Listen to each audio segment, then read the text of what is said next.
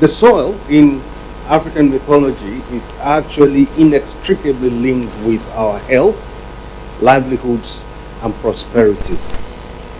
We have a proverb in Yoruba language that when the soil dies, we all die. So it is in our best interest to ensure we have a living soil. And in that context, it's also probably correct to say soil is life. I've always heard water is life, water is life. But what is water without soil?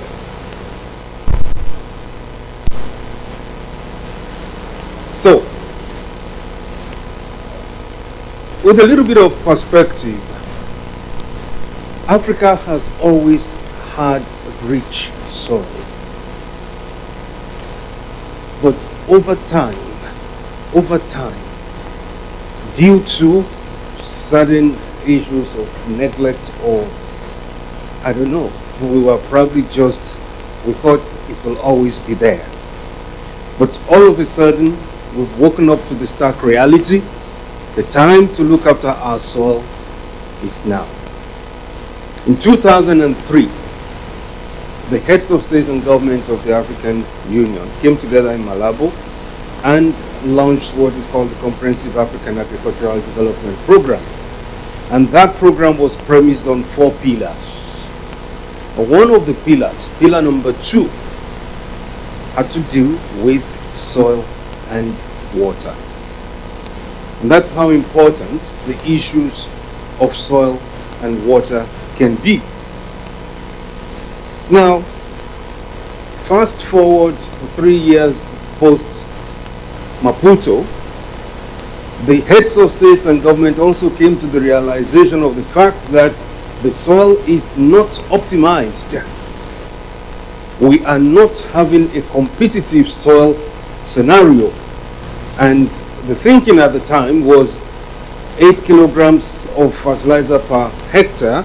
It's not going to drive the productivity that we want from our soils. And so the heads of state thought, gentlemen, let's up the game and let's go to 50. And I was last week in a meeting with President Obasanjo, who convened the 2006 Fertilizer Summit in Abuja, and he said, I think 50 is not even a good goal. Let's go for 100. So, because we see that all the other places where we are being beaten, some are as high as 400, but we are still at 18. But we heard from this podium yesterday, the Minister of Agriculture from Liberia, it's not just the question of how much fertilizer, it's a whole lot of other issues. But what is also crucial is that 2 months ago, I was in a meeting with Ratan Lal, who I consider an authority, if not the number 1, it will be number 2, on soils in the world.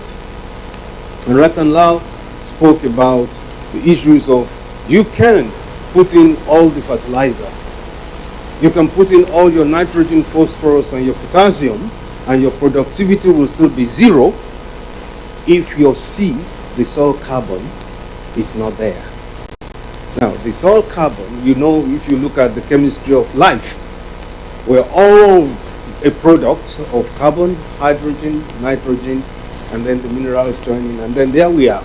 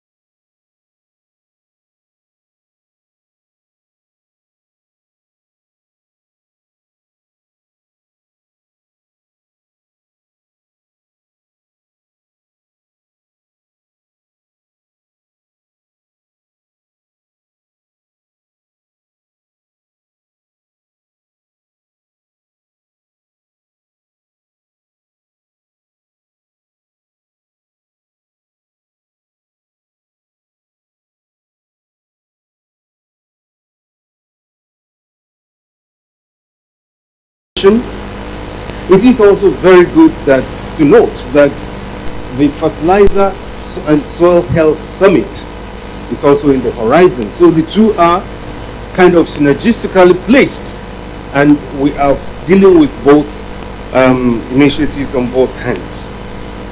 But the Soil Initiative for Africa, as you will know, is going to be the accompanying program post-summit, and this was what we didn't have in Abuja, and hopefully in 2023 we will have the Soil Initiative for a period of about 10 years that will deal with the issues post-summit. So, ladies and gentlemen, in all that I have said, I hope I've been able to kind of sensitize our minds and to have a kind of a broader, deeper perspective. Farmers to access fertilizers and improve seeds, or improve storage conditions, or engage with markets, among others, will effectively be undermined. Low yields resulting from lack of nutrients, loss of moisture, and crops stressed by frequent climate shocks will continue and likely worsen as a trend. So agriculture cannot drive prosperity when the foundations on which it is built, as Dr. Yemi said, is being degraded and lost at an unprecedented and very alarming rate. Land degradation, which begins with the soil, is not unique to Africa alone. It is an unfortunate global phenomenon which has reached crisis proportions and needs rapid attention at the highest level. Africa has the opportunity to set an example and lead the way for others to follow by lifting this critical issue for urgent action at a continental level. The Soils Initiative for Africa proposes to develop a framework that provides an opportunity for coordinated, multi-stakeholder action. Action that will invest in and sustain the necessary hardware to achieve improved soil health, from improving soil information systems, investing in technology and equipment, to developing the human capacity needed for research and extension. But more than this, however, the Soils Initiative for Africa envisions a holistic approach to connect conducive policies, innovative research, and strong extension systems to farmers. The Soils Initiative for Africa seeks to overcome barriers to change practices, connecting policies and practice changes to farmers' well-being and broader societal benefits, creating opportunities for women and youth, and strengthening communities' networks and community governance of natural resources. In fact, here in Ghana, we are already seeing what is possible when we empower farmers with information, create opportunities for experimentation and innovation, and build bridges between communities and policymakers.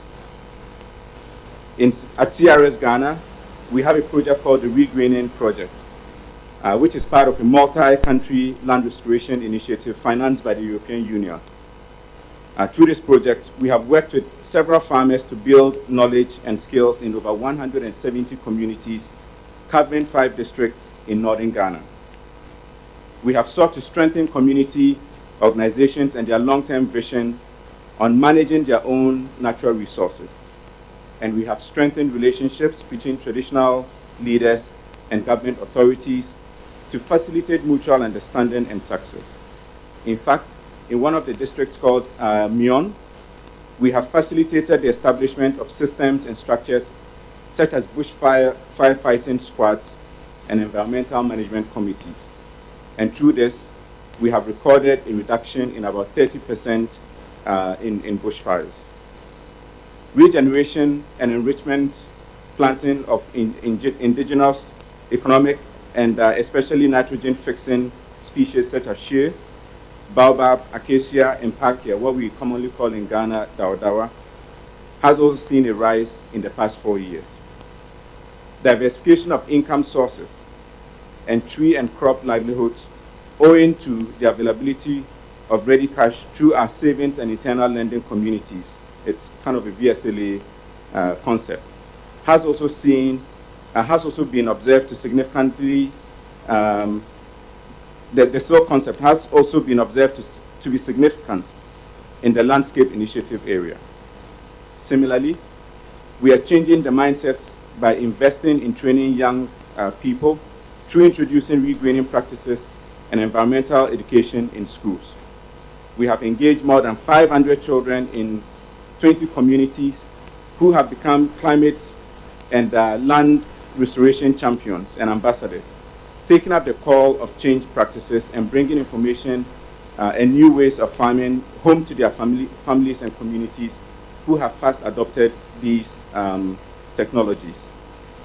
I'm delighted to announce that some of the children have even won national awards from this engagement. A typical example is one lady called Miss Kyla Jasmine from the St. Martin's Educational Complex in Damango in the West Gonja municipality of the Savannah region, who was adjourned or adjudged winner of the 2022 National Essay Writing Competition on Environment, organized by the basic schools in the country to mark UN World Environment Day.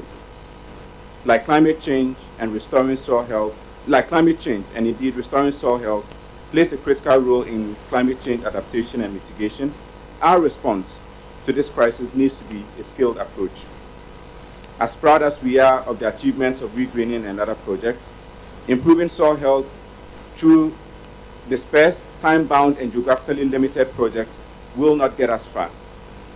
This is why continental frameworks is needed.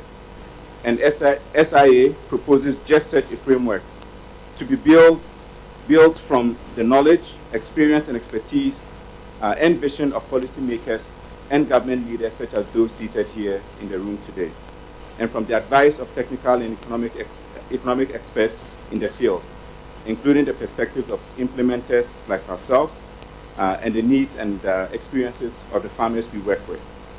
And so I want to thank you all for taking your very valuable time to learn about this initiative and to share your expertise and perspectives to strengthen it. Your engagement, your input, your questions, challenges are so important to this discussion and endeavor. And CRS is thrilled to be part of this important work, and we look forward to learning more from you and collaborating together for transformational change for Africa's people and the food system. But I cannot end without getting back to what Dr. Yemi said. Let's bring back our swell. Thank you very much.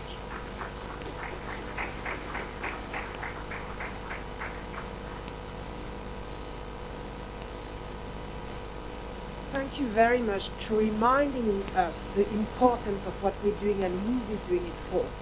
As you say, it's about the resilience, the livelihood, and the well-being of the people of Africa, of our farming, of our community, and as you say, about the youth and the children. And as you say, let's scale up good practice that is already happening. Thank you very much for reminding us who we are doing for. And the last keynote address that I would like to call on is Dr. Simplice Nouala Fonkou from the African Union Commission. Please, welcome, the floor is yours.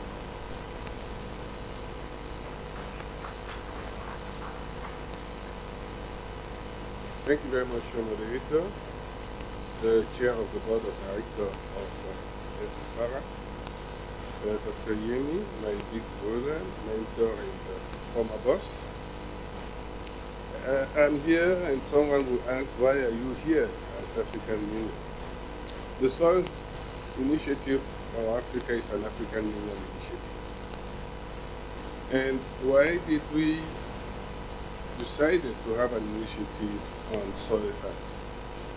Dr. Yemi reminded us of the 2003 CADET in Mozambique, the two summits that happened in Nigeria, the Fertilizer Summit and the Food Security Summit.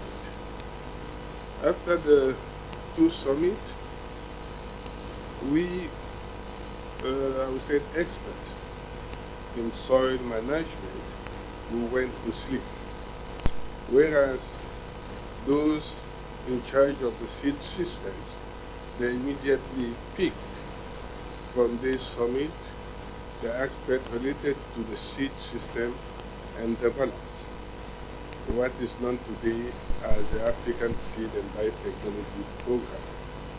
And we want to thank Dr. Yemi and Farah for accepting also to host the secretary of that program.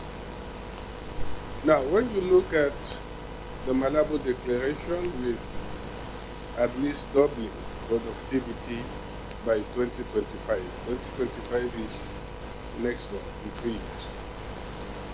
We look at the two biannual review reports, and one of the key findings was that at the time when we decided to go for this soil initiative, only 3 countries were on track to doubling agricultural productivity by 2025. Then we asked ourselves, where is the problem? If we want to double productivity, we have a very good program on seed, but the seed set the limit. But the seed cannot perform if we don't have the soil. And that was the missing link. We had the Abuja Declaration with the focus on increasing fertilizer use on the continent, but there is really nothing to do that. We thought it would be automatic, maybe by having a lot of subsidies on the fertilizer, maybe by providing fertilizer for free, maybe having a lot of fertilizer manufacturing companies on the continent, we will achieve that. But we do realize that there is an issue. If we don't have an initiative to sustain this declaration made by our head of state, then we will end up as tough. And people will continue to say, the African Union, what you do is too tough. Then we approached FARA. We had a lengthy discussion with FARA on the issues, and then we challenged FARA. FARA, you are the research arm of the African Union. We do a lot of talk. We don't have the capacity to do the thinking. Can you please assist us in developing a soil health initiative? That was a challenge to FARA. And I'm happy today that FARA took that challenge very seriously. And because it is an African Union initiative, we need to follow the African Union processes. And one of the key elements in the process is the consultation with stakeholders. Consultation with member states, consultation with key stakeholders. We did mention the end users, because we want an initiative that is owned. And you don't have ownership after you have developed an initiative. You start building ownership from the scratch.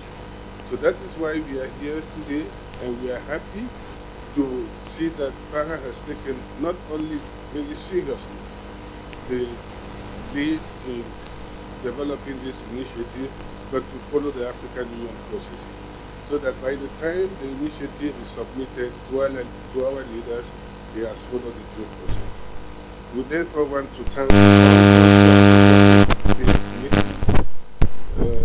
I will not mention all of them because I may forget some of them, but they are key that we should mention. The Capital Relief Service, the European Union and the CADEP Export Pillar experts here, the Foundation, the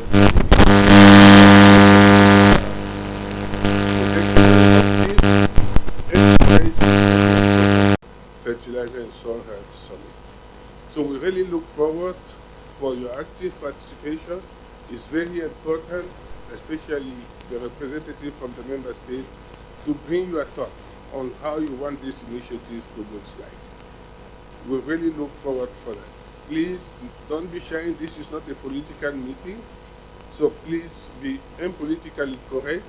But what is important is that the output or the outcome of this meeting is used to develop an initiative that is owned by all the member states, the regional economic communities, and partners. I want to thank FAO for joining this meeting, because they were having also a soil initiative, And we kindly requested them to join hands with FARA to merge the initiative so that we have one initiative for the company. So thank you again, FAO, for accepting that request. So with this, I really want to thank all of you for being here and wish all of us a very active and fruitful discussion. Thank you.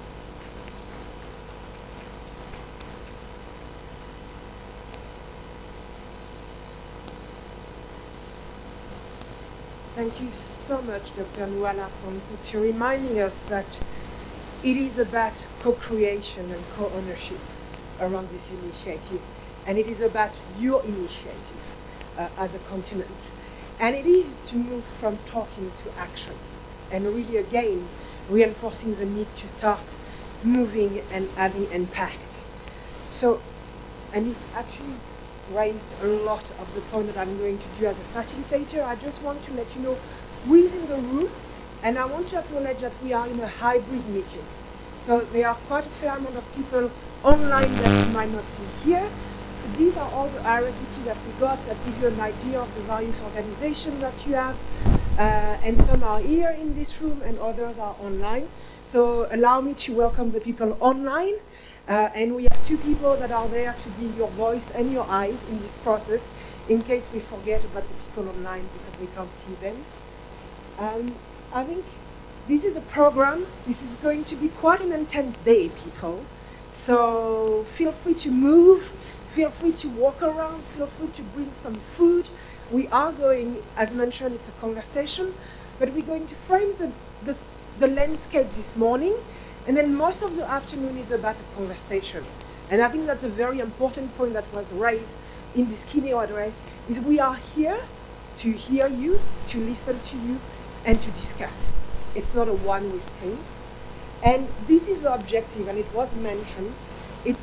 We want, and the various partners want to hear your view on that soil initiative for Africa and what is presented to you today. They want to hear what you're thinking about it. They want to see how you want to get engaged with it. They want to see also what's happening at a country level and how can that be integrated or support the development of the initiative.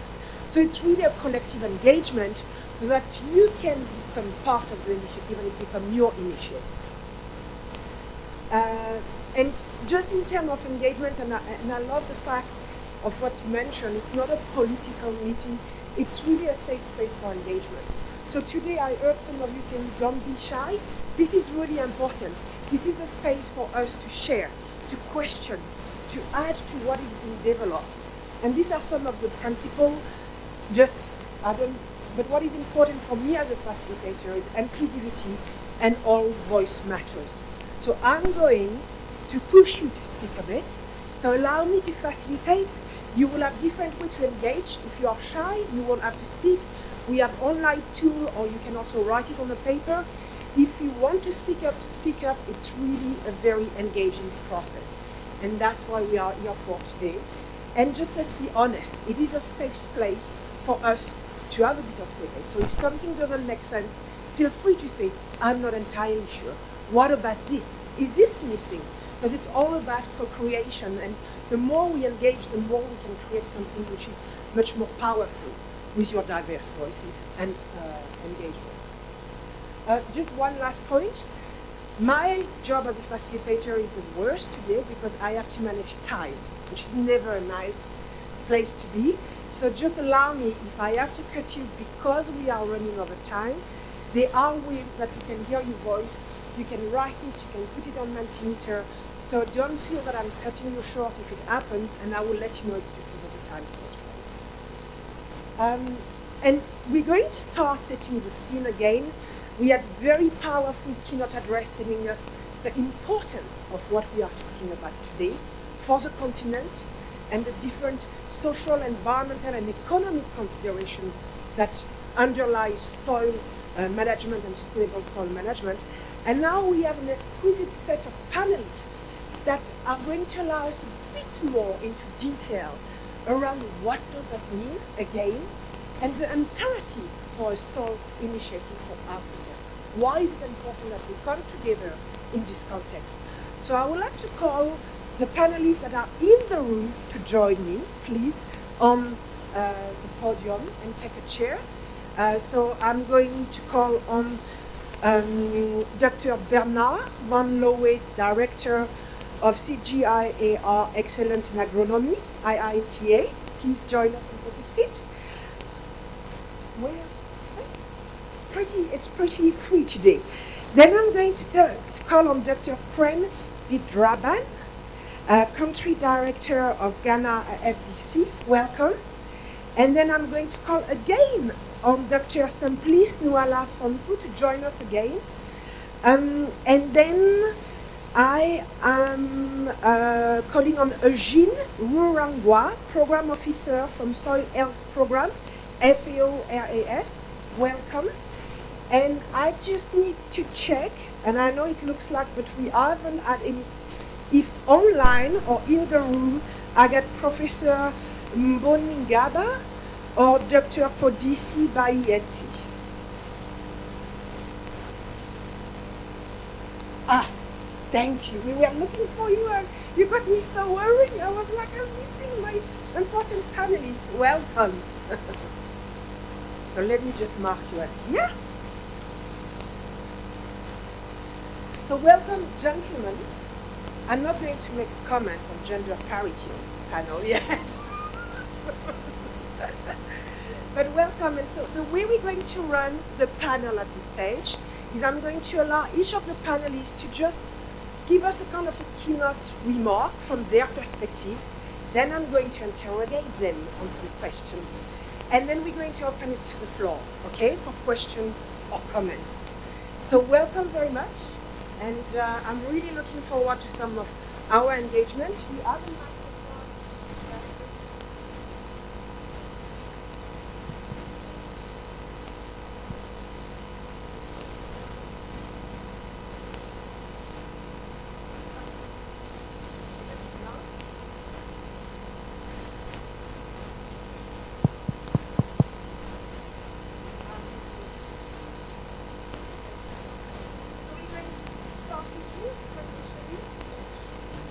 Hello. Please, just few introducing Is remarks. this working? Yes. Is Can it? you? Yes, it's working. Okay. Thanks, Madam Moderator.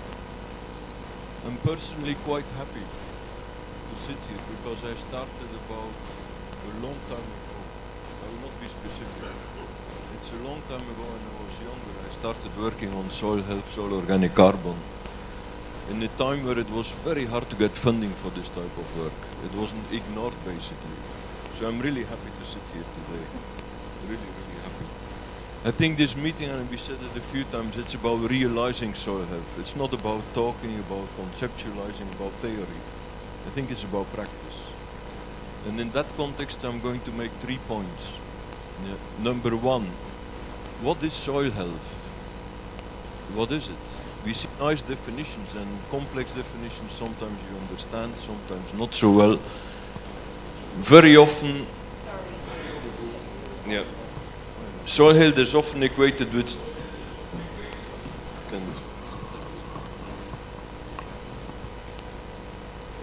Okay, no problems. I will hold it a little bit further. If you want to move, No, it's okay. It's okay. So what is soil health? And I think that's an important question because we'll need to demonstrate to whoever supports this initiative that we are making progress. It's often equated to soil organic carbon. Is that sufficient? Where is the biological dimension? So it's absolutely critical to get some key indicators. And I think we need to work in 2 different directions. One, work very rapidly with what we know, which is soil organic carbon very often. In the meantime, keep on investing in R&D if we can also get rapidly measurable indicators for other dimensions of soil health. My second point, and now I'm going to reflect on the point that Dr. Simplice made on the Fertilizer and Soil Health Summit. It's often said that fertilizer destroys soil health. It is not true. Badly managed fertilizer destroys soil health. If you put petrol in a diesel car, you can't blame the petrol for not moving the car, isn't it? Very well managed fertilizer is a valid entry point into soil health, but it's a complex relationship, and it's not straightforward. It's depending on two things. One, what do you recycle as organic inputs? What is your soil management practice, and make sure that you add organic resources to your soil? And secondly, what is the capacity of the soil to retain that carbon? Because it's very different for different soils. So the answer to those two questions, which needs to be at one time translated into extension messages, is going to determine whether fertilizer delivers on crop productivity aspects, but also on soil health. And my third point, and then I will hand over to my colleague, I get a lot of questions these days if there are alternatives to fertilizer, and we all know why that is, because of the high price and so on. I have a very short answer, and the answer is no. But, and there's a big but, we've seen very good examples yesterday of projects that recycle locally available resources. We need to get legumes in the system because they fix nitrogen. So it's about fertilizer plus. We need fertilizer, we need those amendments that will make that fertilizer be used properly and increase soil health. So since many years, when I started in the 90s, we've started gradually developing what we call the integrated soil fertility management paradigm, or whatever you call it. And I would say today it's more valid than ever because of all the challenges we are facing. So thanks, Madam Moderator. These were the comments I had planned to make. Thank you so much, and thank you so much to reflect on when you started and where we are now, and there is a real shift. And I think that's something that we have to understand, that we have to push the system to move. Thank you very much. Prem Brandaban, thank you. Prem is enough. Okay, good morning everybody. Well, I'm very pleased to be here as well on time. Actually, we have a big workshop with 70, 80 of our master students in a program that I'm coordinating here called Ferrari. We go very fast. It's still ongoing, but I came here for this meeting because to us it was very important and relevant to make this linkage, which actually already exists, but we should really strengthen it and turn this whole process into a participatory, inclusive participatory process. What is it I'm talking about? I'm from IFDC, International Fertilizer Development Center. IFDC was the predecessor of IFDC, has developed like 60–70% of the chemistry of the fertilizers that exist today. It moved from research into implementation, and nowadays we work for 80–85% in implementation. So I myself, I work with farmers, with policymakers, with industry, but we still have some 15–20% research. So in my program, for instance, we have 5 PhDs and we have like 80 master students and BSc students that are participating. So we really link research and implementation. So that's why I'm really very happy to be here, because I would like to introduce a little bit, of course Dr. Simplice did that, it's his authority, the African Fertilizer and Soil Health Summit. IFDC was also involved at the backgrounds of setting up Abuja 2006. And it really put agriculture, I think, back on the agenda. We all talk about one of the declarations, which was indeed to increase the fertilizer use, but actually it comes with some 11 other declarations, including reducing cost, improving farmer access, emphasis on women use, etc., etc. So there was much more to it, but this is the one that we recall. Now, it was already said that it's not just about fertilizers, but it has to be an integrated approach. So whether it's soil or air or water or carbon, we all need it to live. And that integrated approach is something that needed to be pursued and to update, you could say, the Abuja declarations. So IFDC has been pushing for this again. I think in 2018, Dr. Simplice, there were talks with the Commission, and from there on, I think in 2019 to 21, there were lots of consultations, including with FARA, how to set it up. And then it's only in November last year that the Bill and Melinda Gates Foundation and the USAID made some seed money available for a couple of institutions, IFDC, RENAPRI, AAP, and others, to develop some background documents. And Bernard here is, for instance, leading the background document on soil health.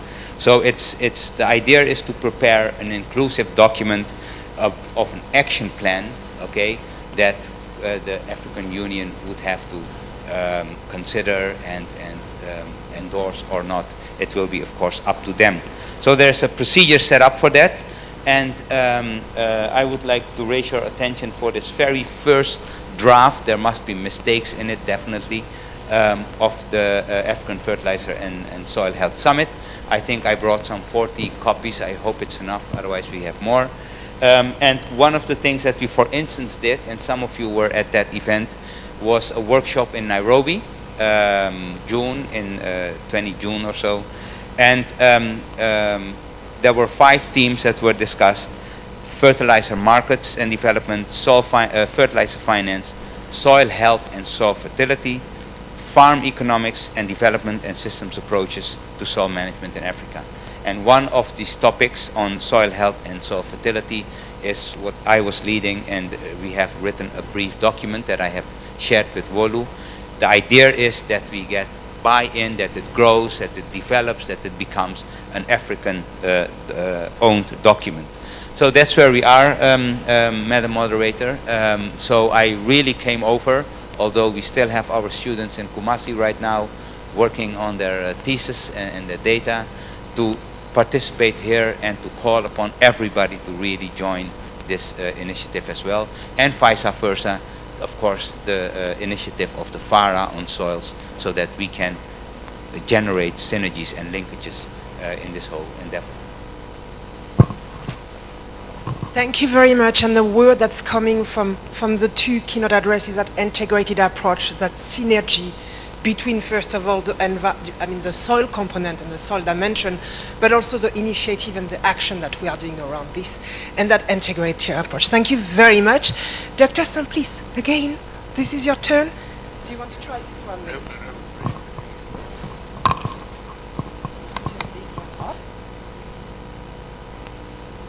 We tried.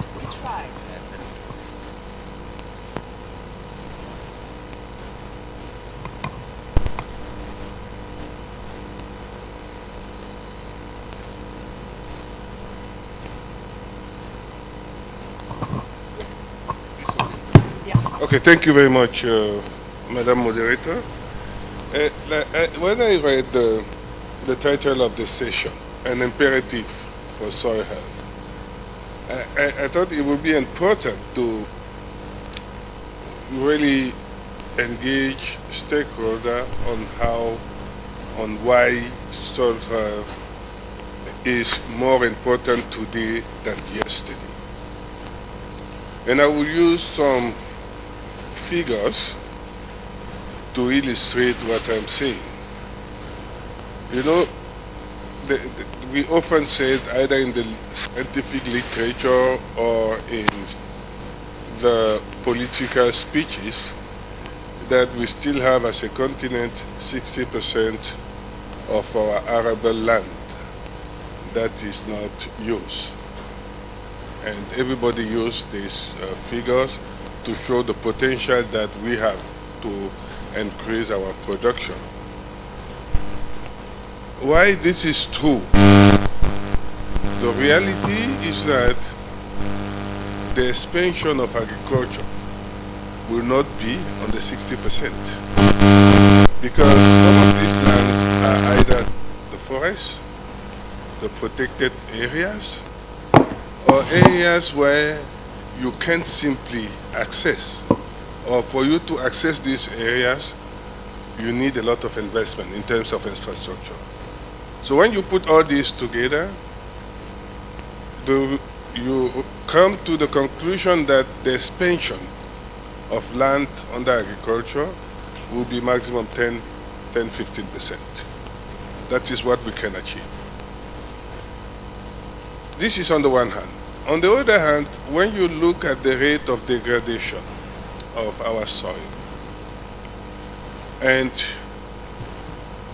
you note that if nothing is done, by 2050, we may lose half of the land that is currently being used because of soil degradation, and everything comes into that, as soil acidity, soil depletion, and so on.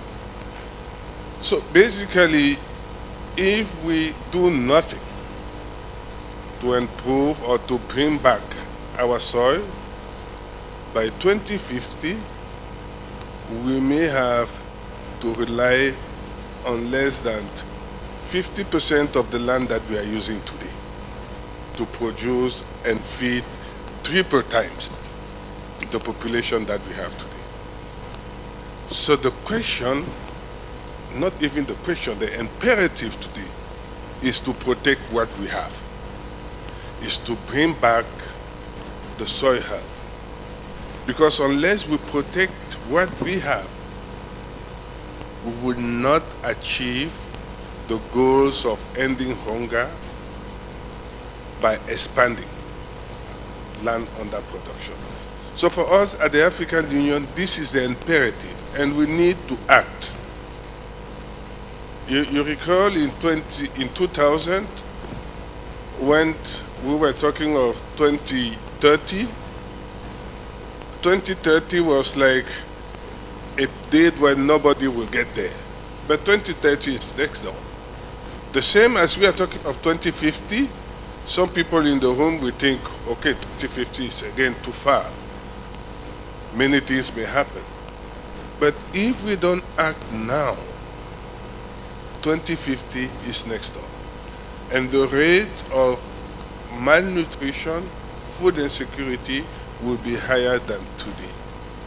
So as a continent, it is an imperative to start looking at our soil, to invest politically and financially in protecting our soil health. That is an imperative as the African Union.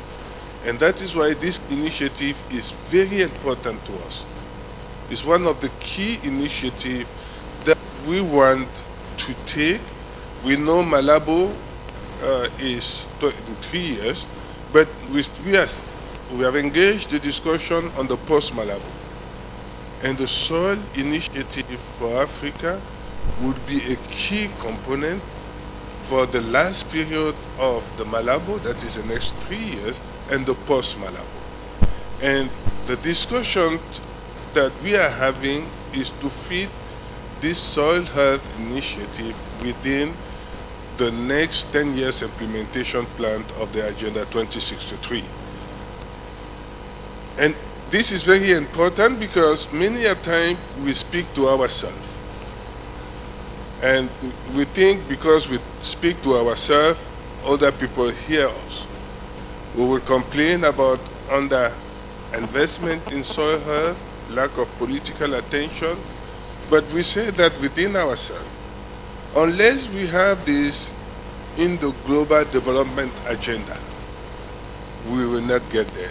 And that is the focus, working with FARA and the partners to have in the next 10 years implementation plan of the Agenda 2063, the soil health as a flagship program, soil initiative as a flagship program. So that is the perspective from the African Union.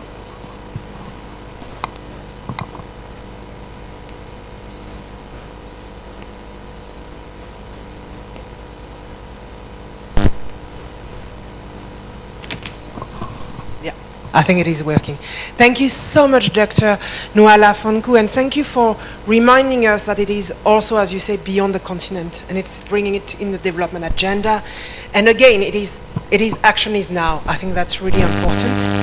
And so I would like to call on Dr. Eugene Urangwa, Program Officer of the Soil Health Program of FAO.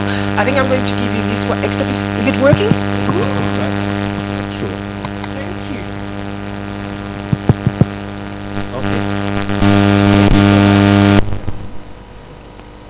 Thank you, moderator. Thank you, colleagues. What I need to really to say is that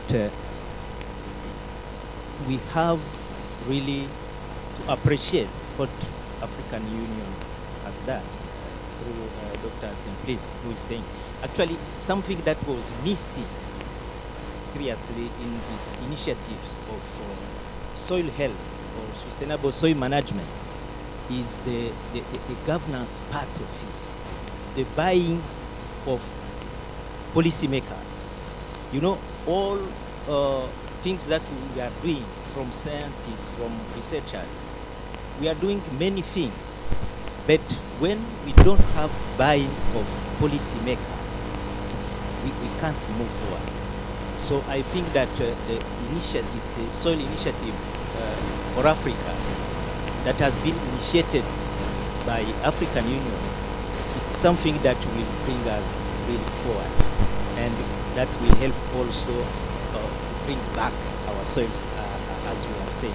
But now, why sustainable soil management or this initiative is so paramount is really, as Dr. Yemi was saying, really soil is something that is key, is important for our life, for the life of all living entities in the earth. So the second is that we know that our soils are been degrading at alarming situation.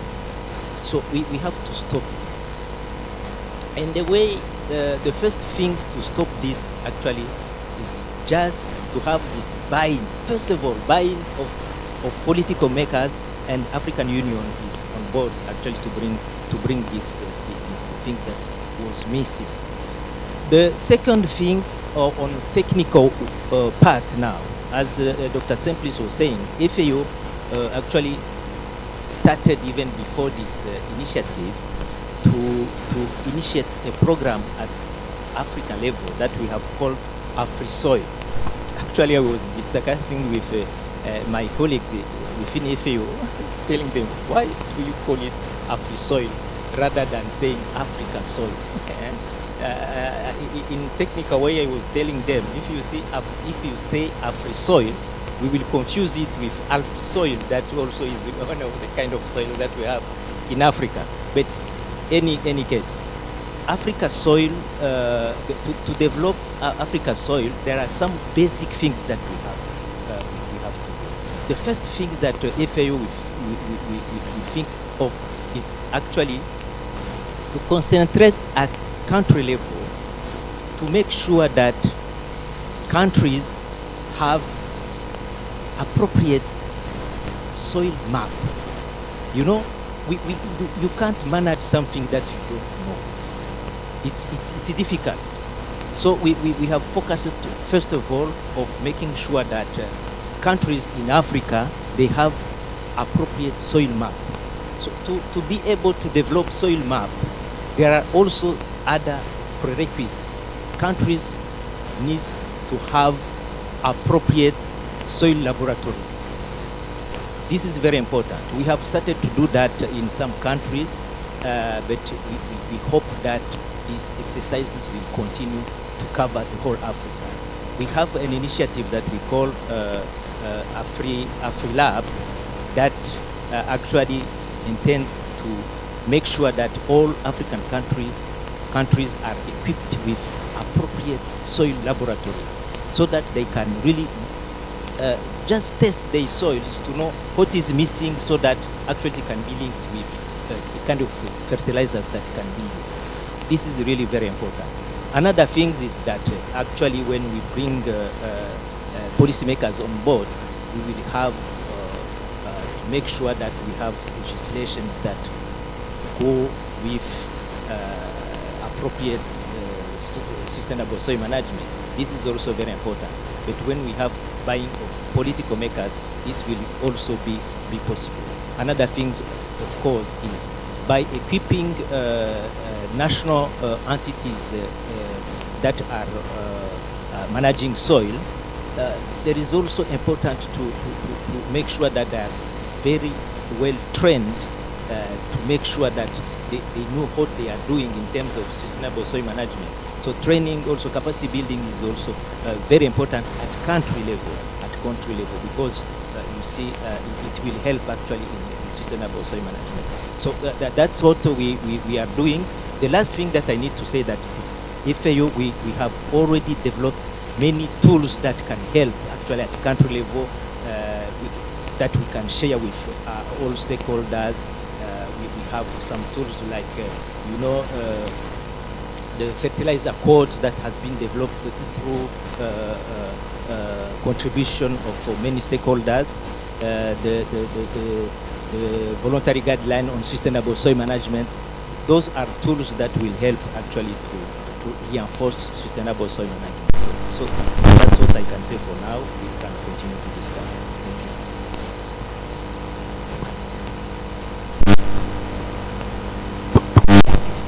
Thank you so much, Dr. Rurangwa. And thank you for highlighting, the need of buy-in. That's really important to start with. And I would like to ask our last panelist, and I'm so glad you're here. I thought we had lost you at one stage. So Dr. Podisi Baietsi, Program Manager of CAADP, XP4 Cardesa. There's lots of words there. Thank you. Yes, yes. My name is Baitsi Podisi. I work for the Center for Coordination of Agricultural Research and Development for Southern Africa. It's a long acronym, call it CADESA. Basically, we are a sub-regional organization that has been created by SADC member states to coordinate cooperation on issues to do with agricultural research and development. And I'm coordinating a program there called CADAP XP4, which takes its name from one of the pillars of the CADAP program, if you recall, the fourth pillar, which was dealing with generation of technologies, dissemination and adoption. Since CADAP evolved into Malabo, so these organizations that are dealing with agricultural research and development at the regional level and continental level, we call ourselves the X-Pillar 4 institutions. And we work together collaboratively as FARA, AFAS, CORAF, CADESA, and ASARECA for East Africa. So I'll be speaking here, trying to give a perspective, but also maybe speaking on their behalf because we do similar work and we think this initiative is very important and we are fully behind it. That is one message that I wanted to say, because the narrative in terms of our sub-regions is the same in terms of the potential that is there, yet our people are suffering from. All benefit from it. And so how do we take that more holistic approach again and that more long-term view also, as you mentioned? And how do we start looking at innovative instruments from a financial, economic, market-based instrument around this? So that we're looking at bringing investment in the long term to support the farmer. Brilliant. Thank you so much. Yes, go ahead. Dr. Bernard Valloway. It's Hello. not working. No. Retired. It's probably a follow-up to Prem's comment. Soil degradation is a slow process. People who have not been doing much, at least they are still producing 2 tons of maize per hectare, isn't it, over the past 20 years. Soil is probably quite patient. You can really abuse it, misuse it, and it still gives you something. So the consequence of that is probably that soil health rehabilitation is also a relatively slow process. You can start today, but the results will take some time to manifest itself. And we know that if you want to start that process of rehabilitation, it's farmers doing things differently than they are doing today. Doing things differently means taking risk. And we know risk is one thing that farmers have really a hard time to manage. So I'm following up on Prem. There needs to be probably initial investments when farmers change the way they do agriculture and agronomy to cover this initial risk that they are taking, because the risk means things can fail. We know that the short-term benefits are absolutely critical for people to engage in anything to do with agriculture production systems. So I'm supporting Prem, but I'm adding that short-term need for support into any programs you have. It's going to be expensive. Thank you so much, and I think that risk lens is really interesting, and it goes back to what you mentioned, Dr. Baiti, is around that foresight approach also, and understanding how do we manage that in the long term, and how do we manage the risk in different ways. Who would like to go next? Yeah. Dr. Go ahead. I just want to say, there is one thing that we should consider as we move. This will be a principle. I spoke of the inclusivity. And when you speak inclusivity, you speak consensus. And a continental initiative like this may attract a lot of conflicting interests, both from the science, because we may not agree scientifically on the approach, because we have divergent approaches, or even from the institutions. We may not agree to go against what our institutions are promoting. So we need to have a sense of consensus. Because if we don't have a sense of consensus on such initiative, then we are planning to fail. Because at the end of the day, people need to implement. And if they don't have a consensus on what should be done, we will have a very good initiative on paper, but it will not be implemented. So we need to really look or to have at the center of the discussion the farmer, the soil, and agricultural transformation in general. And trying to build consensus as we move. I think for me this will be key as we move towards 2022. Because if we don't have that consensus, and the member states are key in this. Because we are talking of policies, we are talking of incentives, we are talking of this, who is implementing it? The member states. These are the people implementing. So they need also not only to own, but to understand the sense of consensus. That is, for me, it's very important. Unless we have a consensus, we cannot move. If everybody wants to have the ball in this kind, at the end, we will have an initiative, and everybody would say, okay, this is the African Union initiative, doesn't concern me.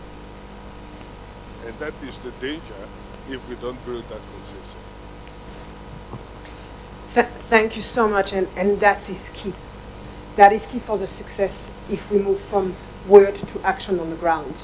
And so that's the beginning of this process, if I understood correctly, and bring all the stakeholders and who is missing in this room maybe for us to reflect and to say, how do we move forward from this first engagement? So thank you so much for the importance of consensus on how we're going and what we're going to do and who is going to do it, and are they in the room being part of the discussion.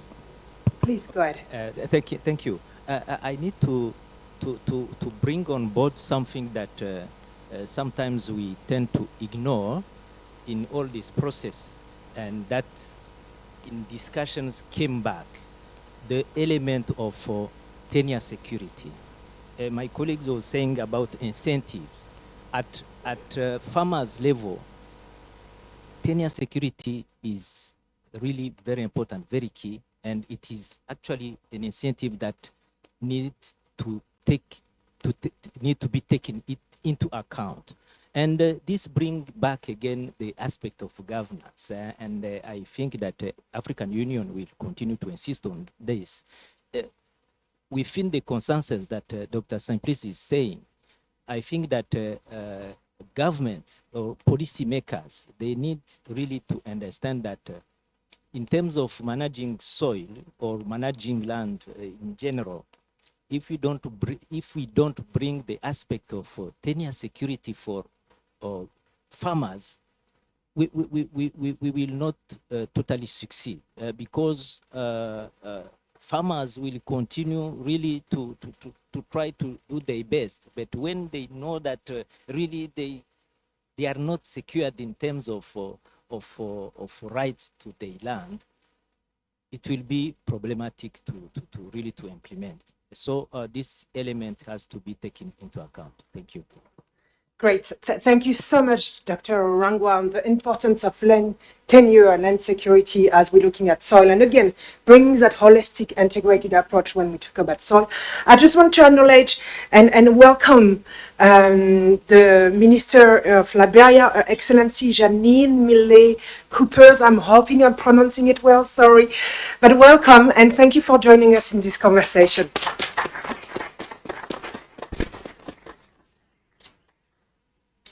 So we heard last word on this. What is the one priority? Yes, I would say besides the issue of inclusivity, and also to have that element of openness and allow room for innovation. For example, we've noted that the input subsidy schemes, for example, are important vehicles through which governments are able to influence reform or change amongst the farmers. But we've noted that sometimes when these new innovations come, I've seen this, say, with the organic fertilizers, for example, that some of the entrepreneurs were struggling, frustrated that these were not being included in the fertilizer subsidies, despite the proven science that this could be helpful, say, for the soil or for the ecosystem. They were marginalized and not being part of the packages when fertilizers were being given on subsidies to farmers. So I'm thinking that we need to sort of maybe also change the way we think and be a bit more open-minded so that we can be able to welcome these innovations or changes that are here with us. Thank you. Thank you, and very important as we're moving ahead in any sustainability issue as that is how do you bring agility in that innovative space. So thank you so much. I mean, I've heard inclusivity, consensus, the need to manage risk, the need to bring in the entire value chain and looking at innovative market-based instrument, economic instrument, incentive. I heard also the issue of land tenure and also creating a space for innovation where we might also and where we can push local innovation in this context. So thank you so much. I am conscious of time. We are running slightly late, but that's all right. And I just would like to open it to the floor, and especially the virtual floor, because shame, you're not here. You can't feel the energy in the room. You can't be with us. So I'm going to give preference to our virtual participant if there are any questions that I should bring to the panelists. For now, they are all right. So I just want to say, ooh, so I'm going to take a round of 4.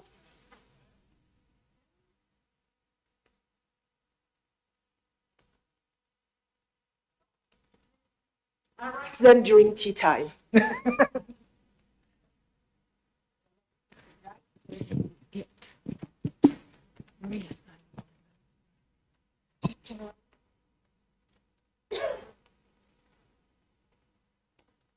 Okay.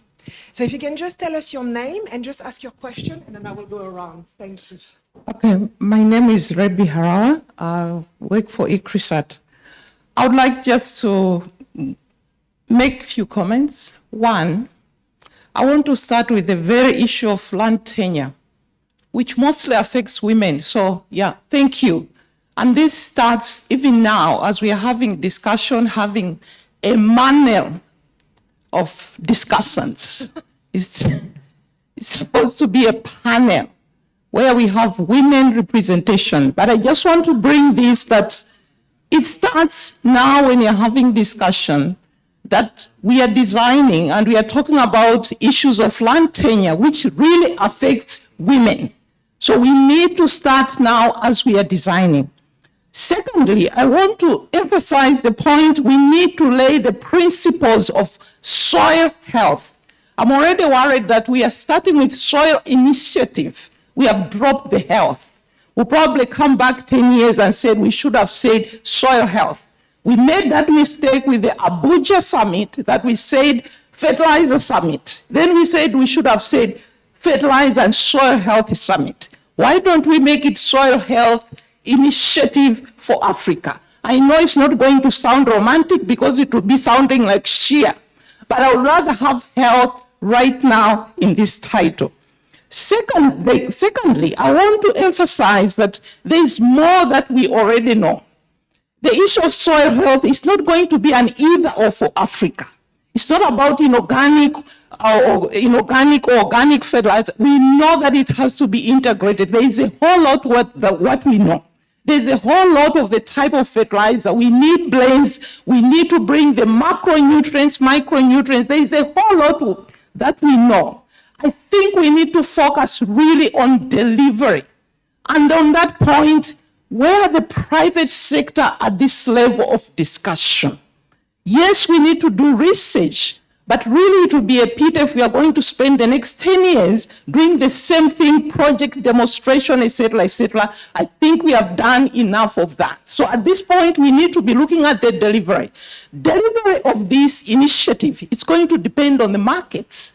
Again, my fellow people sitting there, I think most of you are talking about production.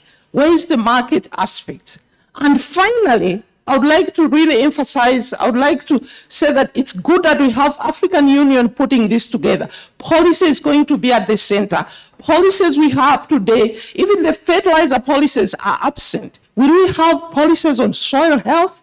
This requires investments, not just from the donors, but from the government themselves. So we need to have policies that are going to fall on something that is going to be soil health initiative at every country level. Thank you. Thank you very much, and thank you very much for the amazing comments. Either you help me now, and all the others are going to not like you, because all this kind of discussion, I want you to keep them for when we have the group discussion afterwards, because I don't want it to be lost in question.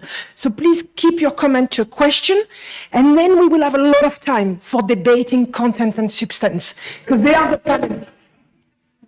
Thank you, Christopher Mazaru from Anambra University in Nigeria. Excellent comments and positions from. But I just want to speak to Farah and the lead people behind it, because they say when you are not on the table, you are a menu on the table. The people to manage these soils are not on the table, so they are a menu on the table. At the Nairobi meeting, it was very clearly stated. Every speaker highlighted the need for extension to be clearly represented there, for the farmers to be clearly represented there. So if we could further expand this discussion to reflect, if I could speak on your behalf, what key issues are required to enable smallholder farmer adoption of the proposed soil health initiative? What policy options are required to enable the smallholder farmers to be able to adopt these options? What relevant infrastructure do we need to have in place that will support this, so that we're not just talking to ourselves, as been said severally? Thank you very much. Thank you, and thank you for bringing the important role of the small-scale farmers. I'm going to go to you, and then I'm going to let them answer, okay? Sorry. Good morning, Spadon Muchawanyi here from the University of KwaZulu-Natal in South Africa.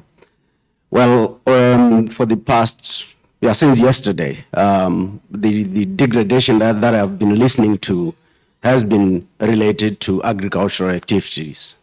But often what happens is the good quality soils tend to also coincide with the areas that have got minerals. And that degradation caused by mining activity, I would expect that it would need to be included in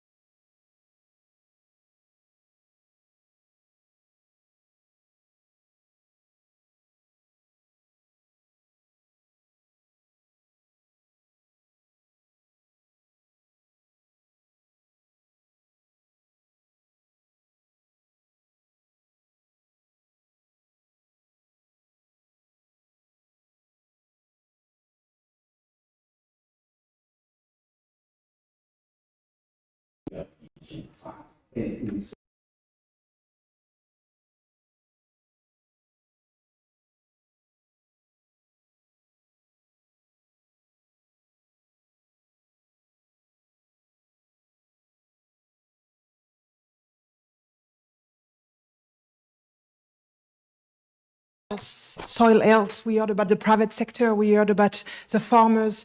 Any short comments or feedback or answer? Yes, go ahead. Responding to Rebby's comment on the private sector, these days we heard about agroecology and so on, but the newest term in the block is regenerative agriculture, lead in this space that the smaller companies will have to follow. So they will need to have their supply chains, linked to improved soil health or reduced greenhouse gas emissions. There's an enormous opportunity there for an initiative like this. I think we heard from Bruce Campbell yesterday that a lot of the financing for climate adaptation and anything related to it will need to come from private sources. So I'm just supporting Rebby's comment. There's a lot of interest in the private sector in that concept, because CEOs or big bosses tell their people, we are now going to go regenerative, and then they tell their people under them to find out how that works. And sometimes they are stuck. They really don't know very well. So if we can help and link with those new developments, I think that's an enormous opportunity we should not miss. Perfect. Any short? Yes. A very short reaction to the comment. I think I fully agree with you. We need to involve more stakeholders, and I think this is the process. And it is good that you mentioned some of the stakeholders that should be consulted as we move forward with this initiative. The private sector, the extension service, and the rest. I think this is well noted, and we will do that as we work towards the summit next year. And I can guarantee that their voice will be heard and taken into account. Now, adding soil health to the initiative, I leave it to the technician, but I think you are right. If it makes sense to have health now, it's better to have it now rather than to complain later, 10 years after, that we should have done it. So I leave it to you. You will have a discussion during the day, and you will come to a consensus on how you want this initiative to be called. The domestication is really where the challenge is. Having continental and even regional frameworks, and I speak, Her Excellency is seated here, domesticated at national level has been a challenge. And we need, many a time when we present documents to our policy organs, the member state will later ask us to go and develop mechanism to enhance ownership and domestication. So I think one of the key challenge in domesticating documents, continental or regional document at national level, is the ownership. Because if you don't own, you don't domesticate. You don't see the value that it adds to what you already have. And that's why the consultations are very important. Not only with the public sector, but also with the non-state actors. Because they play a key role in policy formulation at national level. So these are, and we really hope that with the process that we have laid down with FARA and the partners, in terms of consultation, we will have enough ownership by member state, by all the stakeholders, including the private sector, so that once the initiative is endorsed by the summit in 2023, in June 2023, member states start implementation. And the first step of implementation is to domesticate the recommendations of the initiative in the national strategies or national policy or investment plan. But it really speaks about ownership. And I think the questions have been better addressed by the minister here. What is the challenge? Domesticating continental and regional frameworks. We spoke of gender inclusivity. We have on land tenure, we have a continental framework to secure gender access to land. And there is even a target that at least 30% of the women should have access, secure access to land by 2025. So there is a continental framework. And the issue is, how is this translated into national actions? We are doing our best. We engage the Pan-African Parliament because at national level, these are the bodies. The parliaments are the one passing laws and the rest. So we engage the Pan-African Parliament. That is the best we can do. We engage the public sector, the ministries, the technicians in the ministry, the non-state actors, and that is the best we can do. And I think the final decision is to the member state to see what is that this framework is adding to what we are doing so that they can domesticate. Can I just take three questions and then we can come back to it? That will be your final round. I am conscious that my role is to give voice to the people in the rooms.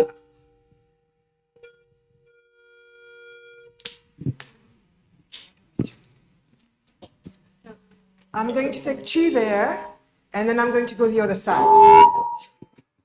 This mic is. Hello?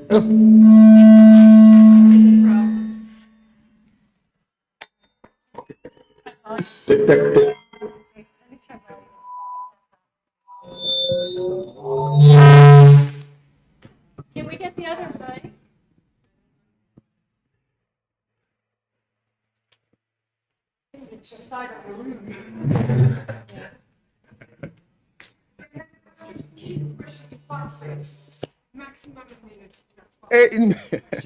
Okay, thank you very much. So I'm going to react on the idea coming from my friend from FAO related to soil mapping. So I know that soil mapping is interesting, but it's very, very expensive. It's very expensive.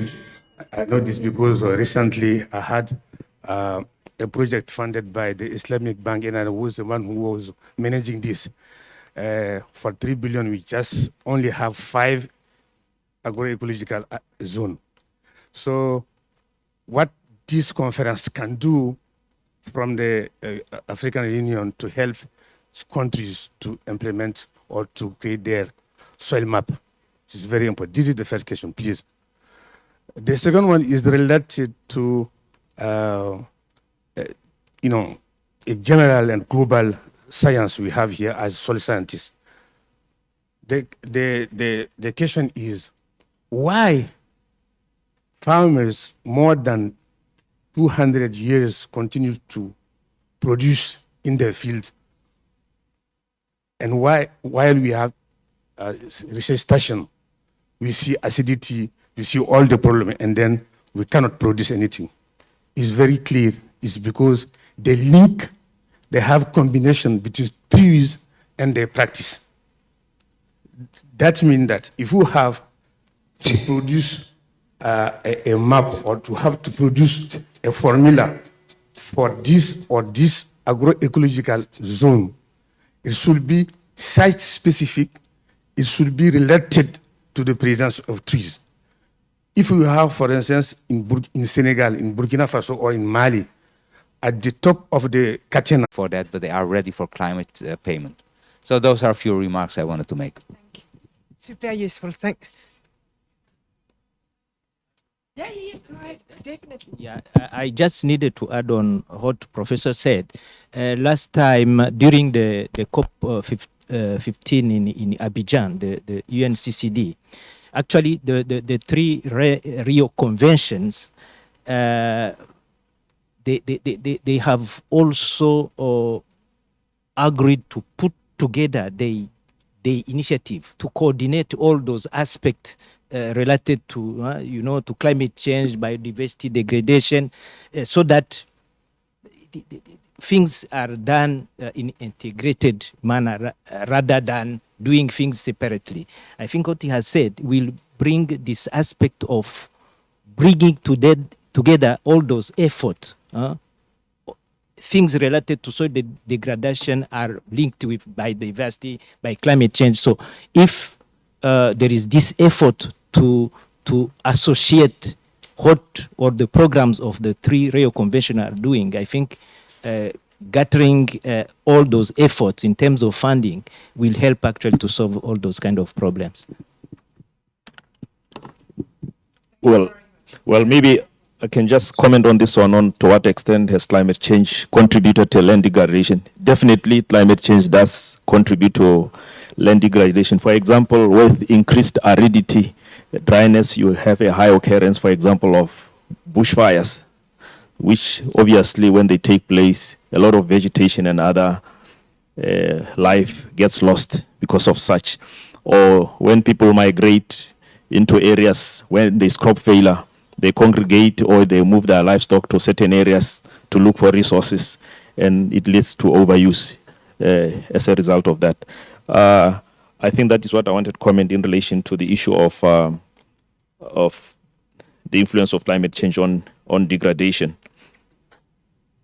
Great. And unfortunately, I have to stop it here because of time. That's my hard part as a facilitator. We are already running out of time. So I just want to give a big round of applause to our to that panelists. Thank you so much. And what I want to say, especially for the people online and for the people that couldn't take the question, I'm very aware of it. This is the beginning of a process. So there's a lot of space today for engagement. So what is really important is that today we come, and in addition to asking questions, we start contributing to shaping that initiative together. I'm a potter, I do pottery, and I think what the group of consortium partners have done, they have centered the clay and the soil. And now it's up to us to shaping it. So what is important as we're moving into the session and into the next session over today is to really to move from what about this, what about that. It's about your initiative. So it's about, oh, what if we're adding that? Or what if we're addressing this? So that's really that mindset that I want you to come is a collaborative where we're creating it together. So thank you so much again. And now is tea time. Can I reduce it to 20 minutes? I don't know if Wally, would you kill me if I reduce it to 20 minutes? Is that all right? 20 minutes of tea time, and we're looking forward to seeing you back in the room. Thank you.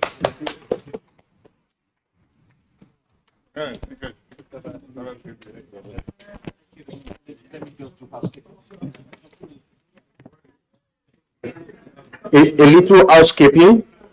If you are supported by FARA, suggesting that FARA bought your ticket and reserve your accommodation, please, the finance team is outside.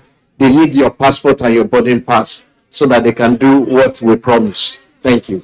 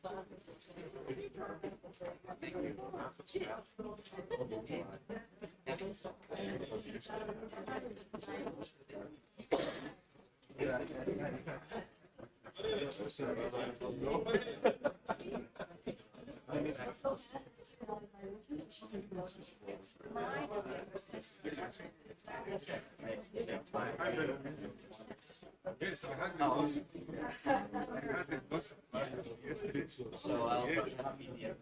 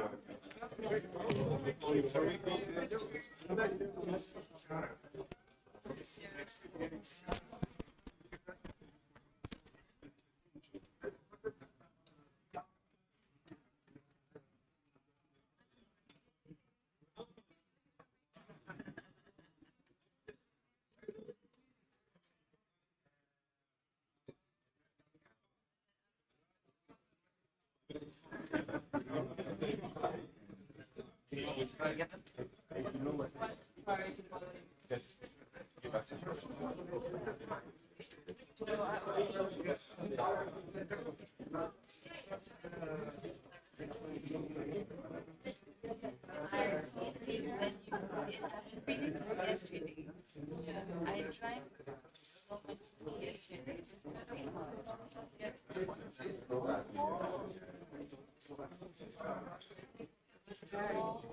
But people, they got better now. I don't know. Like people's energy.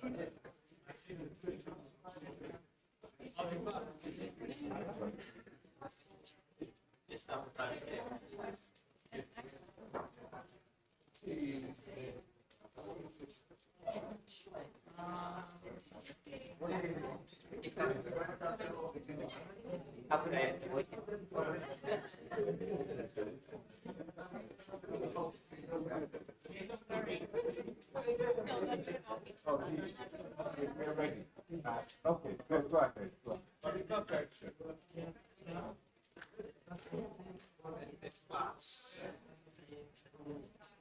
Oh, thank you. Yeah, I won't tell you where to feel that image. Yeah. The mystery of life.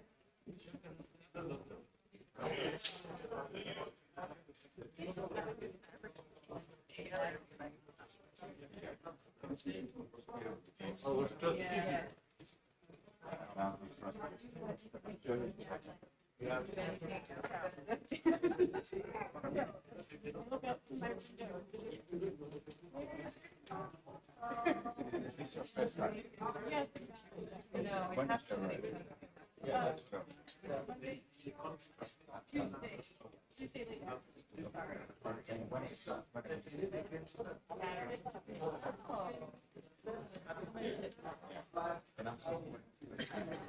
Well, I can give you also two times mostly in a country, but I'm living in Peru, so it's quite a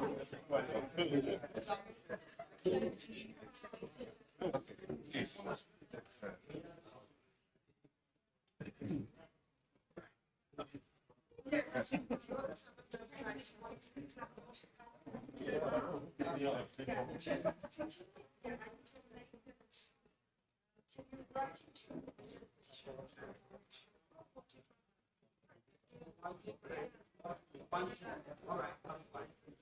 All right. Yes, that's good. And then,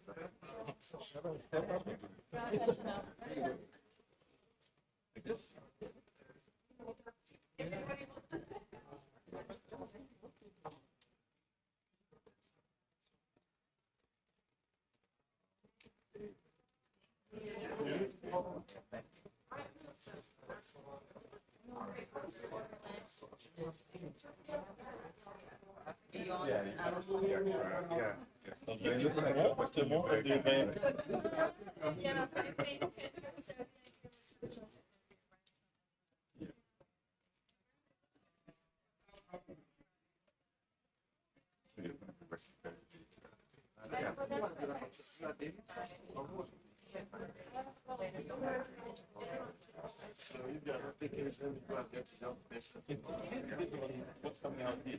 Yeah. Good ideas.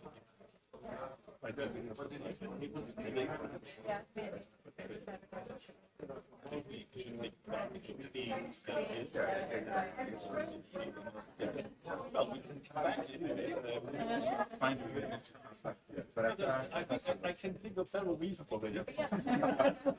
That's the spirit. Yeah. No, not spirit. I'm very interested in what you're doing. Yeah. Those of you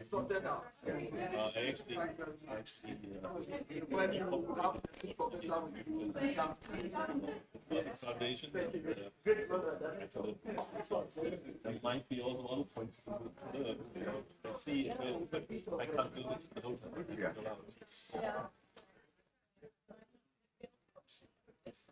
Yeah. Because the north and the south are also complicated. Yeah. So normally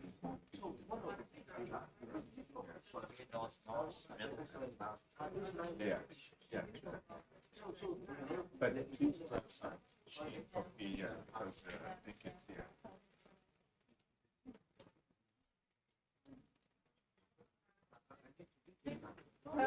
So you are mastering at 28 mark, 28%. I heard. Fine.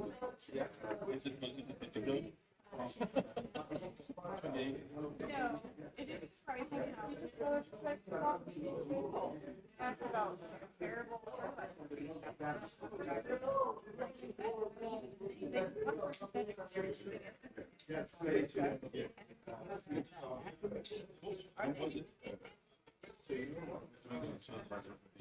It's like with the remote sensing, you're soil sampling, and then you're applying different rates for It's a bit possible. At the end of the day, doing simple, you should add the nutrients you need in the amount for your protection, taking into account risk. So I think maybe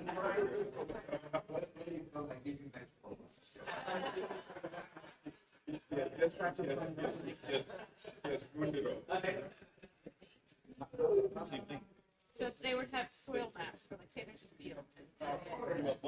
Basically, what we need is several inputs. One input is information on how's your soil. What's the status of your soil? Soil.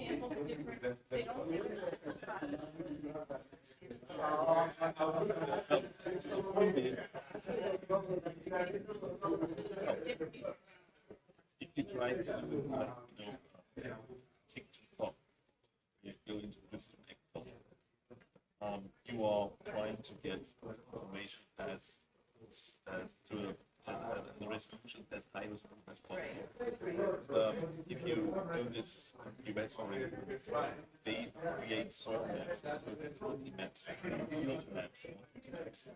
So we'll combine, we'll register. It's not just the field, it's also their actual variable. So it's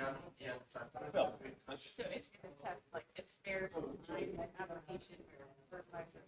Well, you have to establish first. Yes, you have to establish first information on how is your soil.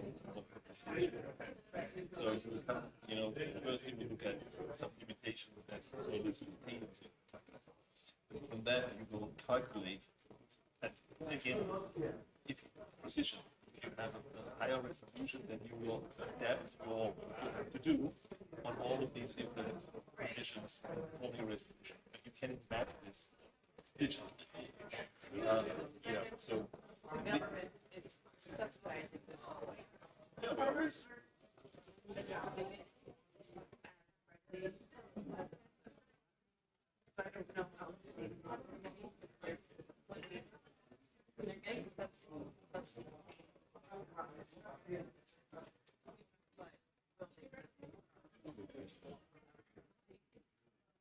Depends on what we are trying to do is have to be a cost reduction in having the information for decision making, and there must be a plus on selling your produce.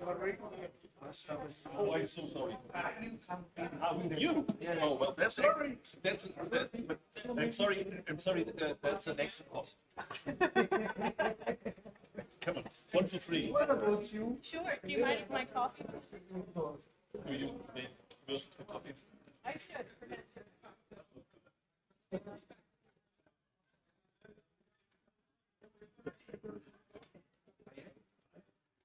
No, it's like it's not your name badge. It's very good. Thank you. Yes. Your light is shining on us. Yes, that's right. Very interesting.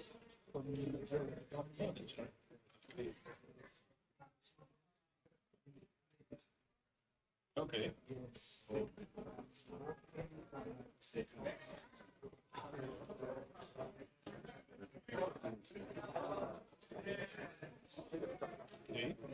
Are you working with Chris?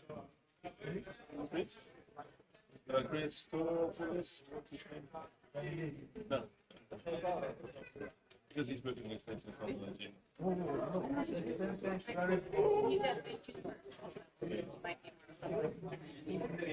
Yeah, but some people are universities,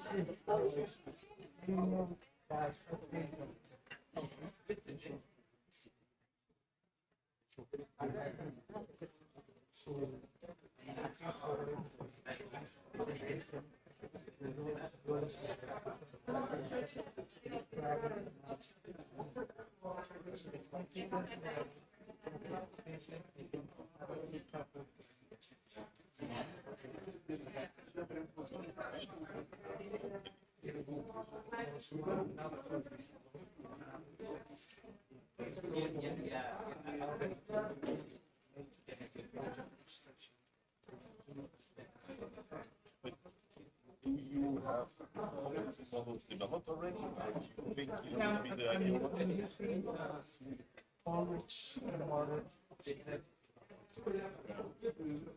Yeah, but that's just, you know, that's a method to establish levels of competence. But what is your model behind that? You know, what is what you think people should show to give evidence about what they know? So you define the model to see, okay, if I'm doing now extension for climate change adaptation, you know, so what are the competencies I require that the extension agents should show or the farmer should show to have a certain level of competency? So you have to define this. It's not just want to get the feedback, want to get the you know, the results. What is your model? Okay. With adaptation and yeah, but you know, what does that mean? You know, adaptation is it to use. Okay, well, in order to develop what we focus we need to make something of such as afforestation, reforestation, and then regenerating then the competition sometimes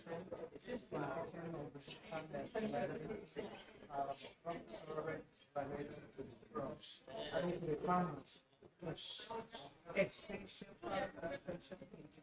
to know and connect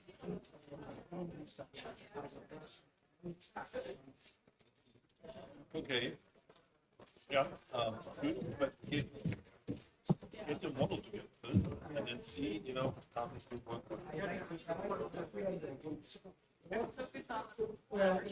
What's the model that exactly. So now, a private expression is want to take some data from you, and you are not giving me the correct answer. I will take it and leave it to have passed something like and you not be correct. You lose it.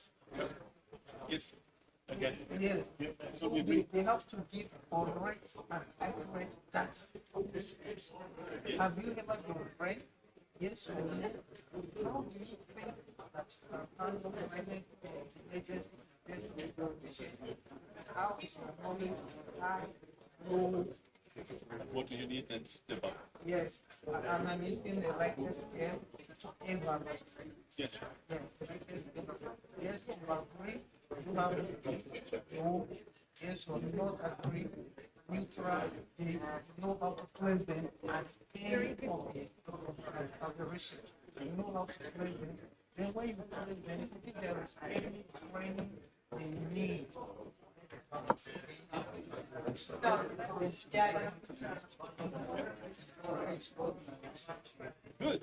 Good point. But give me your contact, your contact, and I get you what we have. Okay. Great. Good.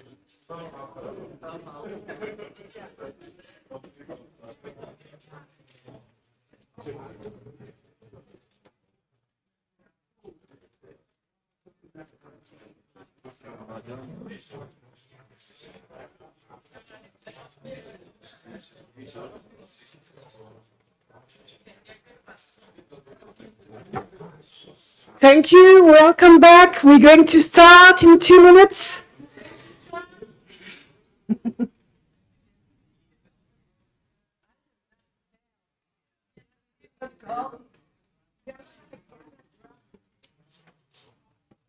If I whistle, I'll just offend. Sometimes I do that. Yeah.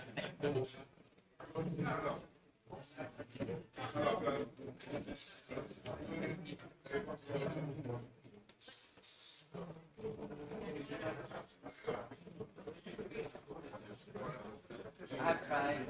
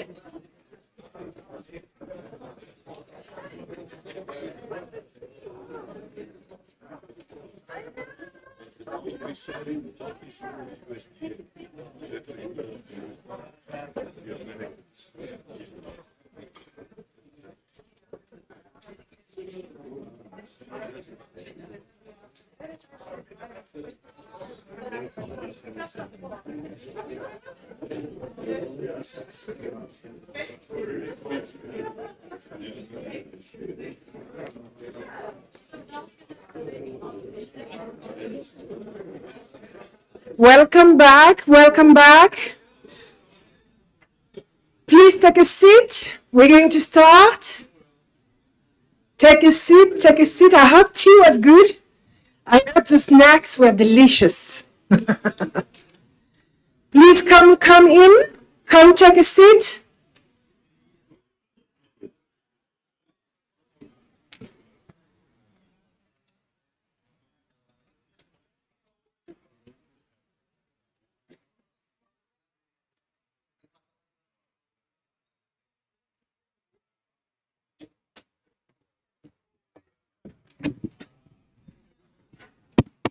In case you need it. This one works.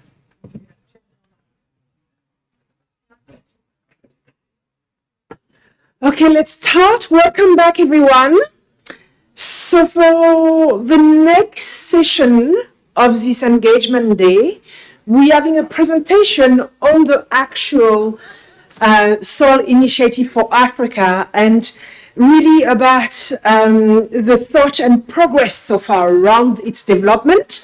The presentation is going to be given to us by David Nielsen and Liesel Visa.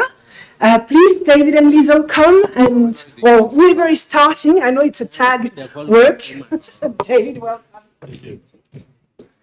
And can we have the presentation?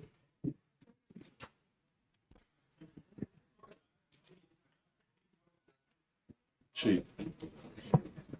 Maybe I will use this one.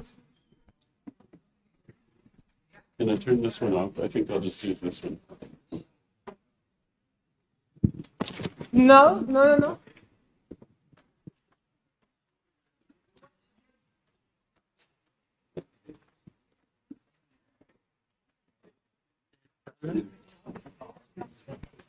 So once you get in.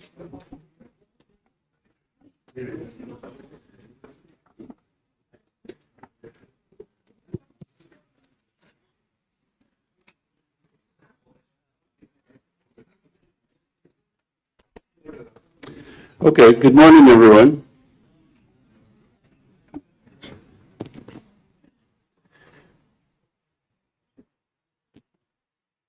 Oh.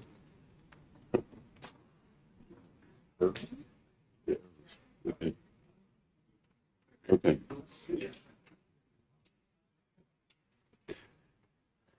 Well, it's a pleasure to be here with you, and I have to say, our opening session, the panelists and the opening speeches were one of the strongest sessions I've ever been able to watch. I really think we got a sense of the urgency, the imperative, the nature of the issue that we're talking about, awareness of that issue and the importance of that issue. And we got a great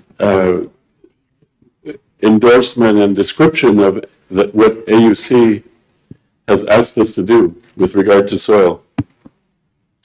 We heard Simplice talk about the mandate that they've given, the directive they've given to FARA to develop a soil initiative for Africa. Maybe it will be called the Soil Health Initiative for Africa in the future. But for now, we're calling it the Soil Initiative for Africa.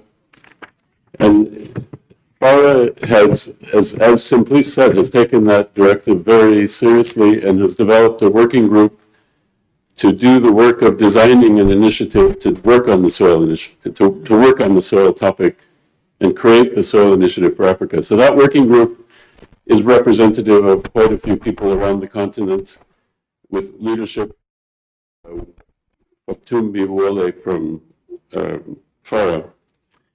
I'm David Nielsen.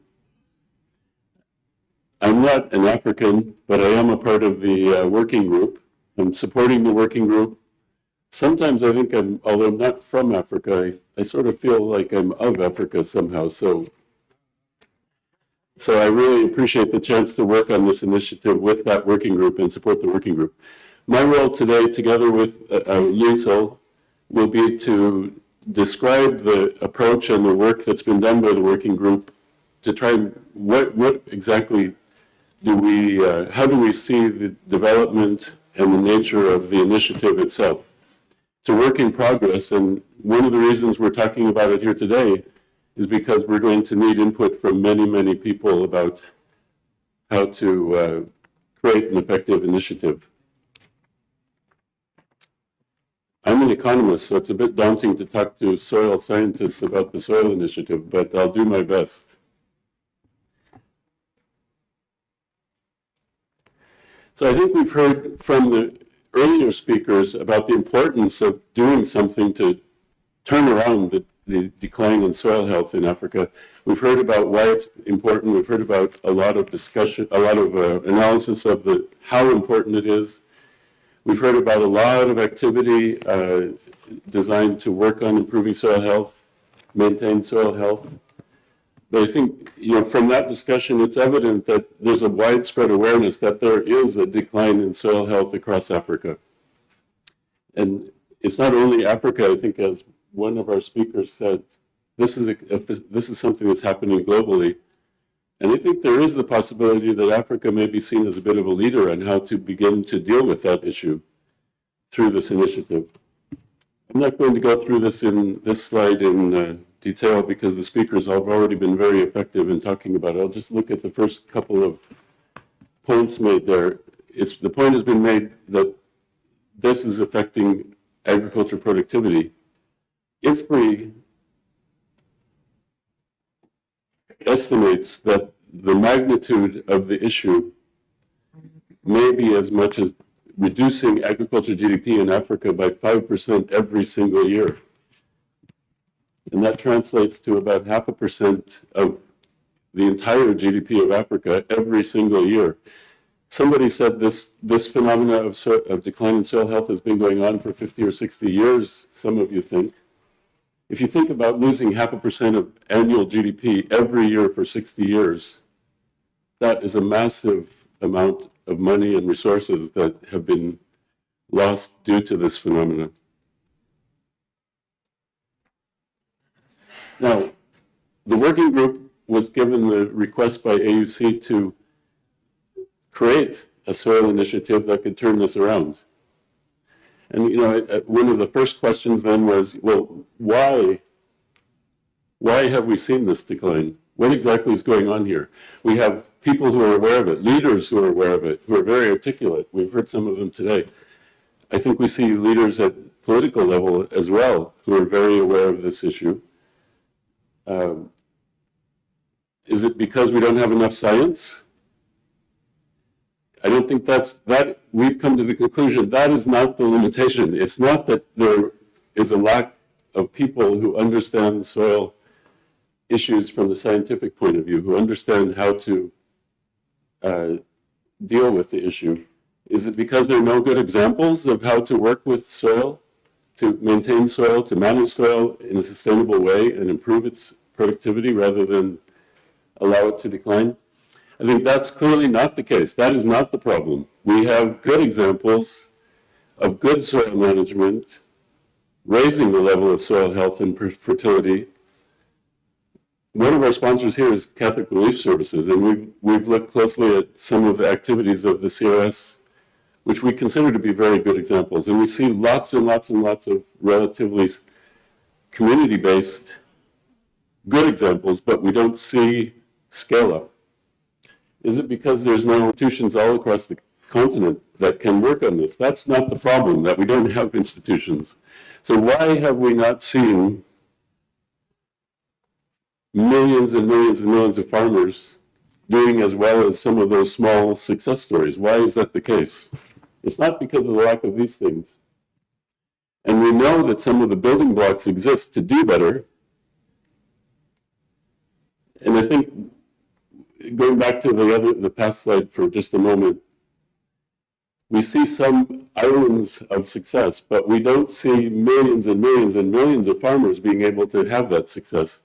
So we consider the issue, that I think the working group really poses the issue as an issue of scale up.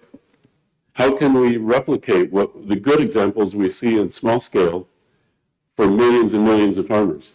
We do have some building blocks. There is technical know-how. You know, we've heard some of the representatives of programs that have that technical know-how.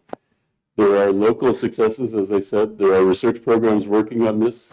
We have some institutional structures. Do we have all the institutional structures we need? We're looking at that very closely. But we have some important building blocks, like the extension programs. We have continental and global partnerships on soil issues, effective partnerships. We have financing mechanisms of many sorts, whether they're from the national level government or from external partners or from local government. You know, I think we have strong political awareness and leadership. So we have some of the building blocks we need to go to scale. But we still don't seem to have a holistic approach, a holistic response that would make it possible to reach millions and millions and millions of farmers. There are some gaps in the situation, in the enabling environment. Data and information. We've heard about efforts to bring soil information systems to have better coverage, to have more detailed coverage. I think there's a sense that we can do better there, especially as technology improves. Another gap is in human capital. I think there's a pretty broad acknowledgement that in the extension programs, we don't have enough strong human capital in soil science, people in the field. So we're not able to depend on them for bringing science judgment to combine with the local judgment of farmers about how to take care of soil. I think as the Fertilizer and Soil Health Summit will examine closely, we don't have enough access by every farmer to some of the inputs that they need. We perhaps need additional institutional structures that can deal with some of the questions that are going to come up. Policy issues, resource and investments, partnerships, scaling. These are some of the gaps that we have, and scaling is really the challenge. Recognizing this, and as was very well articulated by Simplice, the AUC has directed FARA to lead a SIA Soil Initiative for Africa working group of stakeholders in the development of the initiative, and that it's also directed that the development and launch of the soil initiative be part of the Fertilizer and Soil Health Summit that's coming. The goal for the soil initiative is to improve soil health on many, many, many more landscapes and farms and plots across Africa. Not just the fortunate few who've been part of a successful program, but in many, many more. That's going to require, to meet that goal, is going to require addressing gaps and taking better advantage of the gaps that we mentioned, but taking better advantage of the existing building blocks to create an enabling environment for sustainable soil management.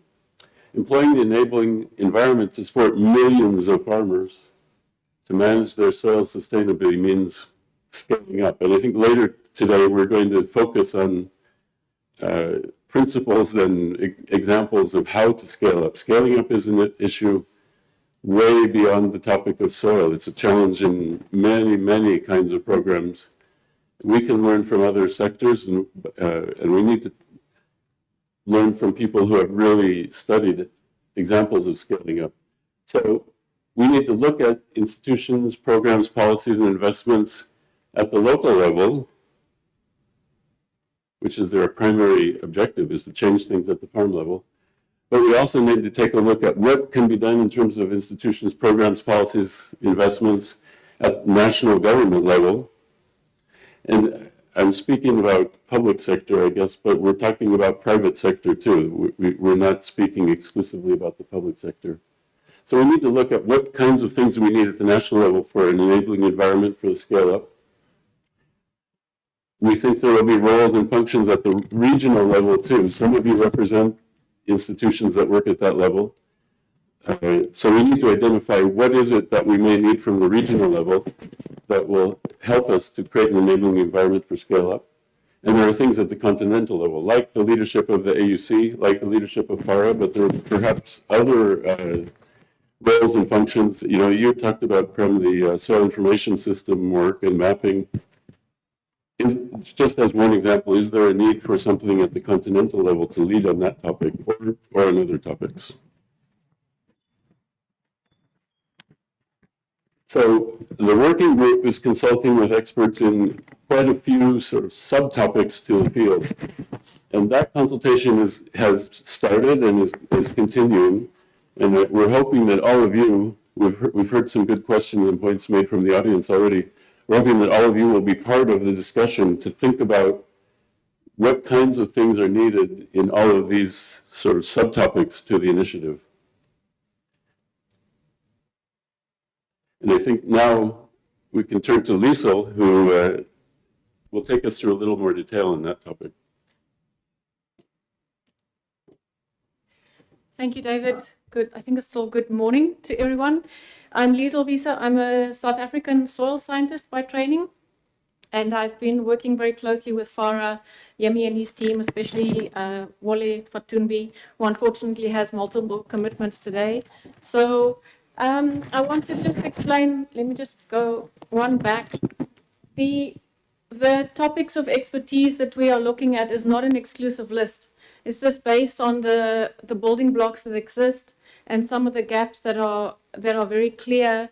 The idea is that by talking to experts on these different topics, other topics might emerge. And I think I've already heard a few mentioned, like markets, private sector, value chains, climate change, value chains and climate change. These are certainly interwoven in these topics, but some of them might not be sufficiently addressed. So that is something to keep in mind.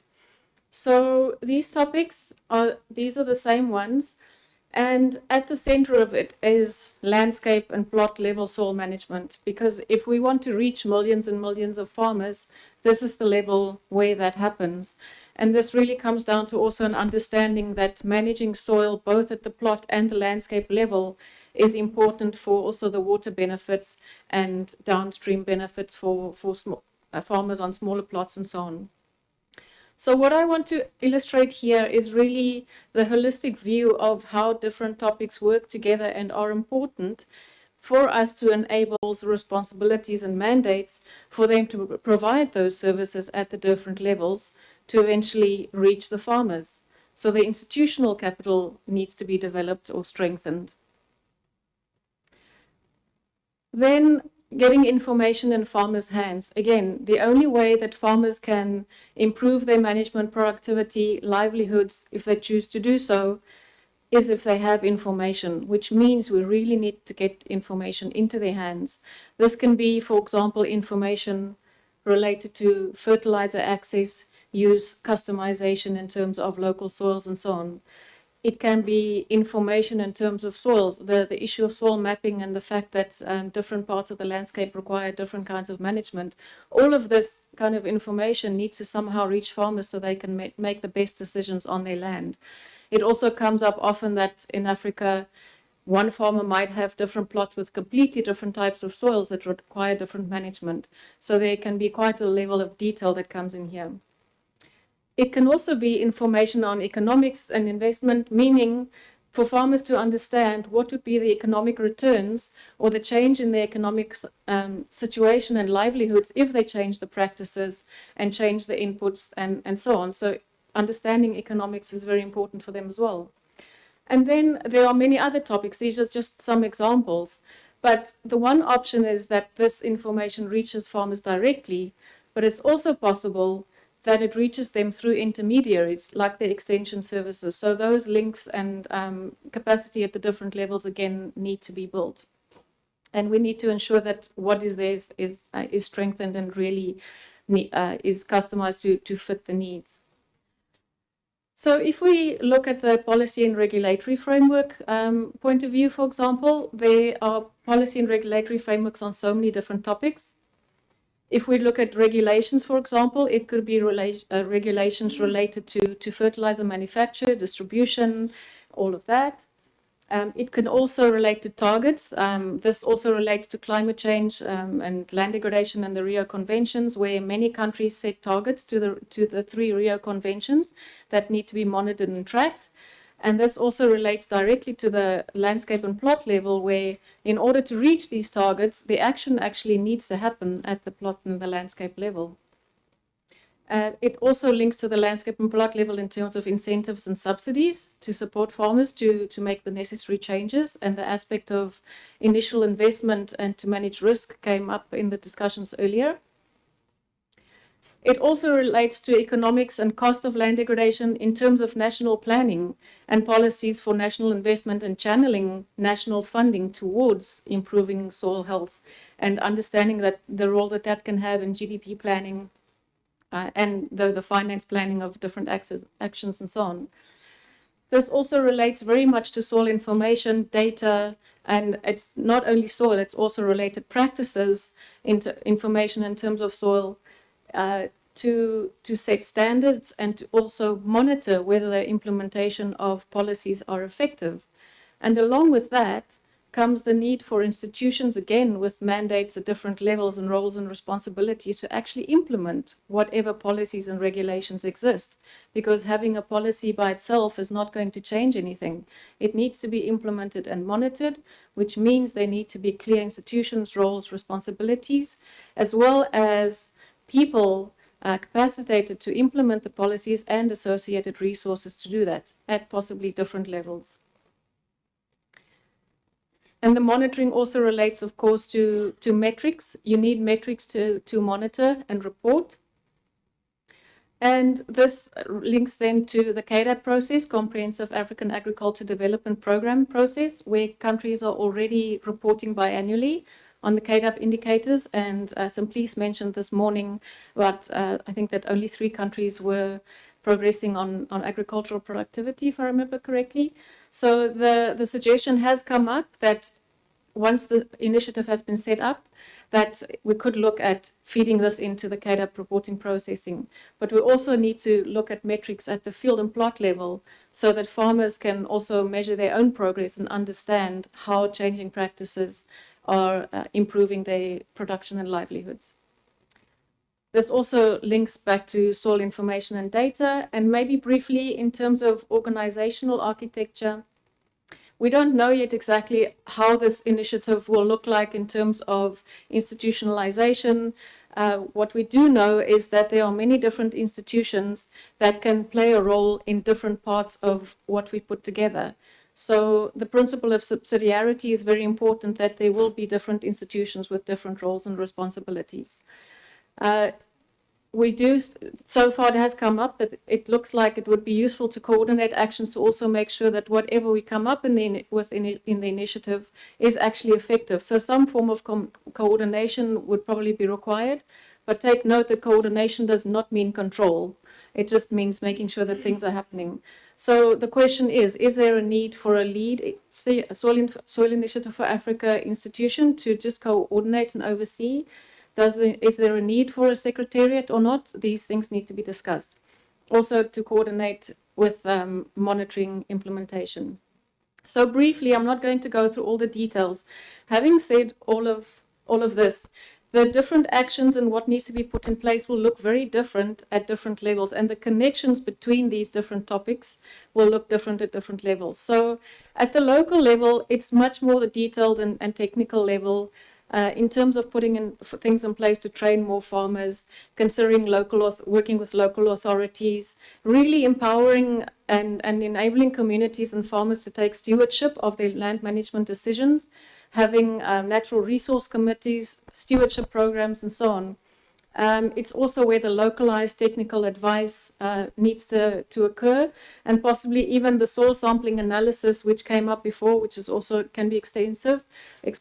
This is a level where that might be more of a priority. And these are suggestions and things that have come up so far. It's not the absolute list of things that should happen. It's to give you an idea of the kind of the way we're thinking. At the national level, it would be more putting things in place like extension services, sufficient staffing of soil science and research programs. One could consider whether having a soil department in a ministry or a relevant ministry would be useful. National level soil information systems, and importantly also, again, countries are already setting national targets that link to global initiatives, but they could also want to set sub-regional targets, and their national level metrics to measure and track both nationally and report globally would be very important. At the regional level, some suggestions or considerations are, for example, whether regional centers of excellence in soil science and perhaps collaboration would be useful, regional research chairs, inter-Africa mobility streams for staff and students, and also training for support for training at the regional level where it's not necessarily always possible to do it in each country. And at the continental level, the question whether an African soil information system would be useful has come up, perhaps community of practice networks on different topics, looking at a continental program related to fertilizer. Model soil law for sustainable soil management is a process that I believe is ongoing at the moment with the Pan-African Parliament.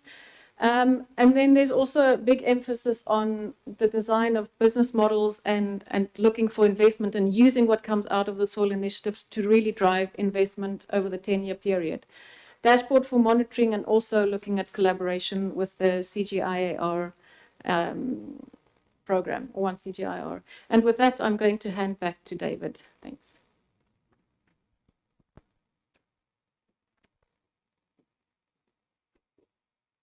Okay, thank you, Liesl.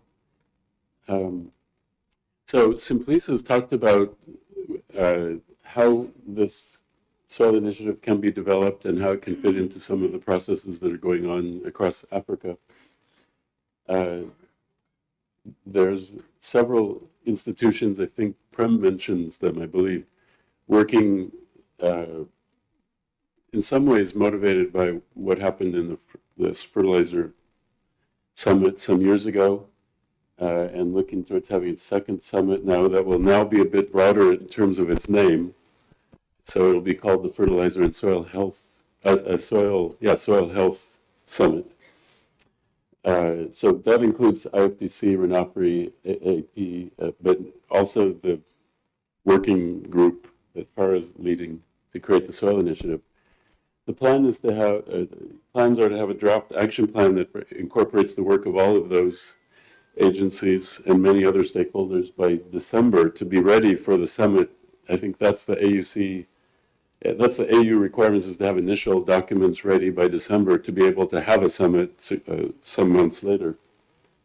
And then to bring the action plan and get endorsement for the recommendations in the action plan at the summit in June 2023, and which will be the launch of the soil initiative per se, as well as other initiatives that are within the action plan. So that's the timing that we're working towards. That won't be the end of the story, though. Yemi talked about a 10-year program, and I think a lot of the development and adjustment and adaptation will happen well beyond the summit itself. But we hope to have, we're working towards having a plan that the African leaders, heads of state, can endorse and launch at the summit. In terms of implementation of the soil initiative is embedded within the AU's CADUP processes and program. In that sense, it will encourage all partners to support the soil initiative at the country level, at the local level, at the regional, continental level, and partners from outside of Africa. That's normal way of doing business under CAADP. It will encourage countries and development partners to invest in the soil initiative through the CAADP processes.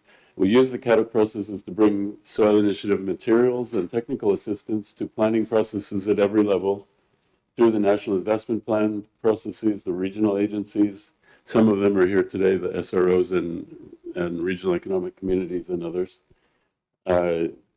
It'll bring those processes to continental agencies as well. And we're trying to identify the roles that are going to be needed at each of those levels. It'll align with the Agenda 2063 plans. We heard Simplice talk about that. The plans, timelines, objectives, goals, and indicators. It'll align with the CAADP 10-year plans as well. So it's an initiative fully African-owned within the CAADP frameworks. Keys to success, certainly the high-level endorsement at the summit by AU leaders, by heads of state and other leaders. The CAADP rollout would ensure direct consideration in country after country for the recommendations made by the Soil Initiative. The holistic approach that Liesl began to develop in her remarks at multiple levels to ensure an optimal enabling environment for sustainable soil management is a key to success, and the 10-year action plan to source and secure investment. Ultimately, enabling scaling of sustainable soil management farm after farm after farm to millions and millions of farms. There's a broad group of institutions and individuals who are partners in this endeavor, and some of them are listed here. I'm not going to go through that in more detail. And key donors supporting the development right now of the Soil Initiative include the U.S. Agency for International Development and Bill and Melinda Gates Foundation. And I want to highlight the kind of partnership that's been extremely important for this working group from the Catholic Relief Services as well as from the Global Soil Partnership and the Africa element of the Global Soil Partnership. Well, that's how we're trying to build a soil initiative. Thank you so much, David and Liesl, for I think was a very crystal clear outline of what we are actually talking about when we are talking about the Soil Initiative for Africa. Very clear indication of potential building blocks of area for further research and engagement. Taking an holistic approach to sustainable soil management. And also a clear process in terms of the development process of the actual initiative. So thank you so much. And now I would like to open it to the floor. I got one question here. Two. Okay, let's start with these two. Okay. Okay. No, I will. Thank you very much. I'm Khalifa Traore from Mali. I want to raise a point. I don't know. Maybe it is embedded in the slide issue, but the conflict between the agriculture, farmer and elders doesn't appear clearly for me. Maybe we need to emphasize on it because each year we have several conflicts and then they kill each other. And in each of the events, so the government is obliged to intervene so that to stop the conflict. I think that this is to be raised. This is my first observation. The second one is now how to better integrate these elders activities, these livestock activities and agriculture, because we cannot isolate them, because since we are born, they are existing like this, and then it's mandatory for us to look for a way to better integrate these two activities which are going together. And then I don't see it in your slide. Maybe it's embedded, but I want us to emphasize on these two issues. Thank you. Thank you. Very, very important point. Thank you very much. Probably in the same sort of nature. Regarding the building blocks, and as my colleague said, it may be in there somewhere, but there's 3 keywords that probably need a bit of thought. One is partnerships. I know you talk about institutes and so on, but it looked very much internal to the Soils Initiative. But I think this needs to be embedded in broader partnerships, World Bank investment programs, or, you know. The second thing is financing mechanisms. This is very likely not going to be one small project or big project supporting the whole thing. You'll need to be probably, we've talked about private sector, climate change, probably having a cell really focusing on financing mechanisms. And the third is awareness. I mean, in this room we are aware, of course, because we are here, because we are aware. But is that awareness really, if I would ask my children, what about soil health? I'm not sure they will even know what I'm talking, well, maybe my kids will, but you know, a lot of other kids, maybe they don't know, or your uncle or auntie. Is the awareness really that broad-based as climate is today? It took 10 years also for climate to become very, very, between brackets, popular, isn't it? So just suggestions, really. And very important, do we all understand, are the people in this room aware of what we're talking about? I just want to mention on the people online, we know you are still around, so if you have questions, put it in the chat box. I will go back and check with our team. We have one question here. Finally, I guess. Thank you. Thank you, Margaret. My name is Manyero Mutamba. I work for AUD in NEPAD. We're chairing the technical working group for the Fertilizer and Soil Health Summit. Essentially, we're putting together all the inputs in preparation for the submissions for the summit next year. So I'm happy to see that a lot of people who are part of that technical working group are here, and so there's continuity in what we're doing, so that we don't have separate little parallel processes going on at the same time. My question relates to the issue of domestication. I see that there was a suggestion, or at least the approach is to ensure this is embedded in the CADAP, but also just to bring us back to reality, to say even the CADAP itself is still struggling with the issue of domestication. So we should not stop there and think that, the moment this is integrated in the CADAP, then we are home and dry. There's still a lot of work to be done, even in the CADAP processes. Some of the countries still look at CADAP as some project that's sitting on the side of things. So for me, if as part of this meeting, if we could have a dialogue, in terms of seriously, how do we really ensure that this becomes integrated in government processes, in their budgeting? It's not going to be funded, by donors. It's our program. And, the moment we realize that our resources need to be directed, from our own countries, donors. Forward. I often say institutions create an enabling environment, but it's people that get things done. And I think that we all know people that are really enthusiastic, and I think we have all of you in this room as well. So what do we put in place to also create that enthusiasm and not only rely on the official processes, but have people that drive the awareness and the interest in this? So thank you very much.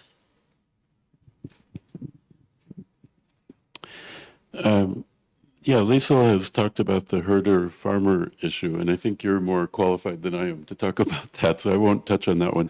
Bernard, your 3 words.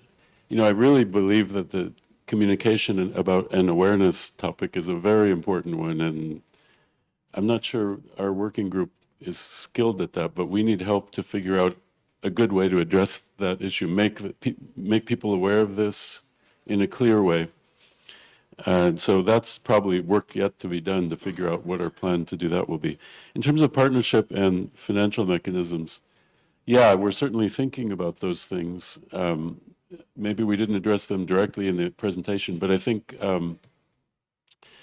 we are saying that we'd like to have a shared approach to how soil issues are managed at every level, And we'd like that to be an agreed approach that represents the input from experts all across Africa, and where it's useful, experts from outside of Africa.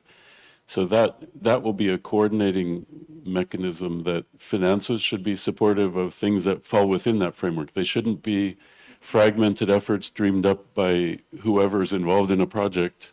They should be trying to coordinate in a way that will make the financing and your partnership word meaningful.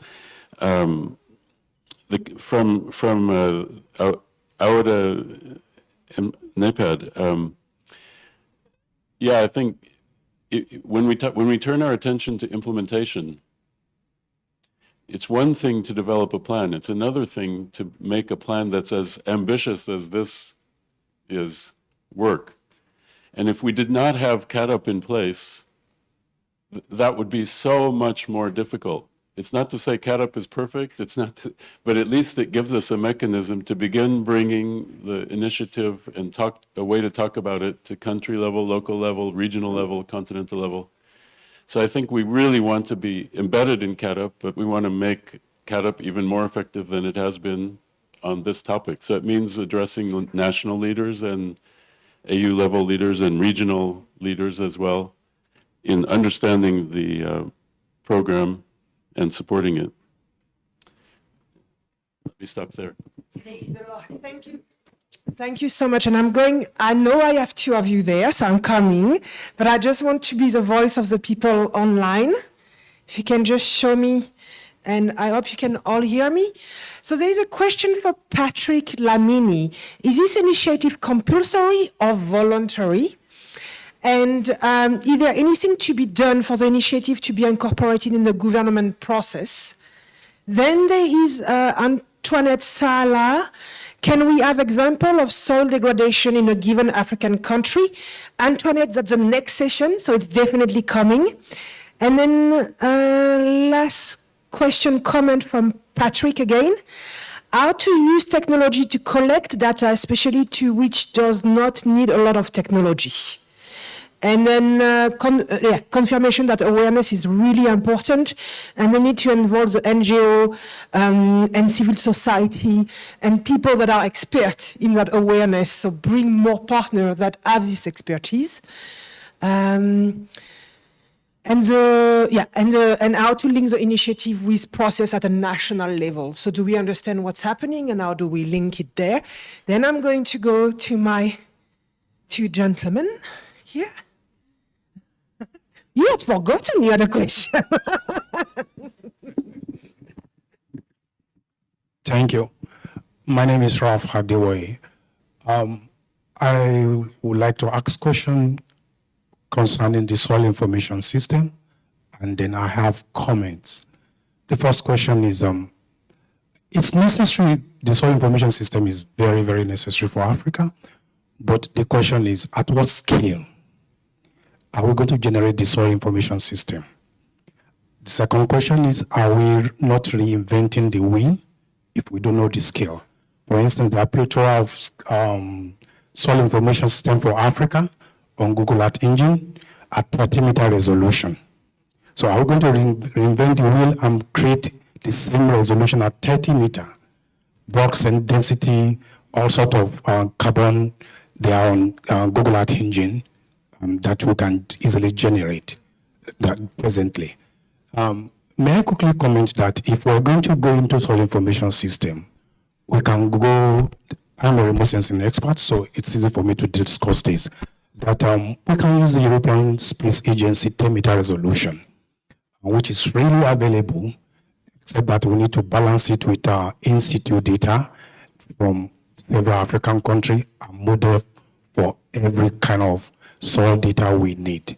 And then we can decide to look at degradations, land that degrades. So we can have multi-layers of satellite maps, spatial data available from government. And we can do it from regions to region, and it is possible. Thank you very much.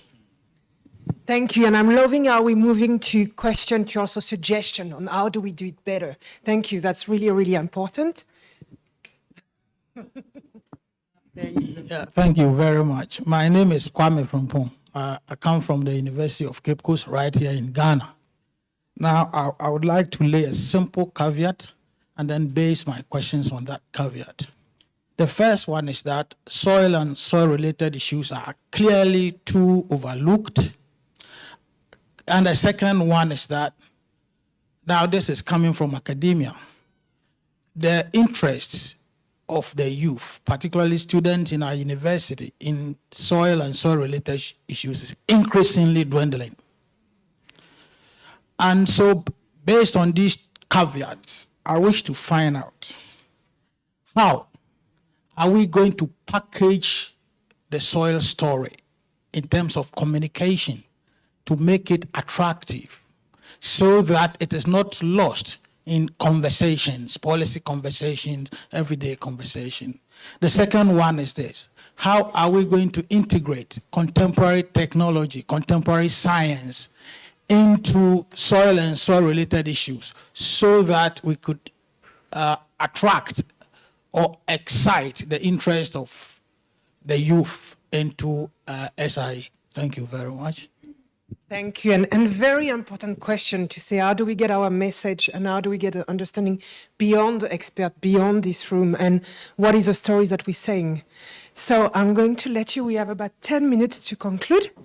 Where should I start?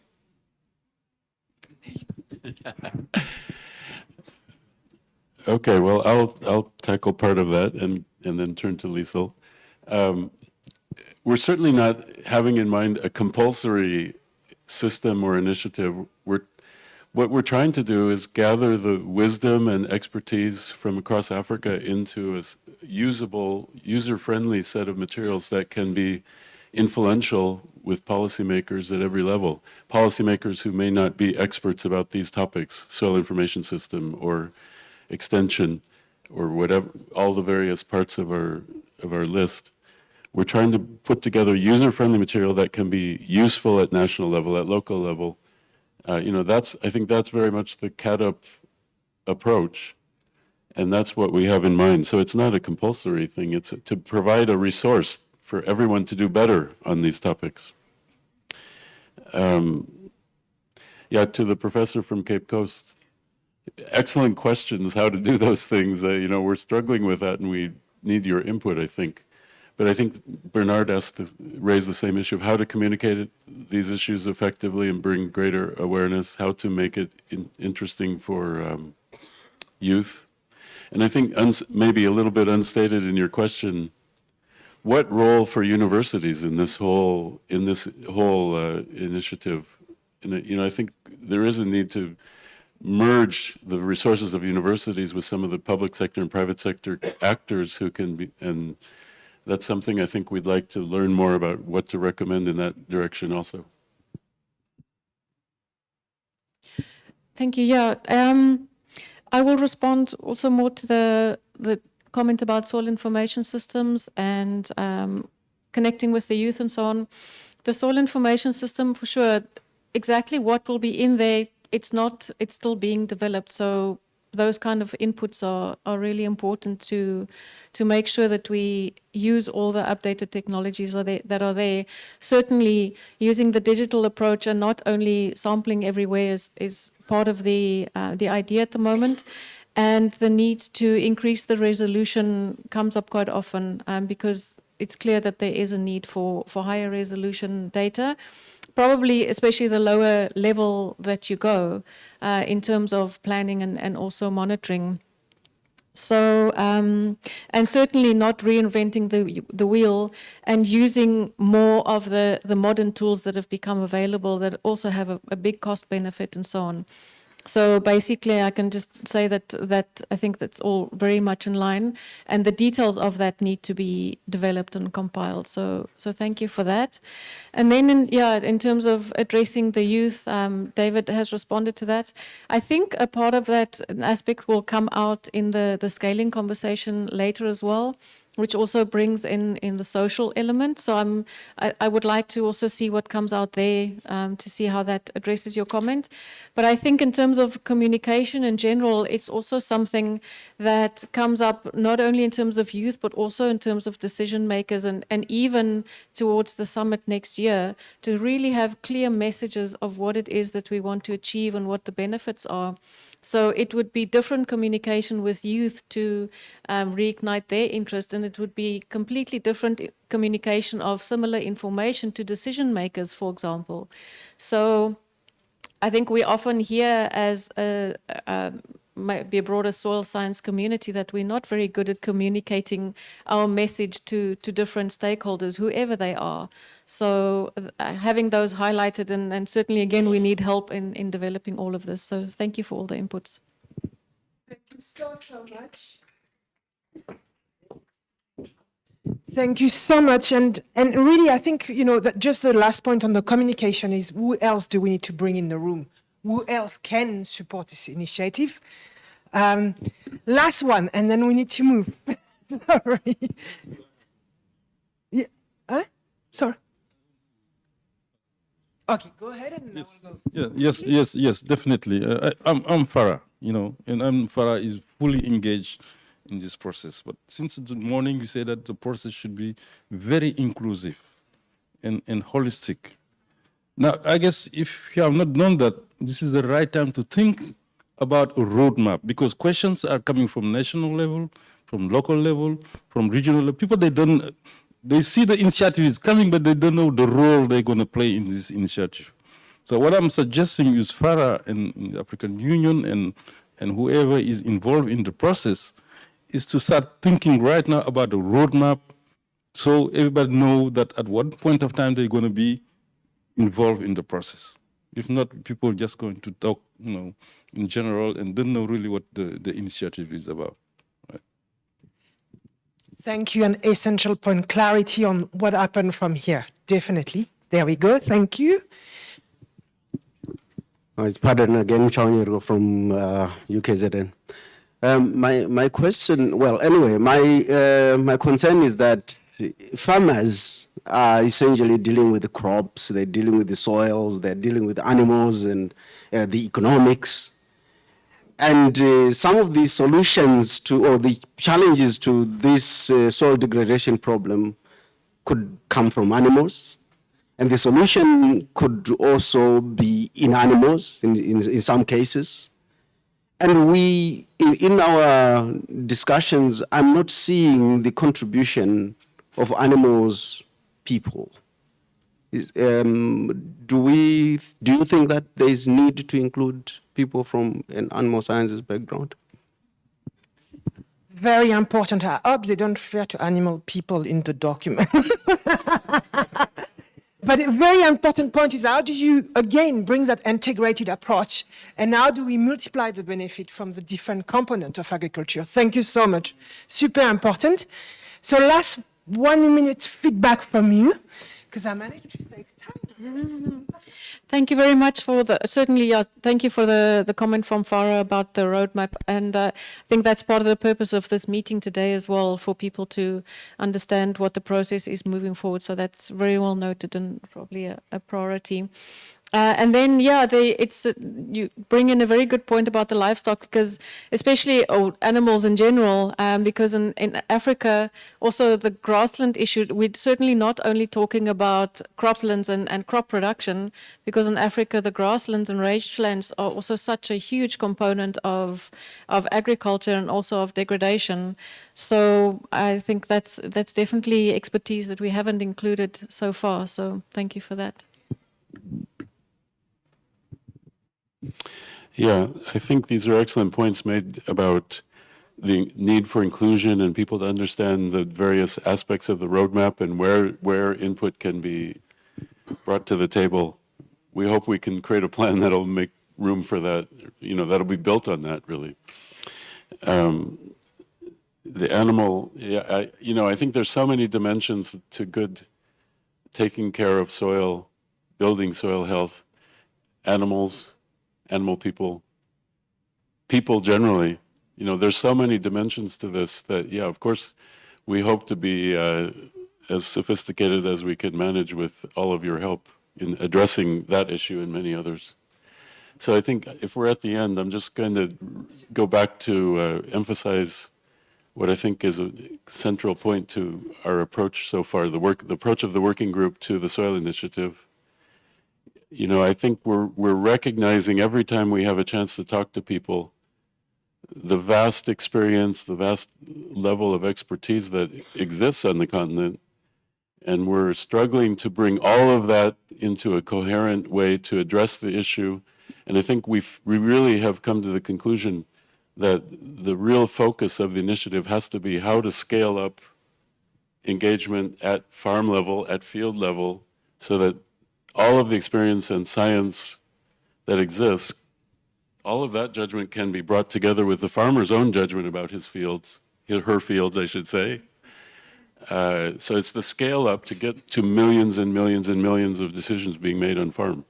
And that's going to require a whole host, a whole collection of kinds of institutional structures that Liesl has begun to lay out in her description of the system.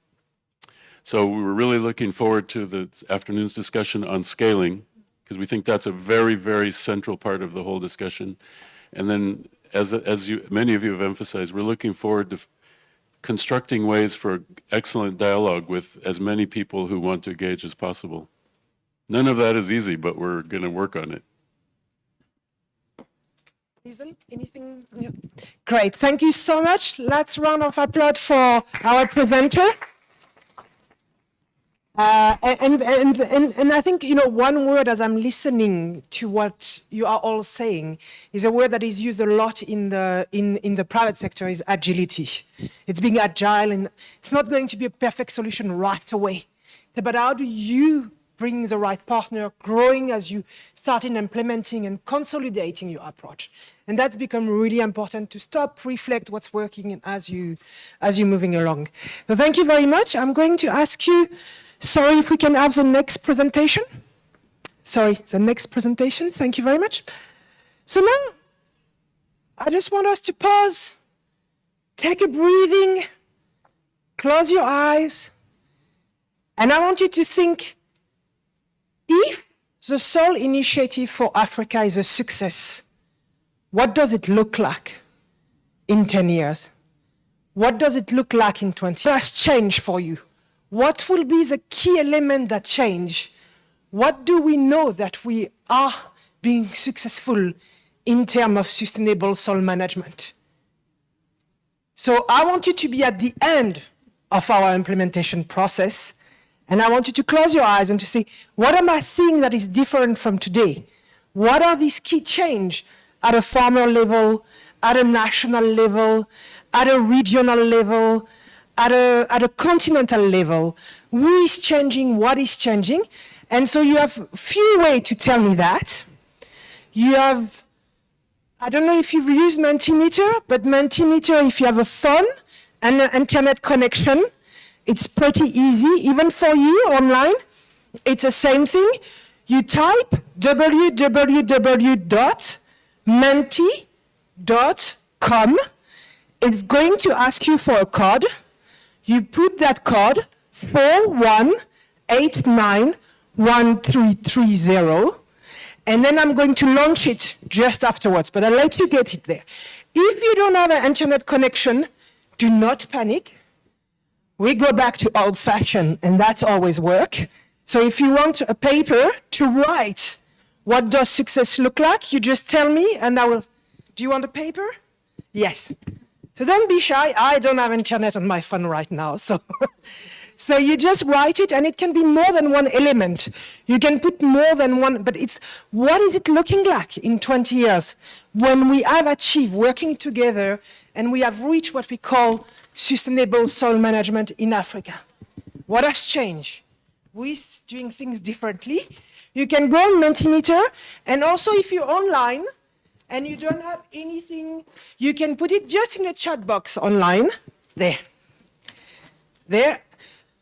Then Rachel is going to carry on, because I'm going to launch, when you're on Mentimeter, I'm going to change and I'm going to launch the presentation on Mentimeter. Rachel has some blue element. If you need more blue, there is also Laurie there that can give you more poster. Thank you. And then I'm going to launch the Menti. And just take your time to think, what is it? How do we know we get there? How do we know we are successful?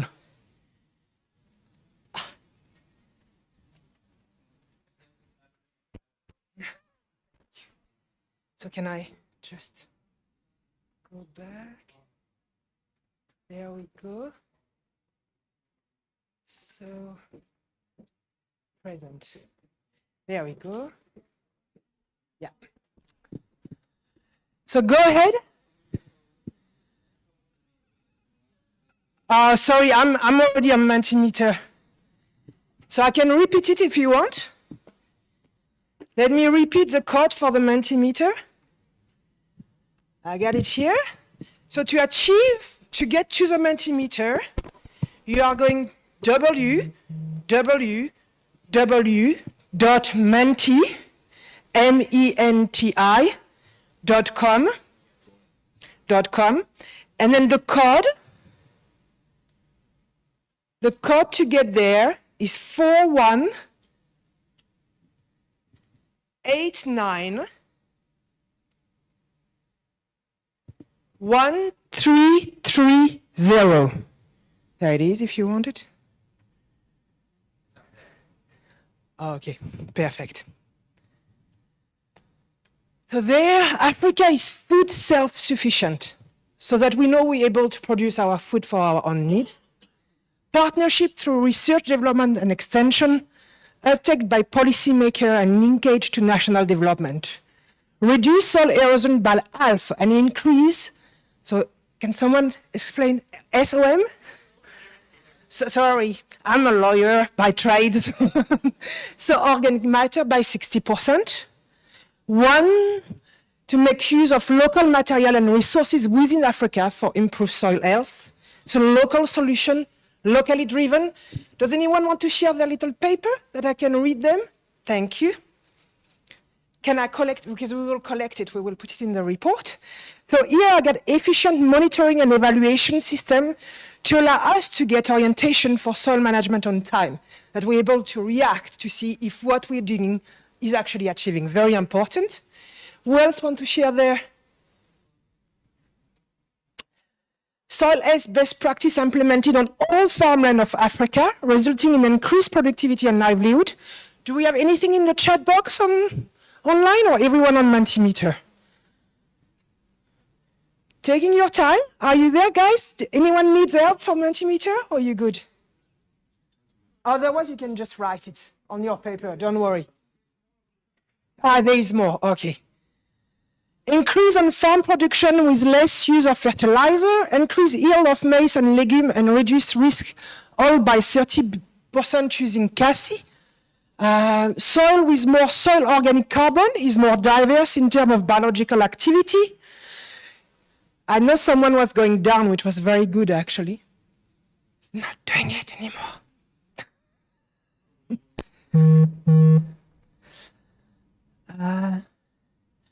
Sorry, can you just scroll down? Thank you, brilliant, that's great. So what do we have? Farmers are fully involved in soil health and restoration. Love it.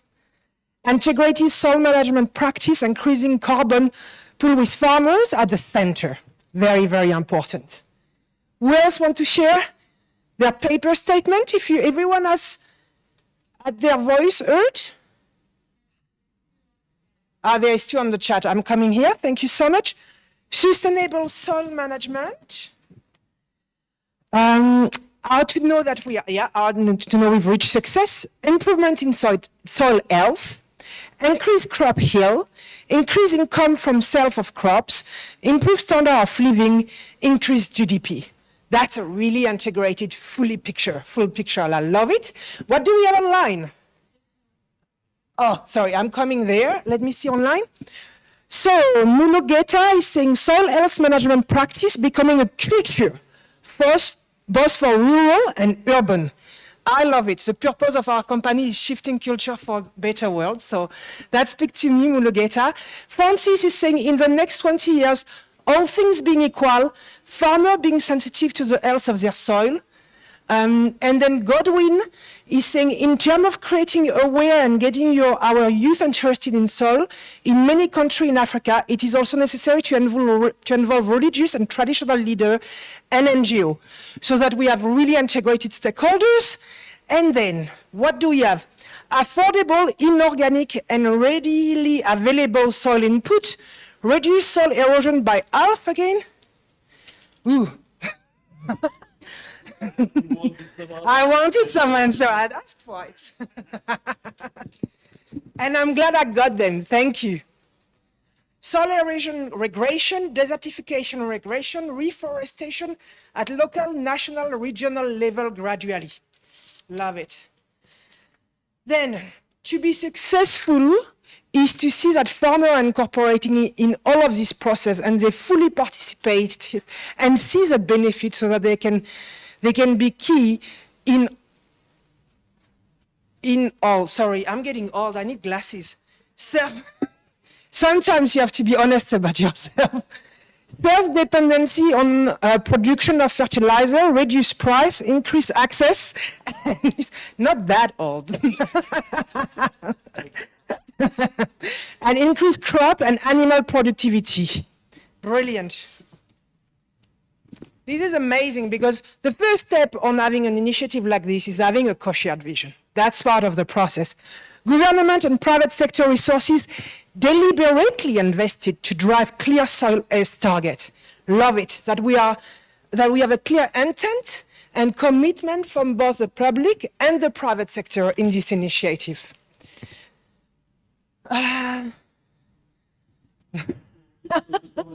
Are you writing them at the back somewhere? I get connection.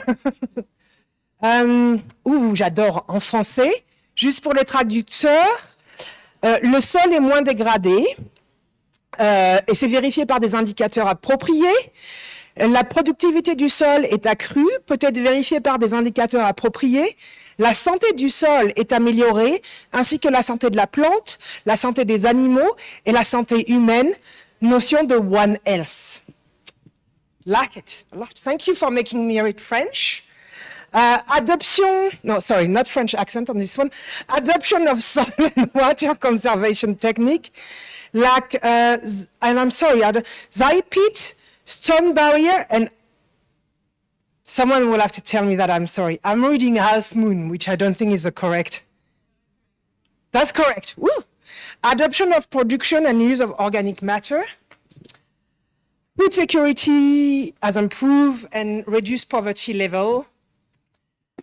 Effective communication modality to enhance increased productivity through systematic soil management. If I miss yours, I'm sorry. They're all going to combine in the report. So I'm going to put them here that everyone can look at them, but the idea is we put them in the report as your combined indication of what success looks like. Thank you. Thank you very much to participating in this process. And so, stop it now. I know you wrote them somewhere in a box. So now the next step is, it's a session on country, and we're going to have 4 countries, just giving us 5 minutes of what's happening at a country level. They are only there 4 because I wanted them to start the discussion and then I want to hear from you, okay? So it's not that they are special, but everyone is special. So, and then the idea is that we open it to the floor and we want to hear what's happening at the country level, okay? And we will also have access to Mentimeter. We can record what you are doing so that we can really build on what already exists and not duplicate, and we have more information of what's happening at a country level. So I just have to change my presentation on that side. Can we go back to the main presentation if that's possible? Thank you so much. Thank you so much. And the Mentimeter is working, which is a good thing. So I just want to get the slide. Do you need help or do you need me to come? 1 second, let me run. It should be the PowerPoint.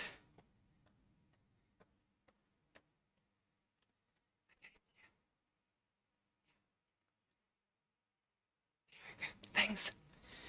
Great. So I'm back. Sorry. So I would like to ask my 4 colleagues from Nigeria, Morocco, and Ghana to please join me here. Where are you? Do not be shy.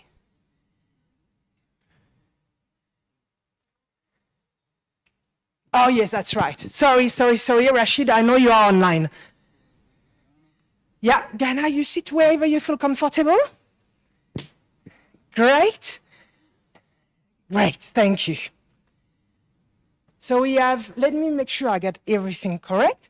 Dr. Adam Kiari Saidu, Nigeria? Ghana, sorry. Dr. Edward Yeboah, Director of CSI Soil Research Institute in Ghana. And then Dr. Vincent Adoura-Mimba Madoupe. Did I do it all right? I tried. I will try. Dr. Vincent Adoura-Mimba Madoupe. And so the idea is that, and also Dr. Rashid Musadek, who is online. Rashid, I hope you can hear us. Can try to test your microphone to make sure it's working.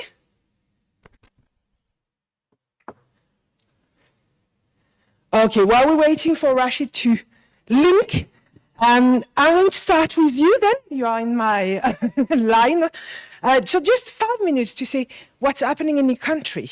What have been the initiative around sustainable soil management? What are the success? And what have you learned from your experience so far? Okay. So thank you, Marie. I'm very happy to be here to this initiative. So what is happening in Niger? I'm from National Institute of Agronomic Research in Niger. So I'm leading one center where we have a lab. So the activities we are having, like for soil, this erosion, water erosion, we are doing this edge grown, like palisade to reduce erosion. You know, in our country, we have a big area which is desert. So we now do this technology to block. We have also the stones to build in ware. And we have also building stone bonds. The stone to build in ware for also water breeding wares. We have also bonds with mulching. So to collect materials to get organic matter and also water. We have also the SIA pits. So in there they put organic matter in the pits for farmers to grow in rainy season. And also we have the semi-circular bonds. So they all half moon. I don't know. So which one? Yeah. So all this one, like this one with the initiative, I gather all this one in a review, and I publish it in FAO 32. This one. So if we have all this technology, sometimes we organize a farmers the farmers field day. So after doing this, to come and see the success, and then you can even ask them with journalists to ask them the success they had with this technology. There's one technology also I carried from after my PhD in 2005. I did it in IITA, so IITA Ibadan and Kano. This is nitrogen and phosphorus recycling. In my country, we have problem. The soil are very poor in phosphorus. So I just get a system. Is like a cereal legume system. So in a strip cropping, the legume is fixing nitrogen. Then we now rotate with farmers. So this one also it got a very good success. And we have also natural rock phosphate in my country. So to make it soluble, like we do phosphor composting. So we now also show farmers how to do the phosphor compost. I don't know if you know also about Sida cordifolia.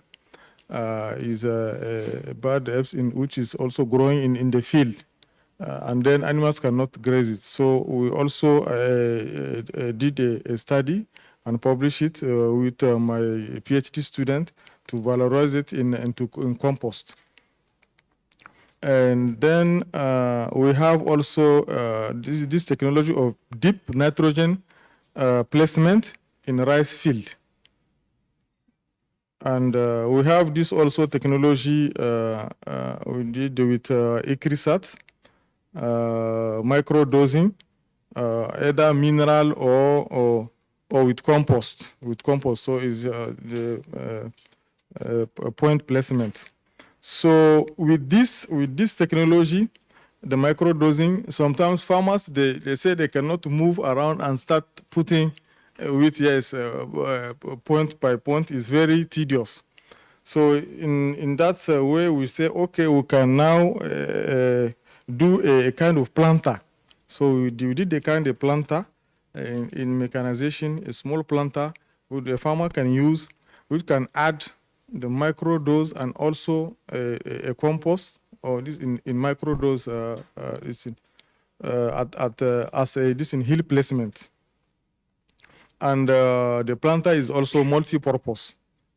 It can also add the seed. You can seed, you can plant, you can add chemical fertilizer, and also add your compost.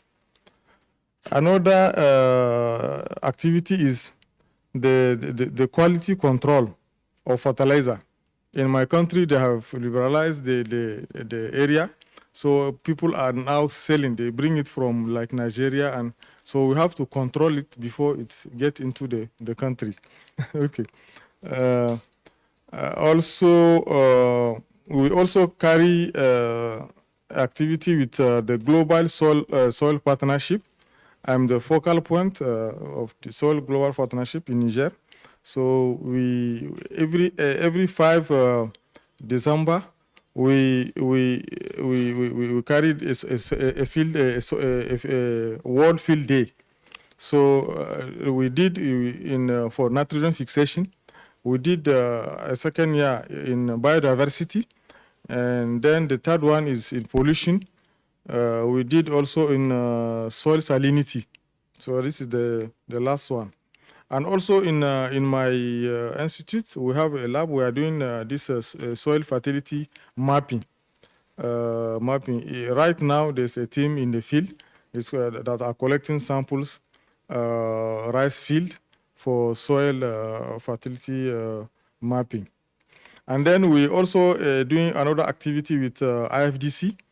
Our rock pea is not soluble. So we are now trying to activate it before applying this into the field. So we have started also a success is a good also activity which can improve soil fertility and then also plant productivity. There's another activity with use of liquid fertilizer with a green yellow NGO. And then the last one is in perspective. We are trying to do this rehabilitation using soil microorganisms. So with this I can say, let's bring back our soil again. So there's somewhere where they're saying is with like $1 invested, we can get $4 again. So like in my activities, I want to try to test this one with my colleague in economy, if this one is really working. Thank you. Thank you so much. And as we can see, yeah, exactly. Let's applaud.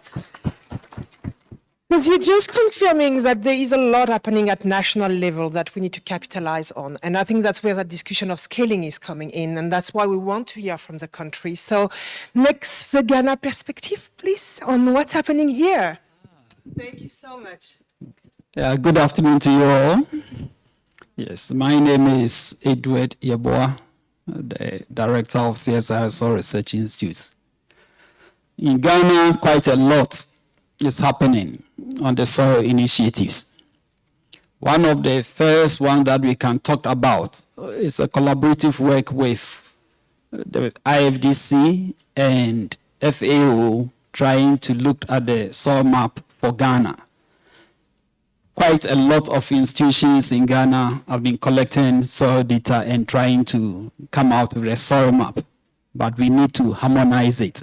So we are all getting together to work with that, and IFDC Ferrari project is actually pushing and supporting us in this area. So that's one of the initiatives that is currently going on.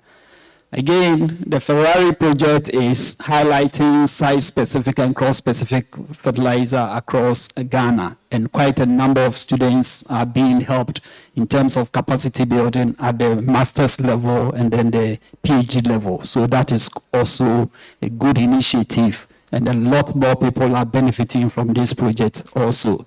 Additionally, capacity building for staff of the Soil Research Institute is also ongoing, and thanks to the Ferrari project.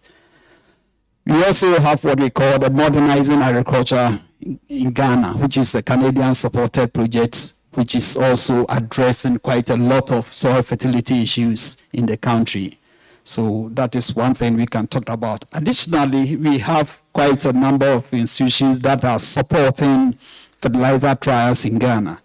The African Plant Nutrition Institute is facilitating some of this process, and they are also supporting a number of students across Ghana, and at the master's level and at the PhD level. We also have projects running with APNI on cocoa, also trying to address site-specific fertilizer recommendations for cocoa. So these are all good initiatives currently happening in Ghana. OCP Foundation is fantastic, supporting a number of persons in capacity building, and also providing private sector-led fertilizer trials to come out with recommendations and updates of fertilizer recommendations for soybean, maize, rice across the country. So these are quite good initiatives already happening in Ghana. We also have what we call the Source for Africa project, which is a Horizon 2022 project, which Ghana is also participating. A lot of countries in Africa are also working in it. We have the Anglophone West Africa and the Francophone West Africa. We've already started the initiatives. So we are sampling, and I think the Soil Initiative for Africa will benefit a lot more from the Source for Africa project, which is already ongoing, and it cuts across the whole Africa, South Africa, West Africa, East Africa, and North Africa. So that is a huge resource which Soil Initiative for Africa should really fall on. Because of time, probably I will highlight on some of the success stories that we have. Yeah, traditionally, we were not having the private sector coming on board to test fertilizers. But for now, with the soil map that we have, we see the interest of the private sector. It's a win-win situation because they knowing the nutrient that is already in the soil, it helps them to blend for the fertilizers that should be produced. So they are coming on board, and we are quite happy to work with the private sector to really come out with the fertilizer blends that would also help improve the livelihood of the smallholder farmers. One of the projects that is also of importance is the government flagship program of the Planting for Food and Jobs. And that's one we always provide the soil information to guide fertilizer recommendations. So that is one of the things that is at scale because it's a nationwide and a government flagship program, which there are little problems, but by and large, is one of the initiatives that we can also learn from and ensure that we can take some of the technologies to scale. Coming back to capacity building, fortunately, we have what we call the Soil Science Society of Ghana, which is now a vibrant society, which we are all trying to provide and equip the young scientists to be part of it. We are linked up with the African Soil Partnership, and then we also linked up with the Global Soil Partnership. So all this initiative that is happening at the global level, we also see it at the local level. So as you indicated in the presentation here, we are looking at the local, we are looking at the national, we are looking at the continental, and then on the global level. And there are a lot of initiatives that I've highlighted which we can still build on, trying to work on the soil initiative for Africa. So Ghana already, there exists a lot of information that can influence or impact on the soil initiative for Africa, and we are more than willing to make those materials available so that we don't start all over. Thank you very much. Thank you so much, and again, thank you for bringing, and yeah, exactly. And again, for reminding us of how we capitalize on what is here, are we bringing it together, everyone together under the initiative, and are we building from each other and in a way scale up again. So thank you so much for outlining what's happening here in Ghana. And then from Nigeria, what do you want to share with us? Okay, thank you very much, facilitator. I will continue from where my friend Edward stopped. We are their big brothers, so some of the things he said, they copied from Nigeria. But you know, we work together in so many areas, so there are some of the things. So, and earlier on, in the first session, I think one of the speakers was talking about appropriate soil maps. I'll talk about that one. For Nigeria, the initiatives basically in Nigeria revolves around the government policy called the National Agricultural Technology and Innovation Policy. So that is a policy of the government. So everything about soil, even crop, livestock, is driven by that policy. And the Research Institute also must key into that. It is called NATIP. So from this, is domiciled in the Federal Ministry of Agriculture and Rural Development with the minister and the PAMSEC and all the technical directors. So we also have many agencies working with the FMAD. We have NGOs. We have the NARIS, the National Research Institute. We have the International Research Center like IITA, ICRISAT in Kano.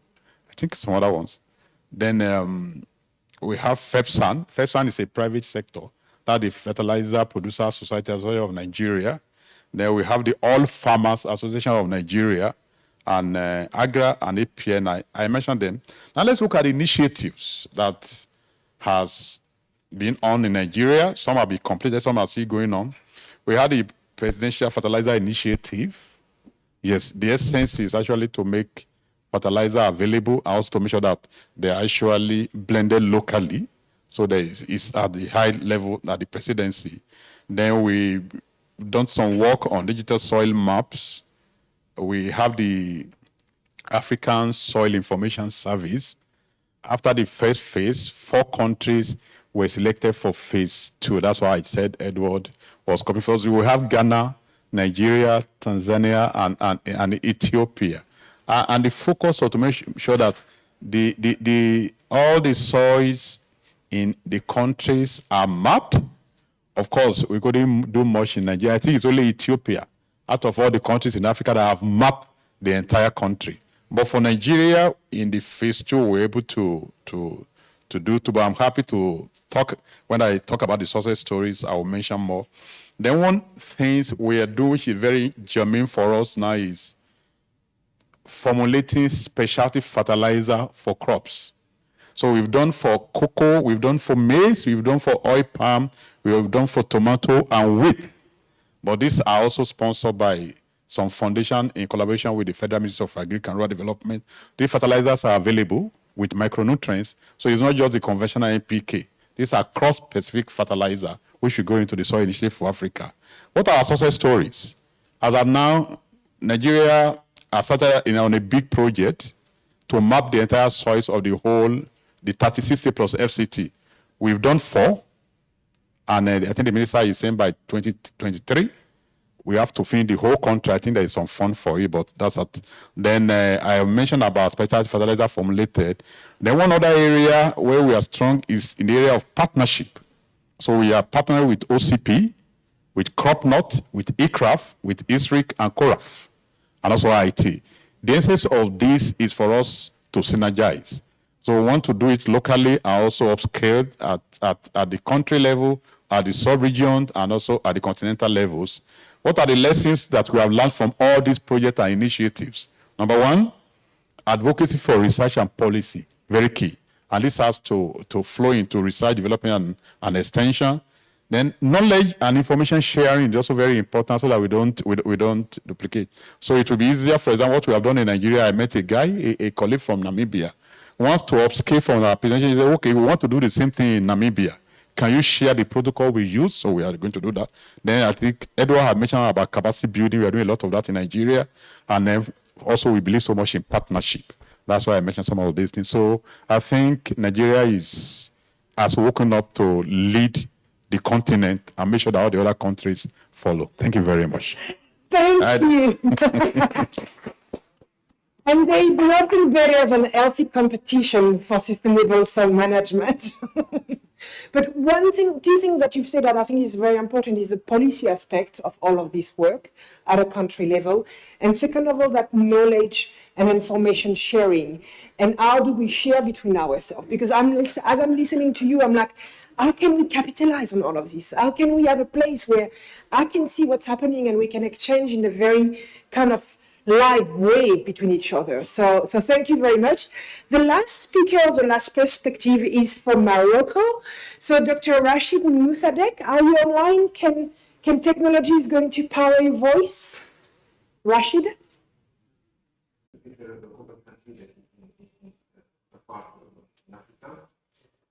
But also we have problem with salinization and also problem with, as I said, mainly dust and desertification.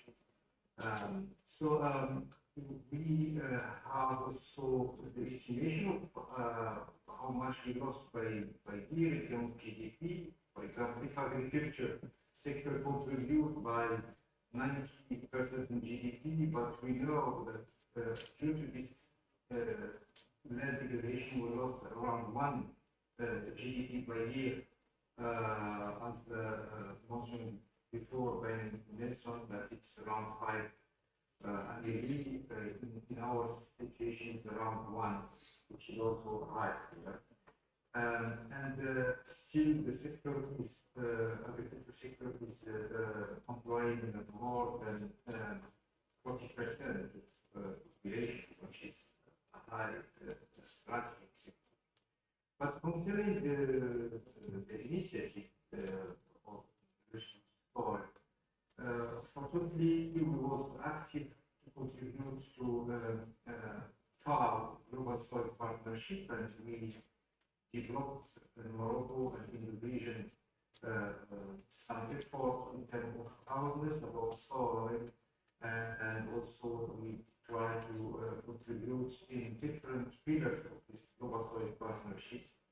And we succeed to have some soil information system, and we also use some digital soil mapping methods, new ones, that we developed to measure soil organic carbon sequestration in Morocco and also in other regions in North Africa, and also the salinity mapping and also issues about soil erosion mapping.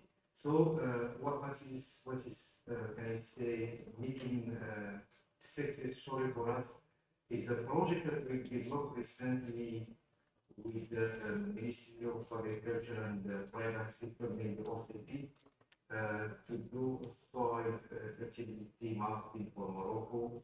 It was a 4-year project, more than 40,000 sample analysis, and we cover around 9 million hectares. And by the end, we developed like a dashboard for supporting farmers in terms of soil fertility recommendation, and this was a certificate soil that we shared with many African countries in some time with the participation of the private sector like OCP. We host some trainers in Morocco, and we did this with Burkina Faso, Mali, Guinea, and others. But I think this issue was very important to share this knowledge with partners. And I think this initiative come on time because we need to highlight with the challenges that Africa now. I think the use of the best practices can help really to reduce the yield gap and really succeed to show this to our policy makers. In fact, can I say that one big mistake that we did in the past, that as researchers, we develop what we want to do, but we just publish this in paper and we don't look on the, I say, on the impact on what we have done. So when I moved to a CG system, because now actually I'm based with ICARA CG system, I understand well that we need to use impact factual approach, which means that while we develop any technology, we need also to see how this technology will be scaled, and sustainable soil management is one that needs to be scaled as technology fields. And unfortunately, there's not much options that we have in this, I say, right here in terms of sustainable soil management. If you propose can I say, the adopted fertilizer, it's using the soil fertility mapping, but the option of cropping system is very, I say, few. That's why the best way is to propose some standard solution to farmers using this soil management practices and also include it with agronomic practice. That's why with the CG now we have an initiative under extension agronomy to promote conservation agriculture, and we see let's say national systems where proposing the data that we have from research, and now the Ministry of Agriculture adopt a master plan to promote this technology for more than 1 million hectares. So I think this kind of leading up and using this new approach of innovation platform that FARA, for example, that FARA did good work on that. This is something that could be shared within this initiative and to propose a standard solution and will actually devote the sustainable soil management. For this is for me, can I say? But I think that it's important to use coalition approach because farmers in Africa are also looking to incomes. So we can't just come and say, I will do soil mapping. No one will finance soil mapping by sea. But if you include it and you link it to some national action plan, we know in Morocco that we have national action plan for climate, where it's a commitment, I think the same for other African countries, is commitment to reduce gas emission and to sequester carbon. But if you come and you include what you want to propose with this action plan, you can have the support for the government. And this is also a method that maybe this initiative have to look on it, how to link with what already developed as action plans within the country. And Rashid, sorry, I'm just conscious of time. Soil analysis is sensitive. You know, for example, in Sorry, Rashid. Rashid. And also, the initiative should say how. Rashid? Yeah, hear me? Yes. Sorry, just one thing, Rashid, I'm conscious of time. So I have to cut it slightly short, you will be on our 5 minutes, sorry, Rashid. So I'll give you like 10 seconds to close. I out of my 32 minutes. My last message that the best also suggestion for this initiative is to try to link to SDGs also, how we can, you know that we have these SDGs where Africa also has achieved some goals, and I think this see how we can be linked to this initiative SDGs and also the 2063 agenda. And thanks for. Thank you very much, Rashid. Thank you for your time. And thank you for sharing your perspective. I hope you can hear us this time around, but we did try for you. And thank you for giving the voice of the online people. Thank you again for all of our country perspectives on this floor. And what I ask you all is we have one last keynote address or perspective from USA in terms of what they think of the whole initiative and the whole process. But I want you at lunchtime to start thinking about what you want to share with us about your own initiative and your own success at a country level. Because when we come back after lunch, you will be sharing with us to the Mentimeter and to some sort. You have lunch to start thinking about what is that one thing you want to share with all of us to the Mentimeter. So thank you so much for this session. I'll let you go there, and I'm going to welcome our online class speaker. But thank you so much. Let me welcome our last speaker before lunch. I think everyone is very excited about lunch.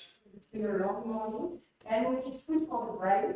So let me welcome, and I hope you will be able to hear me and join us without any technical issue. But let me welcome Jerry Glover from USA. He's Deputy Director from the Center for Environmental Growth.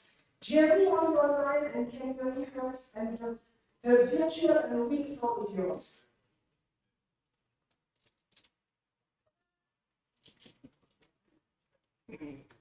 Good afternoon, everyone. Are you able to hear me okay? Yes, we can. I'll just go ahead. Very sorry to join remotely. So much of love to be there in person. And good to see so many familiar names.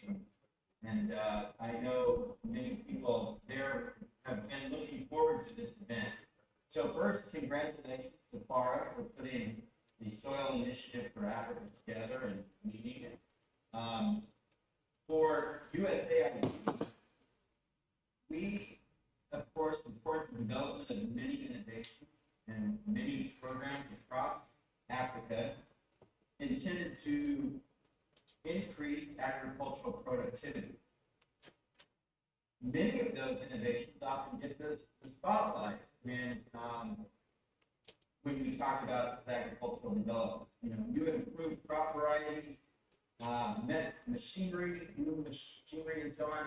What has gotten short shrift in the past, we believe, is soil health, and the critical part it plays in allowing improved crop varieties to perform at their best, allowing machinery to operate at its most profitable. Several years ago, about 5 years ago, we funded a survey of primarily African scientists on priorities in soil health and fertility. The message was pretty clear. We will not make significant progress in agricultural productivity and profitability until we address the fundamental issues in soil health. In fact, the response was pretty widespread that the continent faces a soil health crisis.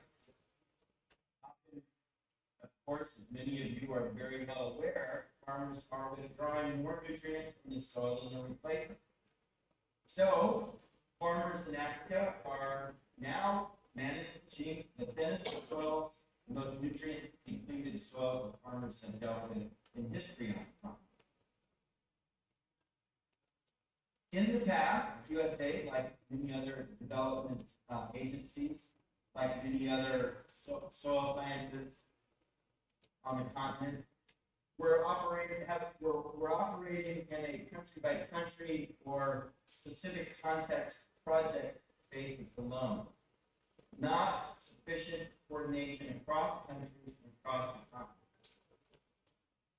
What this initiative does, in our eyes, is bring the necessary coordination into place, and we support that very much. We look forward to the upcoming Soil Fertilizer and Soil Health Summit next year. We're very much supportive of those efforts, including the great efforts around developing action plans that can be used in the CADA process to keep everyone on a similar timeline and in a similar approach. So we're very grateful that this effort's come together, providing a guiding light for us to follow and support, and providing an opportunity for many others of our development colleagues, such as the Gates Foundation, both in Europe and elsewhere, to come together around a unified approach.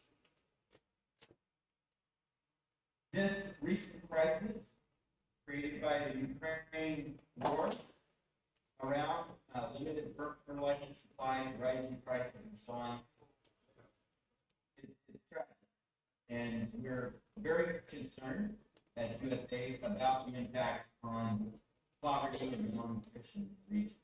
However, it does offer an opportunity to shine a bright spotlight on the importance and fundamental role of soil health and the critical role that fertilizers play in maintaining and improving soil health.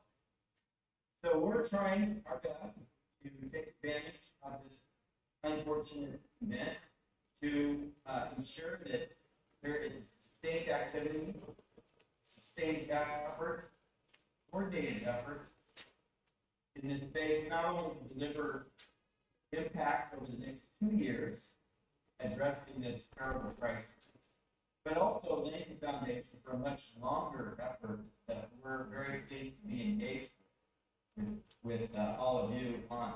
I heard some comments about the importance of capacity development, the importance of working together, and I'll just say our efforts at USA are entirely directed toward that. Working together so that local scientists, all the way down to the smallholder farmers, are empowered to make much better decisions moving forward in how soil is managed, and that there's a collective effort across the continent to work together so that everyone is leveraging each other's strengths and overcoming respective weaknesses. So I always hate to be the person holding people back from lunch. I'm sure you're all quite hungry. So I will stop with that and just wish you all the best of luck with this event. Continues on. I will say, just in closing, that within the Center of Agriculture where I work, we have been striving to communicate the efforts of this group as much as possible with the USAID administrator, Samantha Power. She's quite excited about the effort, and we're looking forward to the collective effort over the next year. So with that, I'll close out and wish you all the best. Thank you, Jerry. Thank you very much. And I think you'll get an opportunity from what you mentioned. It's a very good work to go and go for lunch. It's an opportunity for the soil in Africa, but it's an opportunity for the continent also. And for anyone that finds can change crisis at that scale of what Jerry was referring, can be an opportunity for the continent and for the soil. So thank you very much, Jerry. Thank you, everyone, for amazing engagement. I want even more after lunch, so please join us. That's really where we start unpacking a lot of how we contribute together to the development of the initiative. And so we're going into group discussion. There will be first session on scaling. We've heard a lot about scaling this morning, and how do we take a system approach to scaling, and what does it mean in that context for the initiative? And then the rest of the afternoon are 2 hours of discussion about what does that mean for you individually, collectively, and how do we start working together, and also how do we start shaping how we move forward together. So thank you so much. Our lunch, 1 hour lunch, so let me check my time. I'm that bad person. Make sure you have a voucher, yellow voucher to be able to eat. It is 12:50. Can I 53, 15, 12:50? 50, thank you. I never thought earlier. 13:50. Everyone okay? 13:50. Just like your hour. Thank you very much. Enjoy lunch, and we see you in an hour. Take care. See you later. Thank you. Very good.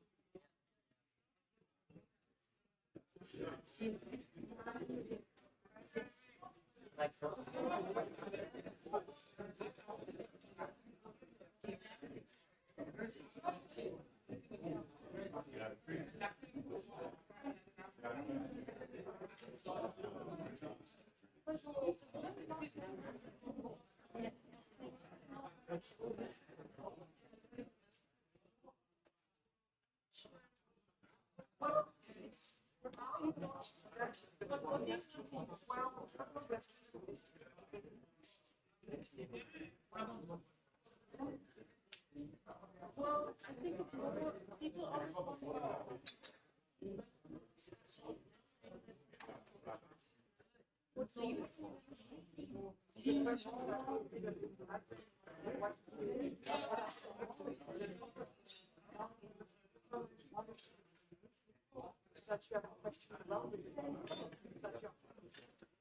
But again, we're not,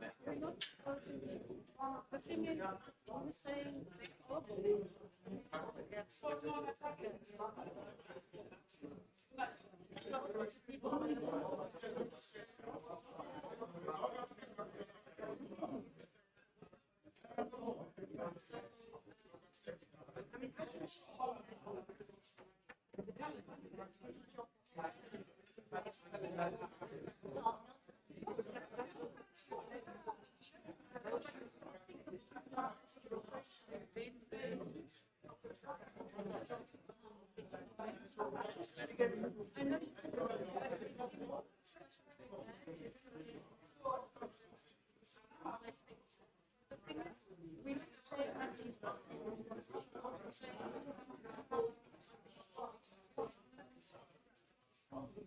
know it's existing, we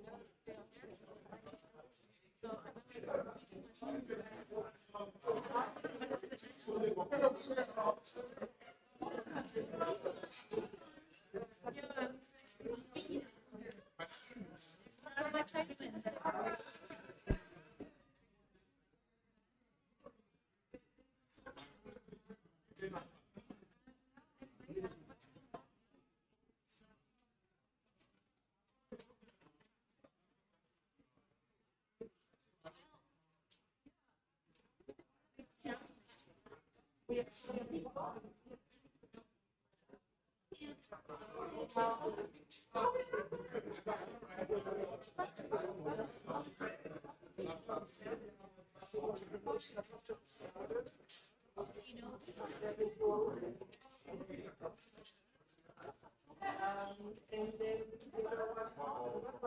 Yes.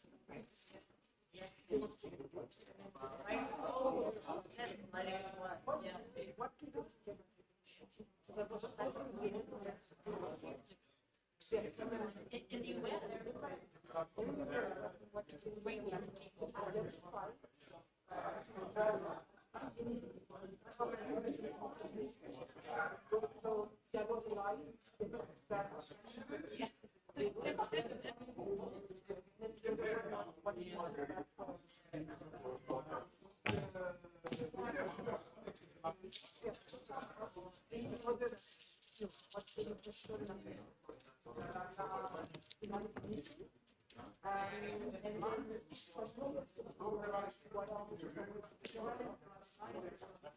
And then it was the question of what else. So it's maybe just phrasing. It's not to say, oh, yeah, but there's a lot of money.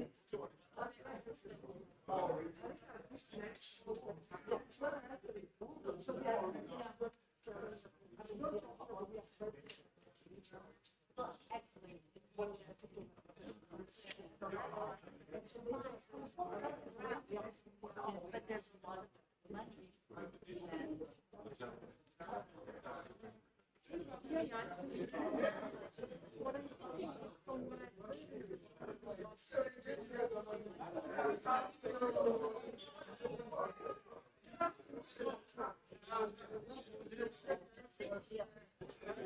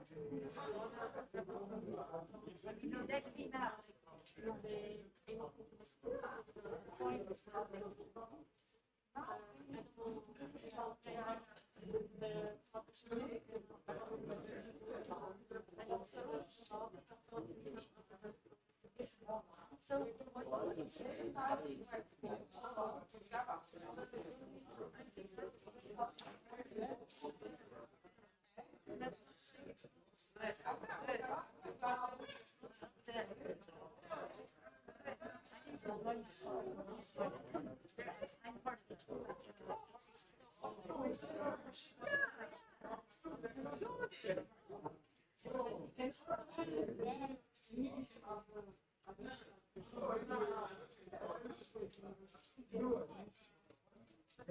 it's not to say that identify itself like a way to a process to identify people.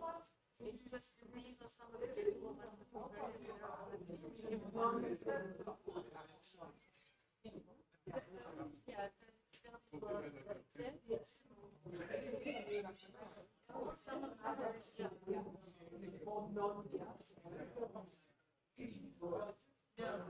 Ah, yeah.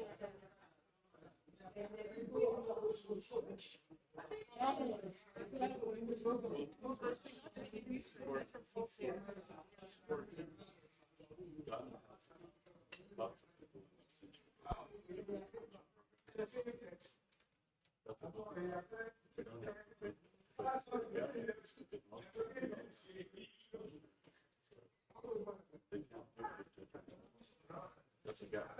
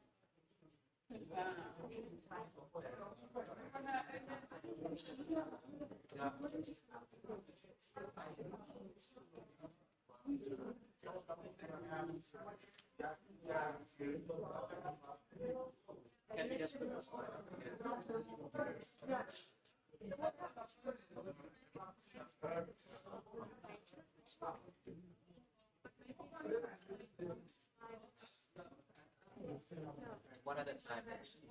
Is there anything key that you don't see? Because one is these are the building blocks. Yes, but it's missing. And then just talk about the gaps with each.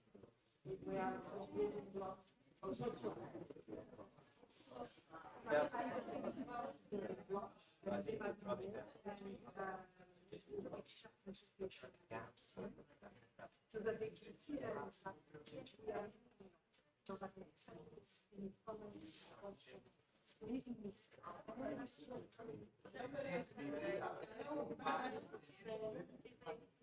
Because I think this is not a bit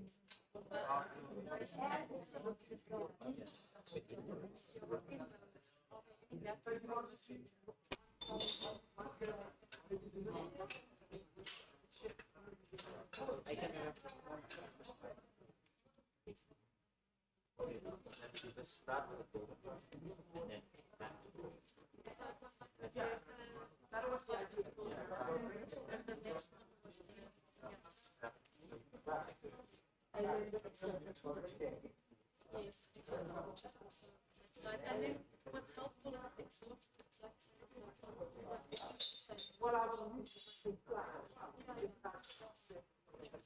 so what you can do, or I should show the day now, but they put up the so we can do one after the other. I think so. Yeah. That's right. So they're not just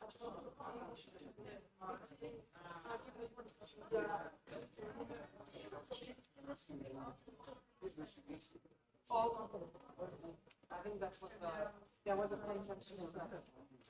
It's not an action.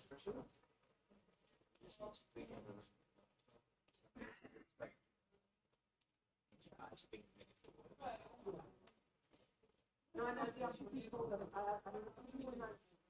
I've made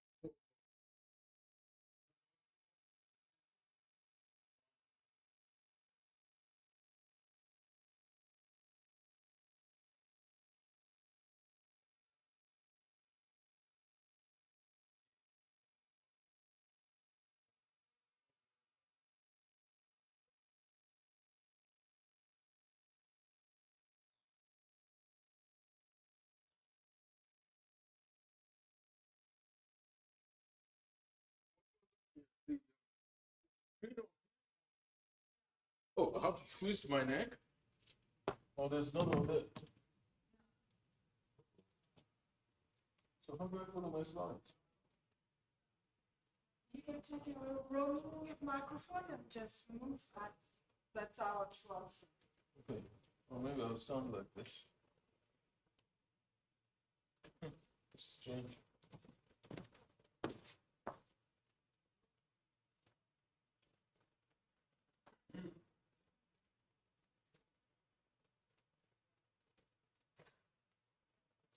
So, how do you guys suggest somebody remove their slides?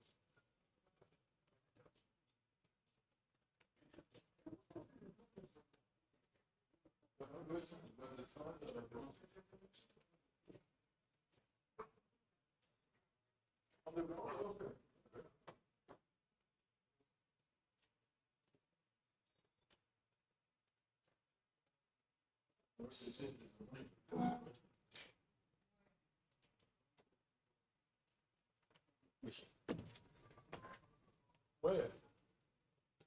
Where's the bloody monitor? Oh, done? There is no signal to your monitor. That's why we can see. Say no signal.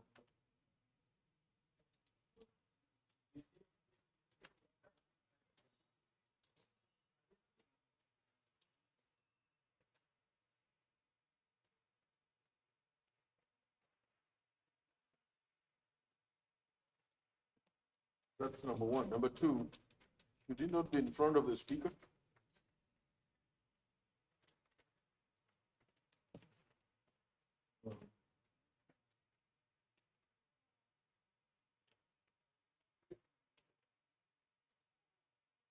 But you're projecting the thing online, right? Boss, you're projecting the thing online. People are projecting. Yeah, so you're gonna get one laptop and put it here.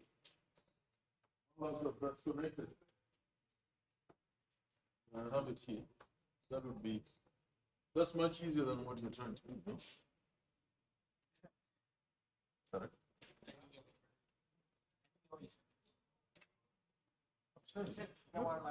Yeah, that's connected. No, that's also hard. No.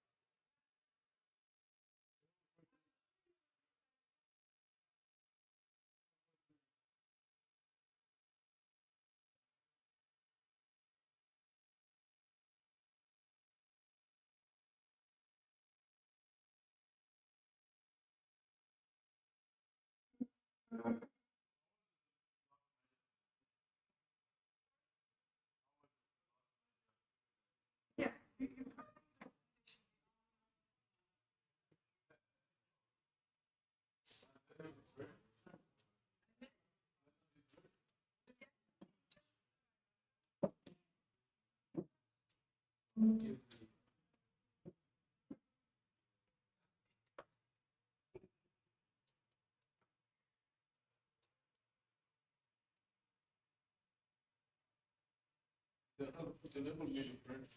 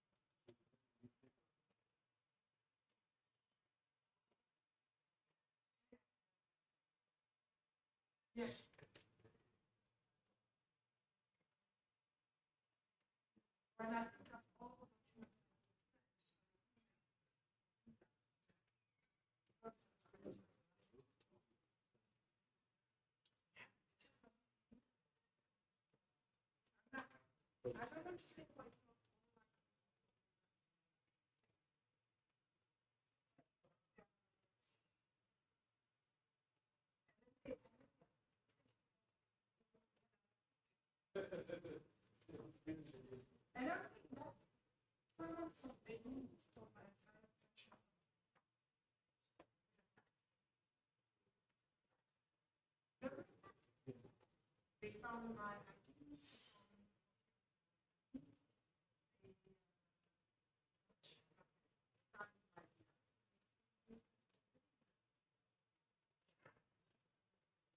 no one changed. So we have to take the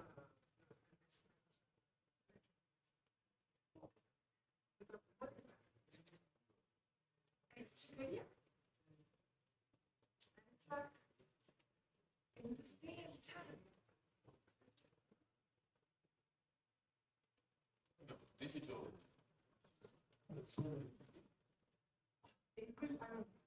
I mean, the day is going to go very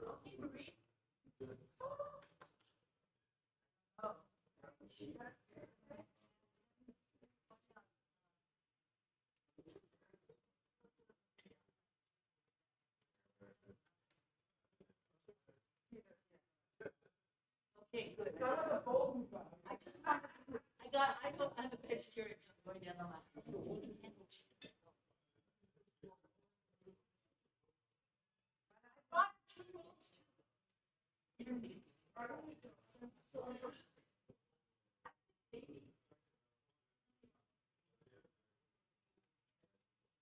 Where did we start?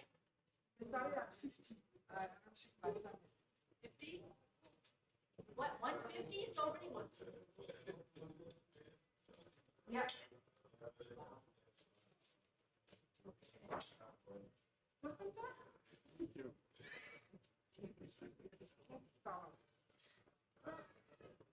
Yeah, we're 5 minutes late. Little late, yes.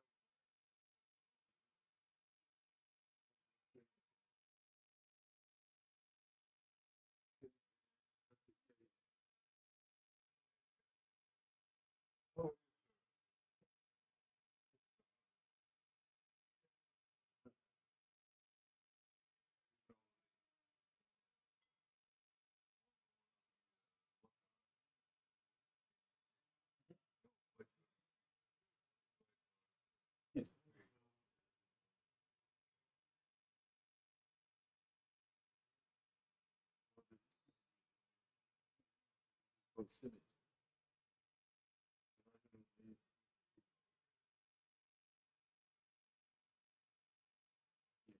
It's like IIT, no, it's yeah, so the organization is like non-profit group. Called CRS. You know,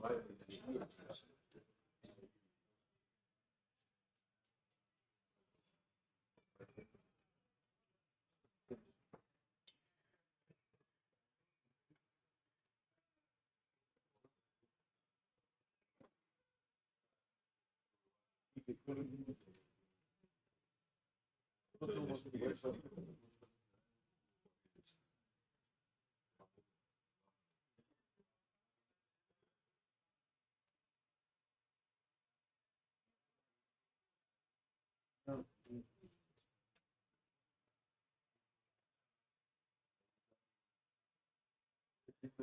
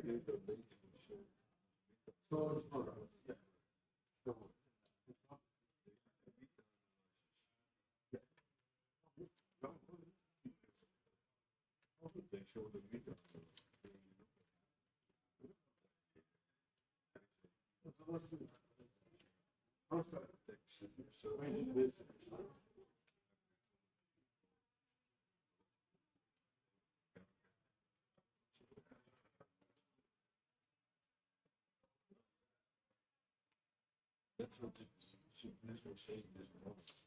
Come back. You're all time. Thank you.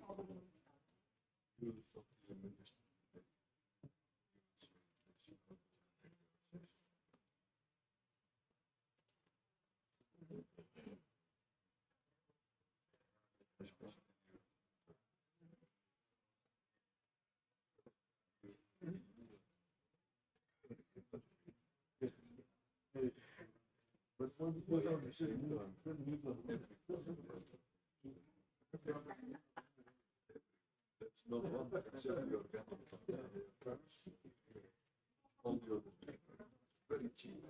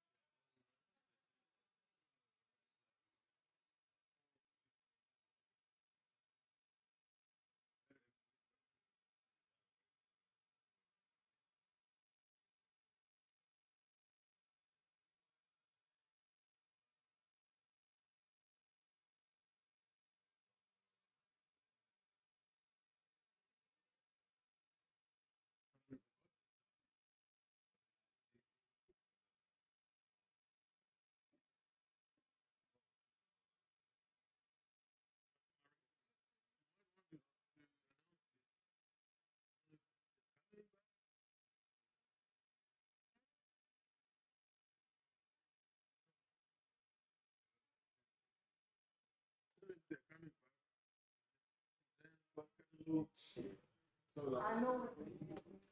I'm just going to put them here for now. You can see them. And toward the end, I will like to see. Yeah, looks like a very good result. But still, I'm kidding. I'm kidding.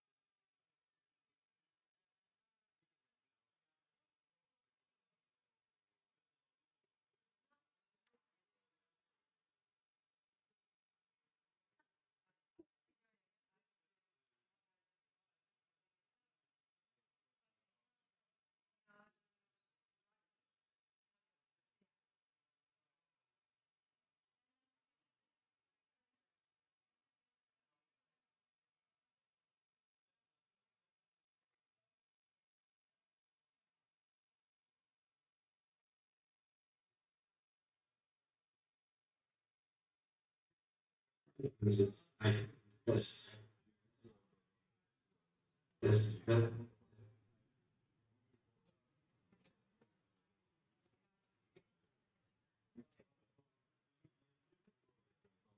Yeah, that's fine.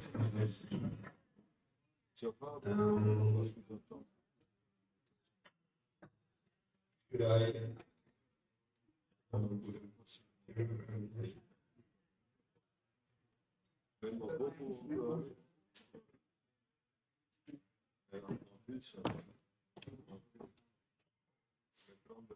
Welcome back.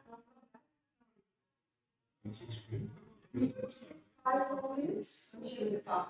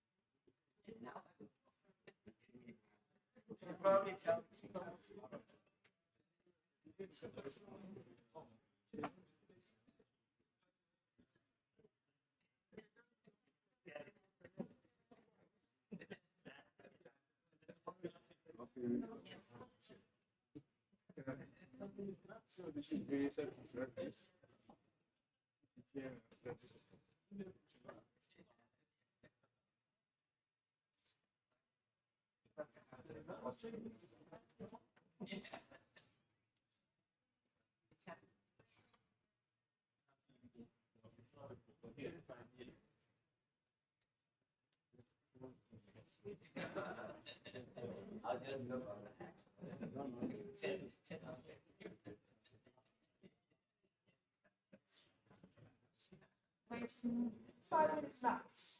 Sorry. But I can't do that. At dinner, at lunch.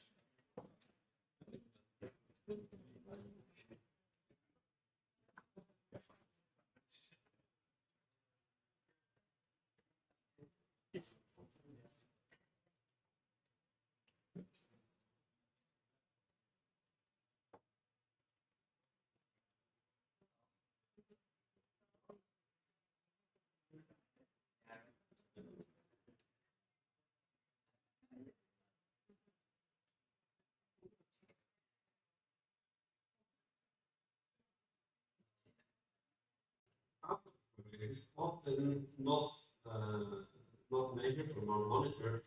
But in this case, well, it was shown that okay, this adoption actually went down quite drastically, and it is not a single event. I think it's a pattern all over the world, where the large majority of projects do not stay up to make a wider impact, or that they fade out after the initial funding ends. We are understanding that process much more, and I think in the last couple of, well, decades, especially, there's a lot of material gain available. One of the lessons around this is scaling is not a thing of a few years, it will take decades. The difference between the pilots and the projects, they are not a guarantee for success at scale. It also depends a lot on the willingness and ability of local actors to sustain and grow that scale. And also the realization that scaling can do damage. To make big changes, sometimes we can also make too big changes. But also one of the other lessons I think that keeps coming back in all these different materials is that there's a lot of interpretation and also confusion on what scaling actually is. Now, one of the key things I think coming out of all that knowledge is that the realization that a lot of these successful projects, and I mean more adoption-driven projects, they don't lead to sustainable change at scale. They remain kind of like islands of success here and there, in a specific thematic, and then they fade out again. And I would like to talk to you about scaling, not as more adoption, but really as a process to increase the use of innovations to address needs over time and across geographies. And I think there's a big call for alternative approaches to scaling, as the idea of massive rollout of standardized solutions, more adoption, that I was just talking about. And that really understands scaling of innovation that means something, right? It's not your objective to scale something, it's about what happens when we reach such a scale. But I think maybe the more important question is what do we want to achieve with scaling? And I think the response there is good change. We want to change things. And I would like to talk about how do we scale something up, so many farmers, etc. I would like to take a bit of a different approach. And I would like to talk to you about what system change. And system change is exactly about how do you achieve change. And one of the key issues there is that it's really about altering underlying structures and supporting mechanisms, which make the system operate in a particular way. And this is very, very important. It is, I think, one of the foundational problems that we're facing and how we're dealing with most of our development issues is that we treat them often as very tame problems. It's like a problem and a solution. You have a flat tire, you fix the tire, and you go on with your life. And I think if we talk about, let's say, soil health or land degradation, these are very wicked problems. They're very complex problems. They are related to agriculture, the environment, economy, energy, so many different sectors, so many different things come together that is not just a quick fix. Another very important realization, I think, if you take think about systems change, is that the problem that we perceive is a result of the system working perfectly well. You have to think a little bit about it, but it's really about that, for example, in the case of land degradation, the soil currently is lost 100 times faster than it's being restored.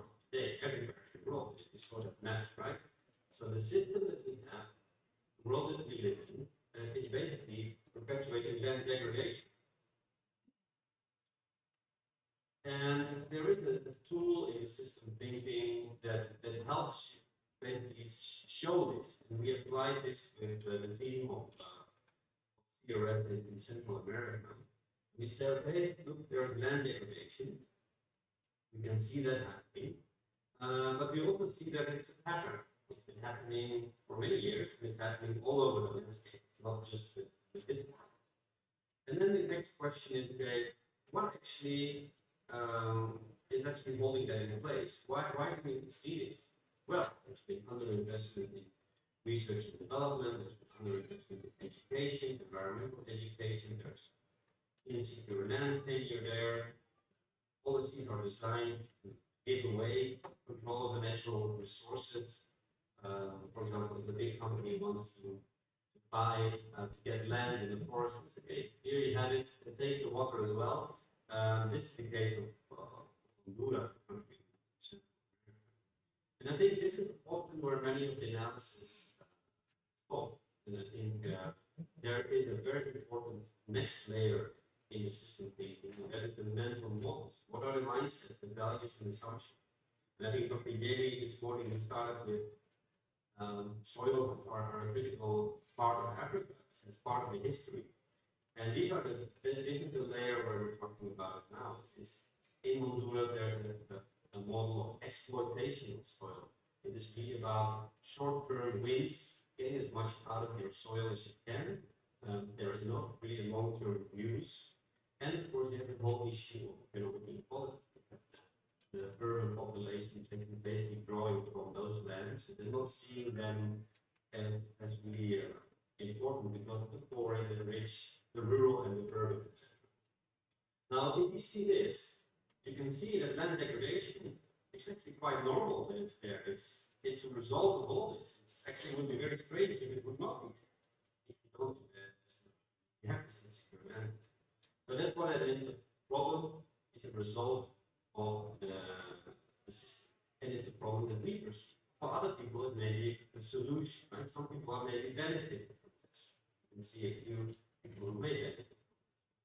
Now, the expert here basically saying, if you just go to land to restore this land, this patch of land, you basically cut off the tip of the iceberg. But because of the buoyancy of the iceberg, it will basically, the tip will grow back. And whatever you restore will go back to the way it was. Because the underlying patterns, the underlying structure, the underlying mental models have not been changed. So what we did basically with the team in Honduras did the same thing.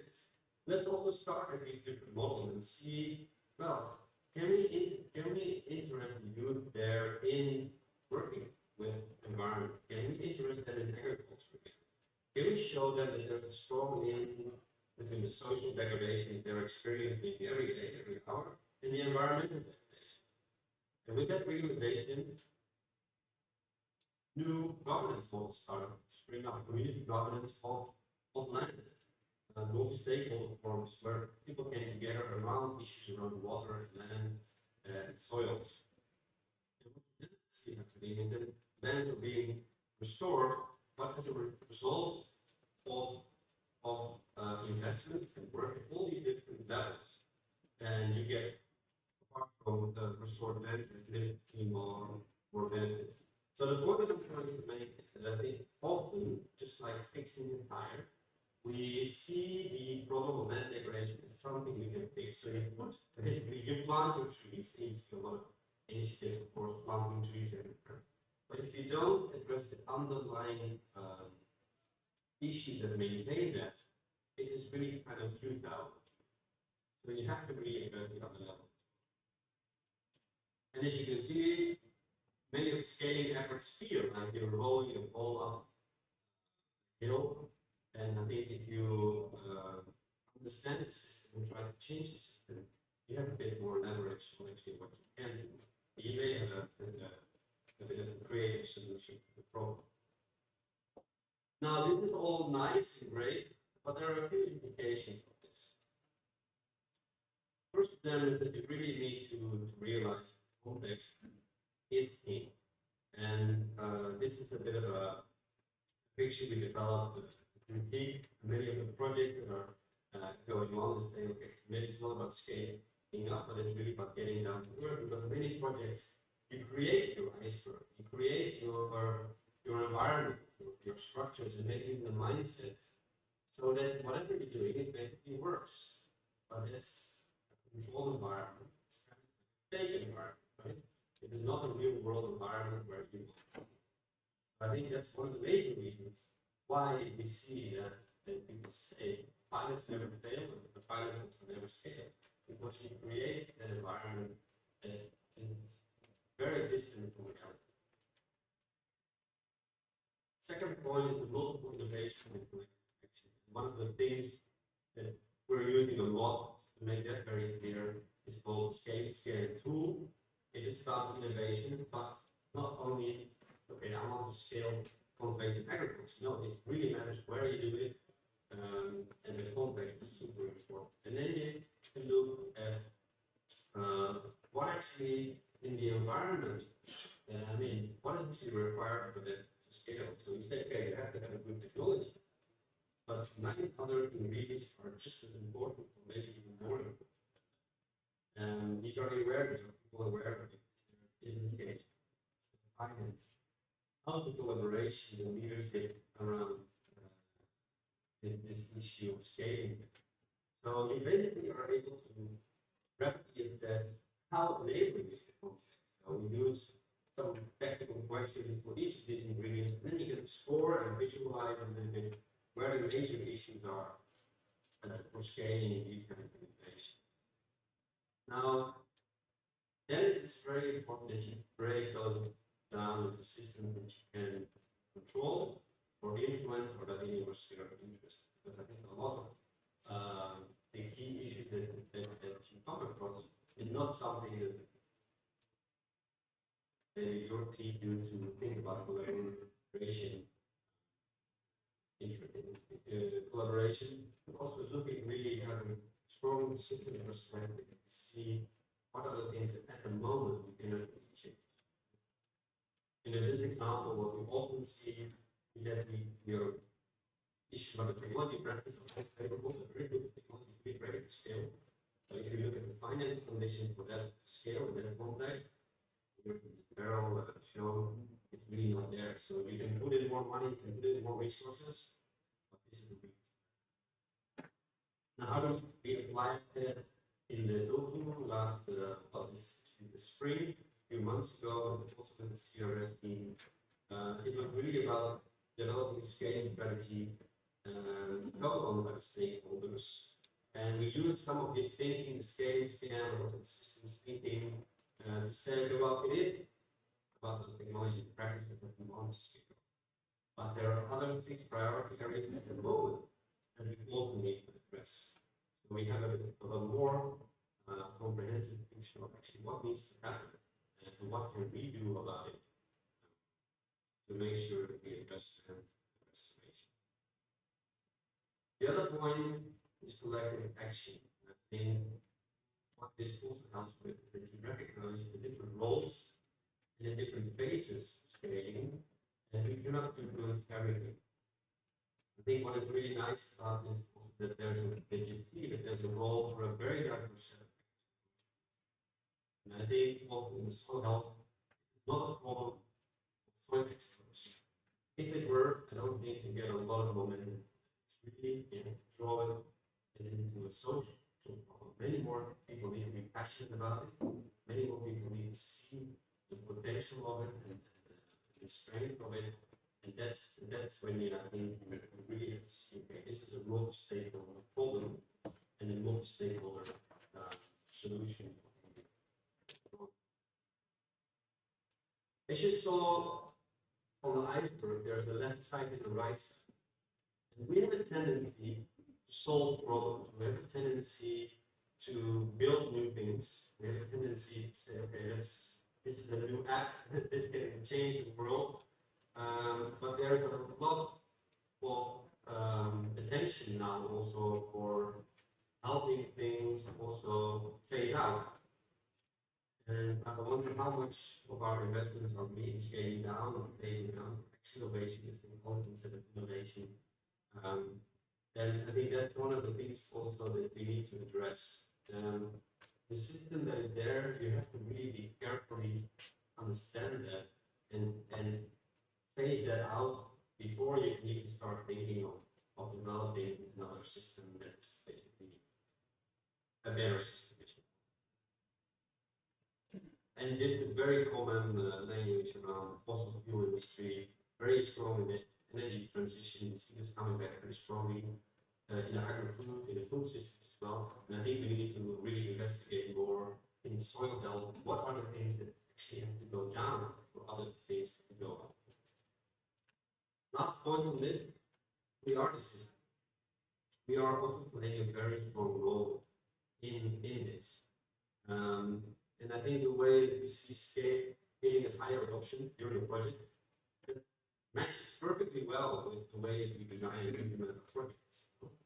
So if we want to change that, if we want to change it from a more linear way of scaling to a more system or complex way of scaling, we also have to shift the way that we work. And I think currently we work a lot about attribution, we work focusing on direct issues, more is better.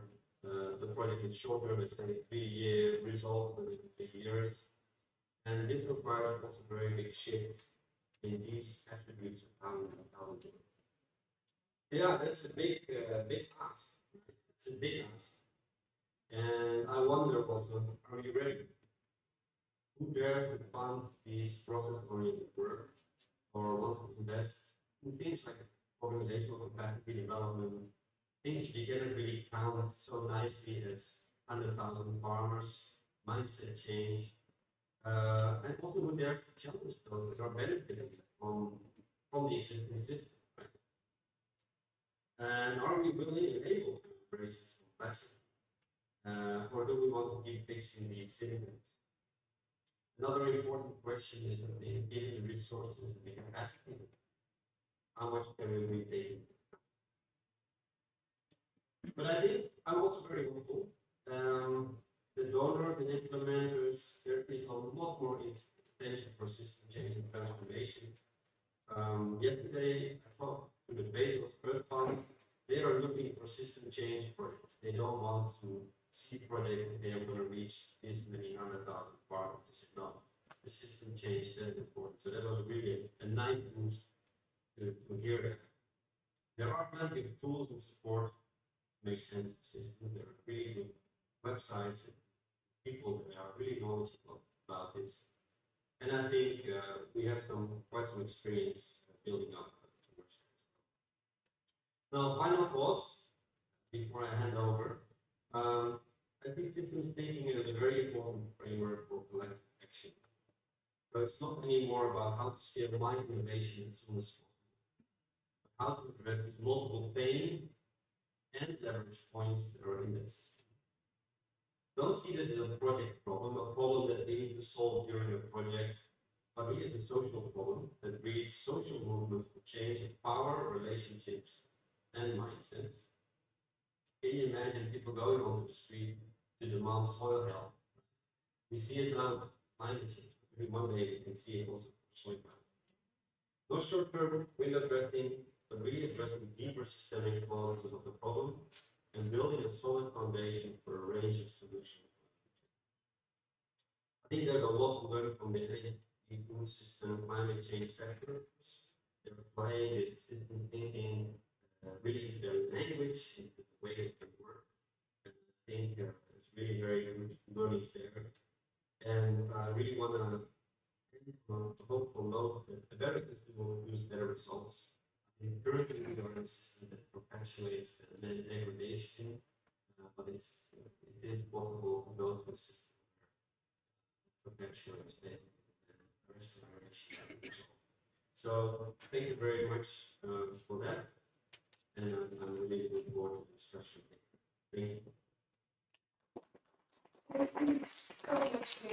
And I had the privilege to collaborate with Lennart and CRS in Lesotho on the example that he gave. And I promise you, I mean, it might look like it's a lot, but when you embark on a system approach to really achieve a collective goal, it is amazing. And I want to refer to what he was saying about moving from ego to eco is a very powerful way to create an ecosystem, which I'm sure is going to be a big element of your soul initiative for Africa.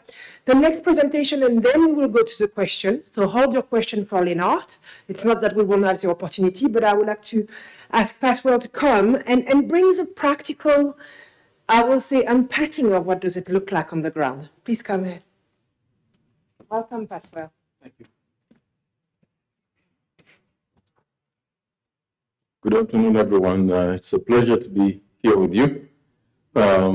Just a word of question. Bring the practical, lower your expectations appropriately. My presentation really is to help sort of provoke thinking. So from the abstract, so this is what we agreed with Leonard, my colleague at CIMIT, is that he will provide that overarching framing of the issue. And then I will come a little bit below that and say, so how do you think through this in terms of nuts and bolts? What I'm going to do is not an exhaustive list. If anybody had an exhaustive list of solutions, then we wouldn't be here because the problem would have been solved. So what I'm going to do is not to provide you with an exhaustive list of solutions, but certain things that we can think about in bringing the points Leonard has been talking about to more practical, programmatic level. So where do I point this at? Somewhere. So where's the sensor? Where? This?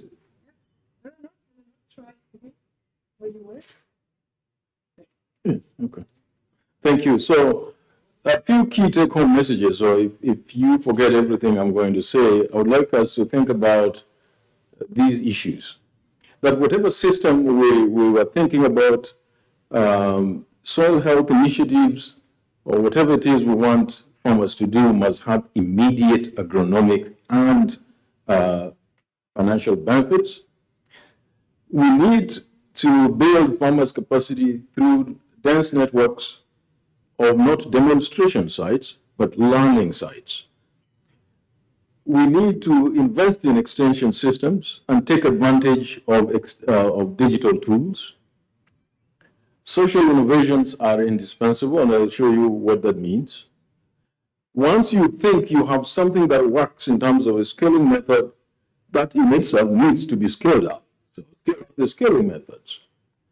But this is, so I was saying you could forget everything, but this we shouldn't forget. The last point here. I can't point this very well, but scale know-how and capacity before emphasizing practices and technologies. And in that sense, we are talking about farmer agency, self-learning, experimentation, and adaptation. How do you enable that? So in one of the projects we ran in CIMIT for many years, this is how we couched the agronomic benefits.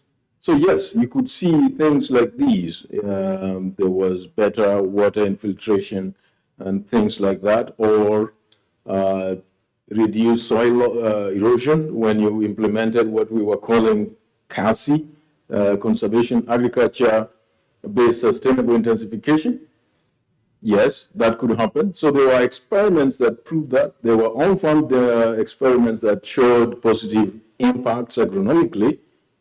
However, eventually, of course, soil carbon, we've been talking about that. However, eventually, you needed to couch that in terms of farmers' incomes.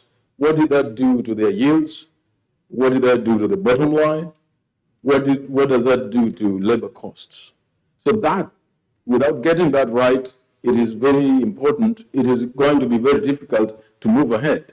And that then begins to speak to some of the issues Lizzle and David were talking about in the morning: policies, incentive systems. So if what you're asking today cannot deliver financial benefits today, what then? Do we let the soil degrade? Do we let the practices degrade? And I think it was Bernard, or maybe it wasn't Bernard, but one of your panelists said, we ask farmers a lot of things. Hey, farmer, Mrs. Farmer, or Miss Farmer, Mr. Farmer, give us healthy food. Please protect our environment. We need you to take care of our climate. We don't want you to use all those pesticides. We want you to do it, but that is really not a very helpful thing to do. So it must speak to farmers' benefits today, and it is upon us, therefore, to step up and say, well, it doesn't contribute to a bottom line now. what do we do about it? Is it about policy? Is it about payment for environmental services? What incentives can we put in place? So that's point number one. Number two, over extended periods, invest in dense networks of learning sites. And that's what we found out in the 9-year project, that over the 9 years, those locations where there were those intensive engagements inside those communities, there was in fact clear evidence that whatever adoption or limited scaling that was happening because of those multi-year in-community engagements. And so that's what we need to do. So those successes were based on that, that presence over 9 years. Number three. So one of the things we note is that even a simple technology or just variety adoption takes at least 3 years just for farmers to be comfortable with a new variety. What does that say about complex, knowledge-intensive soil health practices? It will require something that can shorten that research, demonstration, learning, and adoption cycle, right, at the individual level. And we think, so this is the lesson we learned from the project, that digital solutions really should be geared towards reducing resistance in the community to do things together. And so we had examples from Mozambique where the project started small, and by the time this was ending, a lot of farmers were participating in these practices because of the different things that brought the community together. Sorry, this is not very clear because of the projection. The colors are terrible now. They look nice on the computer, but when you put them here, they don't look nice anymore. But anyway, in Uganda, similar thing, by involving farmers in agricultural innovation platforms at the start, 8 out of 10 did not regularly access extension. After a few years, only 1 out of 10 did not. So a lot of people were now accessing extension by involving them in a multi-stakeholder innovation platform. So that speaks to that lesson number 4, social innovations are critical. So bring up something, do whatever it takes to make the community develop the social capital it needs for collective action that Leonard was talking about. Then scale up proven scaling methods. We made that point at that time, in fact, in one of the briefs that I'm showing here, that so if something works, what do you do with it? This is just a project. So it needs then to be domesticated. It needs to be socialized at the highest levels possible. And indeed, that's what we did in the project. At the end of it, we were able to get a dozen ministers and permanent secretaries from the region to sign up to the results that we had found in the project. And this was very exciting for me at that time as well. So this is a true picture of that communique.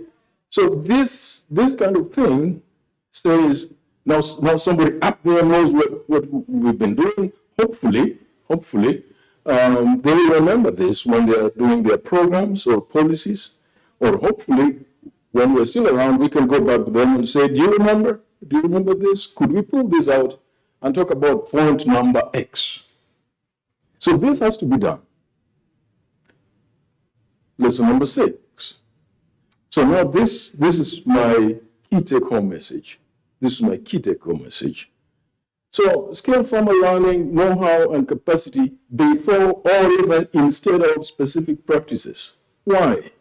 We all know that soil health interventions, whatever it is, agronomic, soil conservation, whatever you want to call it, water management, soil carbon buildup, fertilizer use, liming, the whole thing that you could think of, most of them are context specific. If they're context specific, I have 5 minutes, oh, that's plenty. If they're context specific, that means they're not widely scalable. So you really can't take up a package and say, here, take it, here, take it, here, take it. I like to use the example of my farm.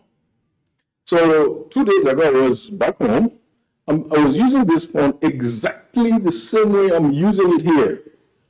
2 days from now, I'll go back home and use it exactly. If I go to New York City, it's not a great phone, but I'll still use it exactly the same way. So this thing is scalable, right? You can buy this thing and use it anywhere. And cell phones have scaled widely around the globe because of that. You don't need to change the operating system when you're in New York City or in Google. It's the same thing.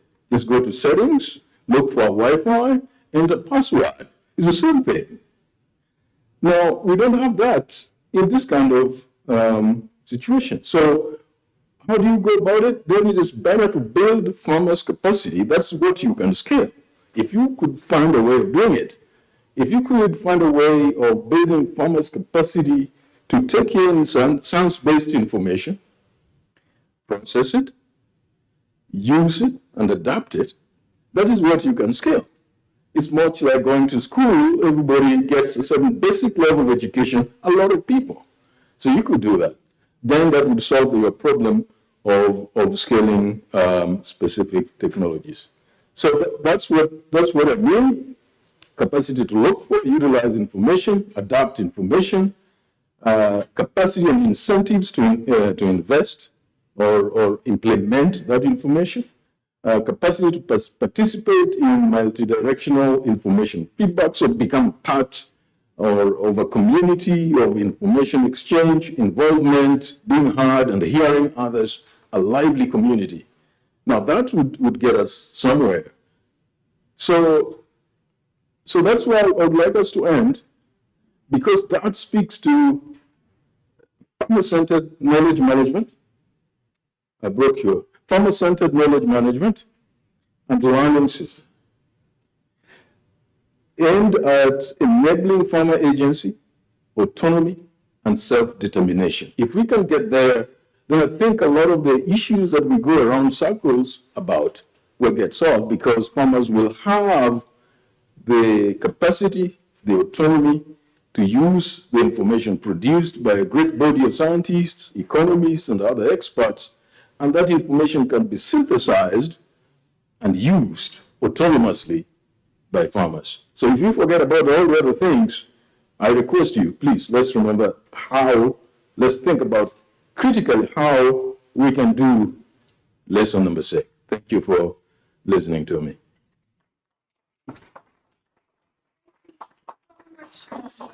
And thank you for challenging us to think in a more systemic approach. Thank you for this. I want to see if there are any questions that... This part of your... Thank you. Yep. Here we're collaborating already to fix things. So any question to either Leonard or Paswell? Sorry. Yeah.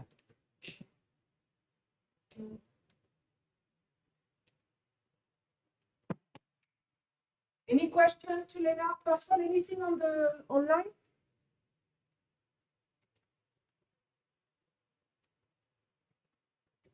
Thank you very much. My name is Anos Mkonde. I'm coming from Zambia, and I'm representing the National Session for Smallholder Farmers. I'll make one question. That is targeted on the last presenter, should be Leonard. And in his final presentation, he talks about something interesting on farmer knowledge management learning systems. From the findings that you found, my question would be, how have been African farmers been able to respond to technologies on e-extension services amidst a scenario where I think we know in the African context that I think our smallholder farmers, in terms of these innovations, are still lacking back.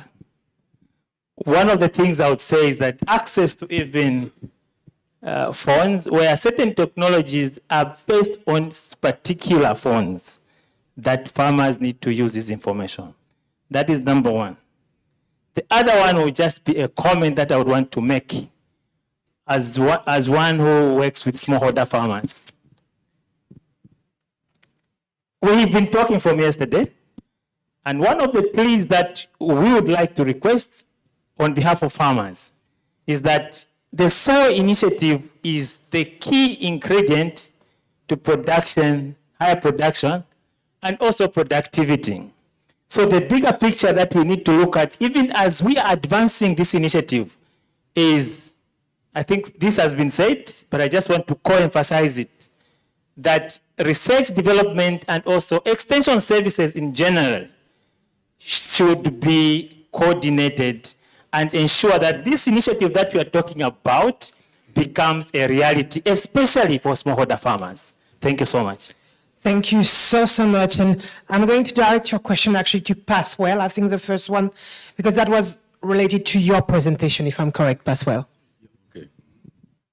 All right. Yeah, so the challenge of digital is still there.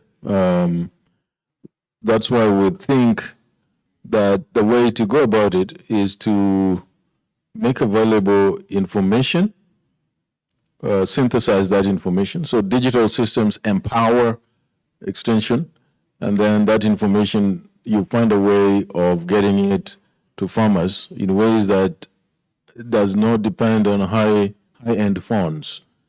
So you could deliver it much in more smaller bites, if you like.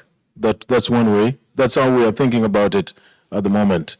So break it down. The extension people could theoretically have the better tablets, data, apps, but then they then can reach farmers by breaking that down. And the digital itself helps to do that, because in the hands of an extension person, the digital solution provides the computational power that they didn't have before, computational power to come up to look at the complex system of a farm and then synthesize it into something a farmer can use, and then that can be transmitted to a farmer.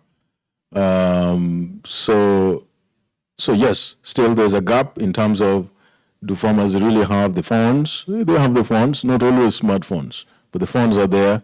Could you reach them through automated voice? Yes, that's been tried. Small text messages and what have you. But in terms of infrastructure, gadgets and what have you, there's still a lot of work to be done. Thank you. If you get another question, you can keep this one. Okay. Go ahead. Thank you for your presentation. I have a question about when we talk about differences during the scaling up in the farming system, can we talk about weakness or forces, or at what time one can say it is a fail or an adaptation? Do I answer that immediately? Yeah, I'm not sure I got the question. You said that during the scaling up, we may get differences in the farming system, and you get the example of the smartphone. But those differences, are there of success or an adaptation or a fail? At what time we can say that is we need to rethink our system, or it's an adaptation? Yeah.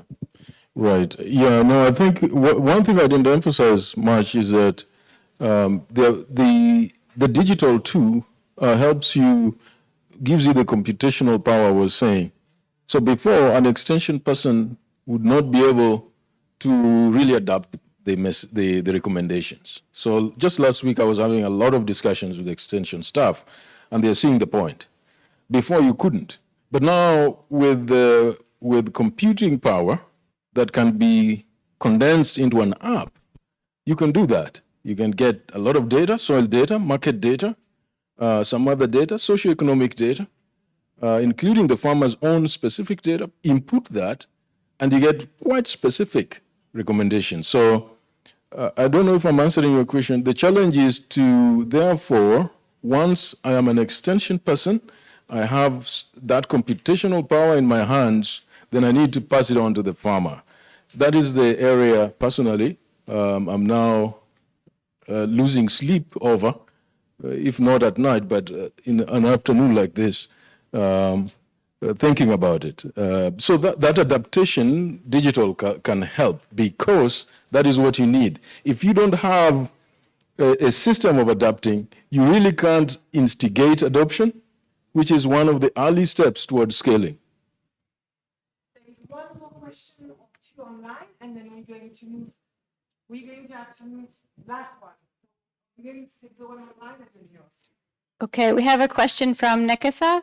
It's about farmer knowledge management. It says, are there any efforts to ensure that as we talk about farmer knowledge management, that we are also ensuring that this knowledge is actually understood by the farmers?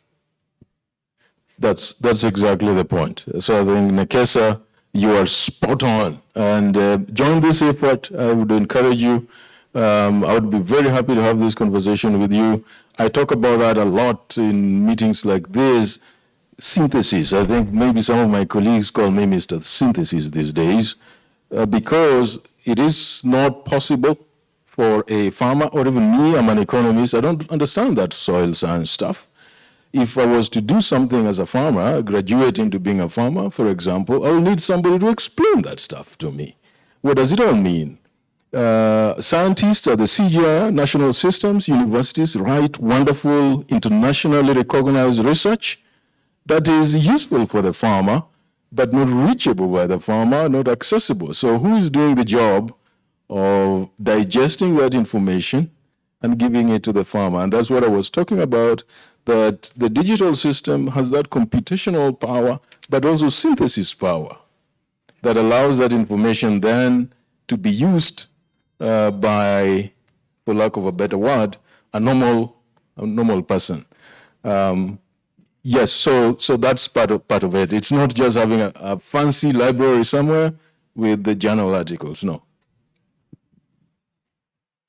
Thank you, Pascal. Last question. Okay, thank you. I'm Khalifa from Mali.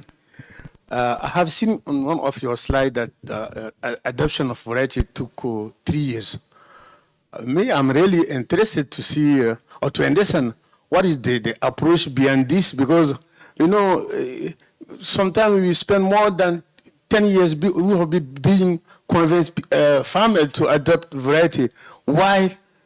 Everybody know that these varieties are relevant, they are out yielding the local variety, they have good taste.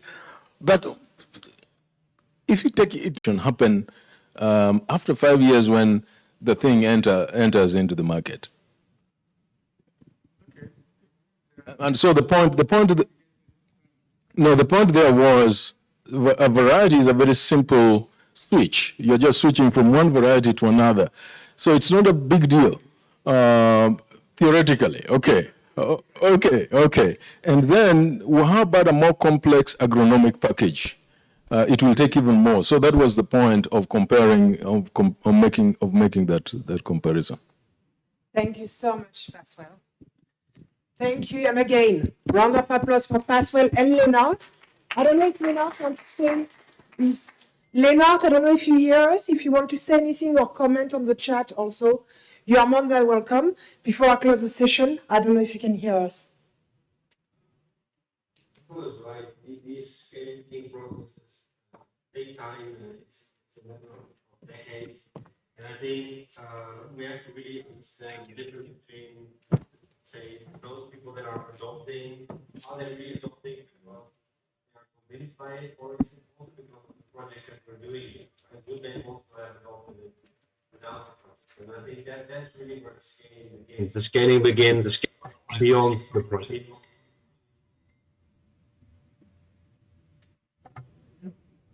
We just lost you. I think you went, and I'm back. I would say that many of the adoption that can take place within a project, you could even sometimes call it artificial adoption, right? Because it is in that environment that is created often by a byte. And it's really about adoption, indirect adoption, those farmers that are not reached by us, but they see that this is really fantastic and they do it. And those are the ones that are independent of the project. They just go on and they multiply beyond it. So those are the ones that I think that are very interesting. Thank you so much, Leonard. And thank you for really challenging also our way of thinking. So this is it, people. No more presentation today. Now it's all about engagement and discussion and kind of a conversation between ourselves. What I would like to spend a bit of time now is we want to reflect on, you've heard a lot today, okay, about the initiative itself. So we want to, first of all, to know what you think about it, but also we're going to, after this slide, we're going to, and I'm going to show you that way you know what to expect. After this, we're going to unpack a bit more what you've heard about the initiatives, the building blocks, the one that were identified, but there might be others, some of the gaps that were identified as the initiative was developed, some of the expert consultation theme. Do you have any question, comment? Is there anything missing that you think? How does it fit? And what are the biggest challenge to scaling, maybe in your country or in your region? And then the last part would be for you to share with us some of your initiative, successes, and lessons learned at a country level, that we can bring that in the thinking of everyone. So we have about 2 hours to do that, including tea. So we have a bit of time, but 2 hours is not a lot. So it's just a start of a conversation. So if we go back here, that's just the initial feedback that we want from you guys. And people online, you can use a Mentimeter. People in the room, you can use a Mentimeter, or we have the old-fashioned, and I'm going to make you walk. No, that will be for something else. The green thing is for another. But you have to, on each side, you can see it's not very well written because I didn't have a marker, but you have this question there.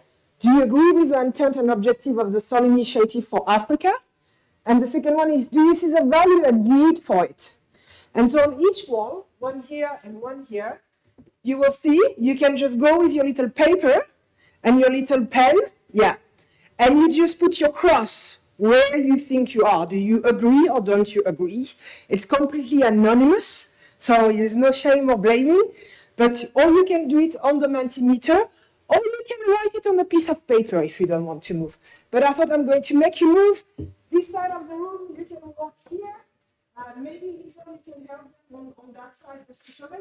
All you have to do is take your pen with you, and behind you to put 2 crosses on the piece of paper.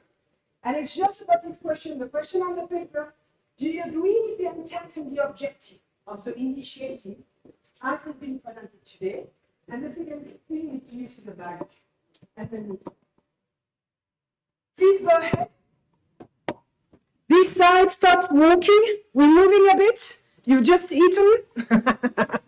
That side, just bring your pen with you. And the questions are on the paper. So on this side, we got Axel that will help you. And on this side, we have Liesel. Are you there or not? Ah.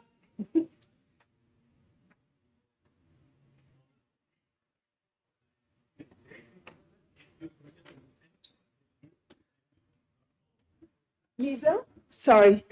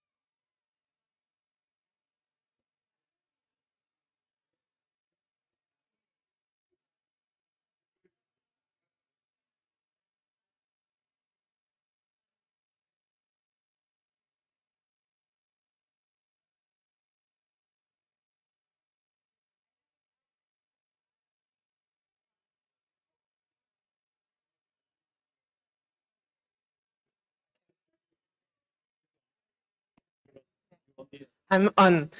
Well, thank you, thank you. I'm just going to have a check here what we have, just to have an idea. Here is mainly positive, and yes, yes. And that side of the room, what is student means, Axel? 100%. Can I have a second reading on Axel? Perfect. Thank you very much. And this is what we got. Sorry. This is what we got on the Mentimeter from people online mainly. So that gives you an idea of where they are.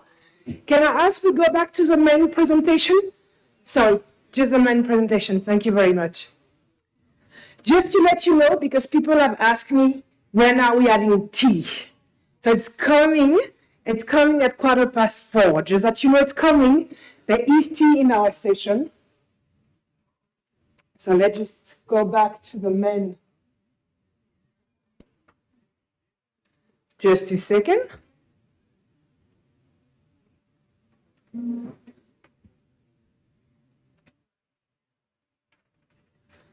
I just need the presentation for one main reason is there are some slides I want you to have a look before I ask you the question. So this we've done. What I want us to ask now is I'm going to go through the slide around some of the identified building blocks around the initiatives that were presented to you earlier on this morning, some of the gaps that were identified and presented to you, and some of the area or theme where there is expert consultation. And what I want you to think about, and we're going to have a plenary discussion, is do you have any question? Do you have any comments? Is there anything missing? Does that make sense to you? Okay?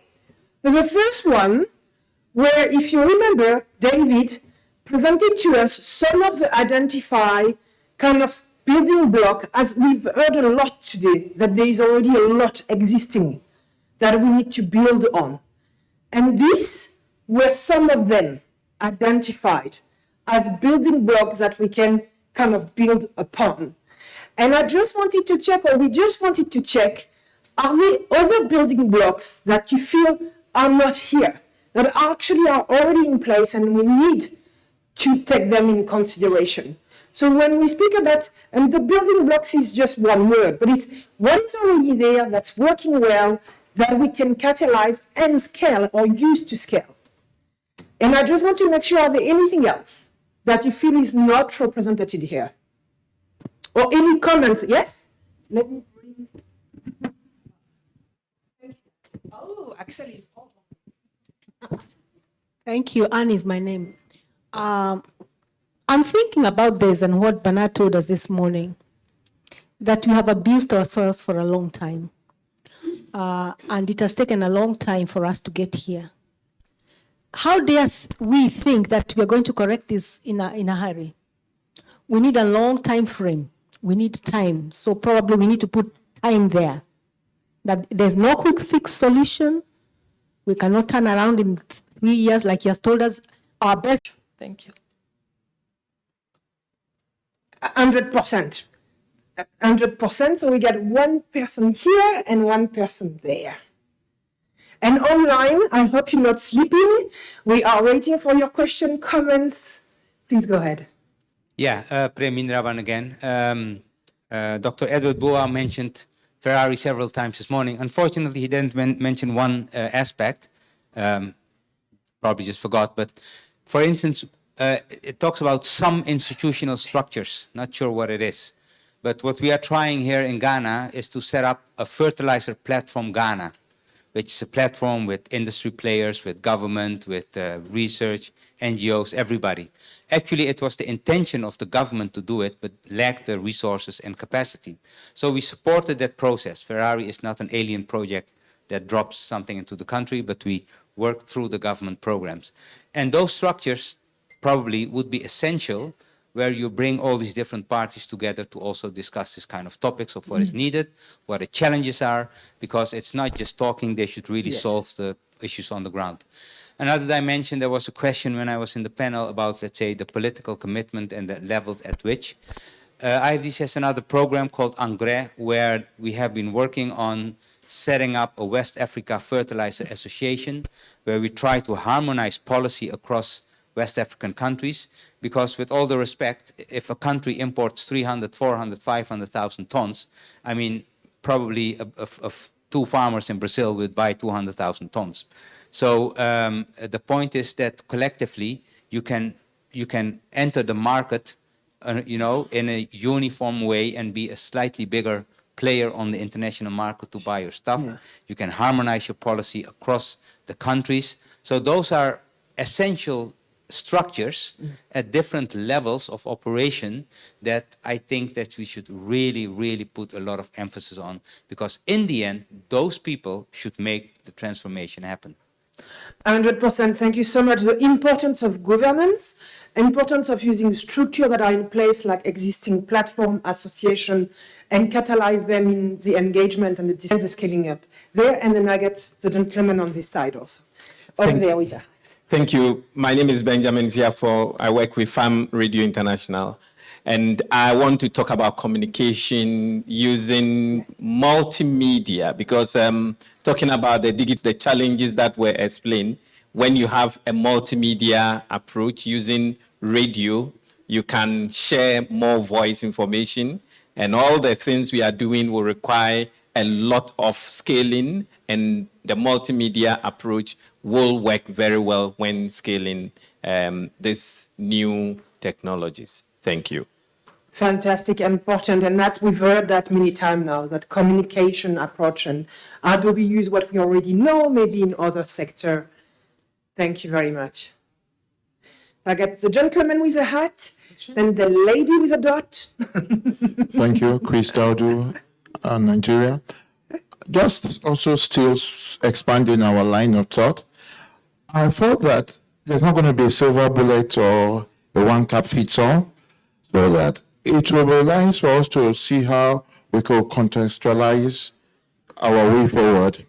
And one of those options is to look at the 9 pillars, I don't know what we want to call them, and see for which of them have low-hanging options.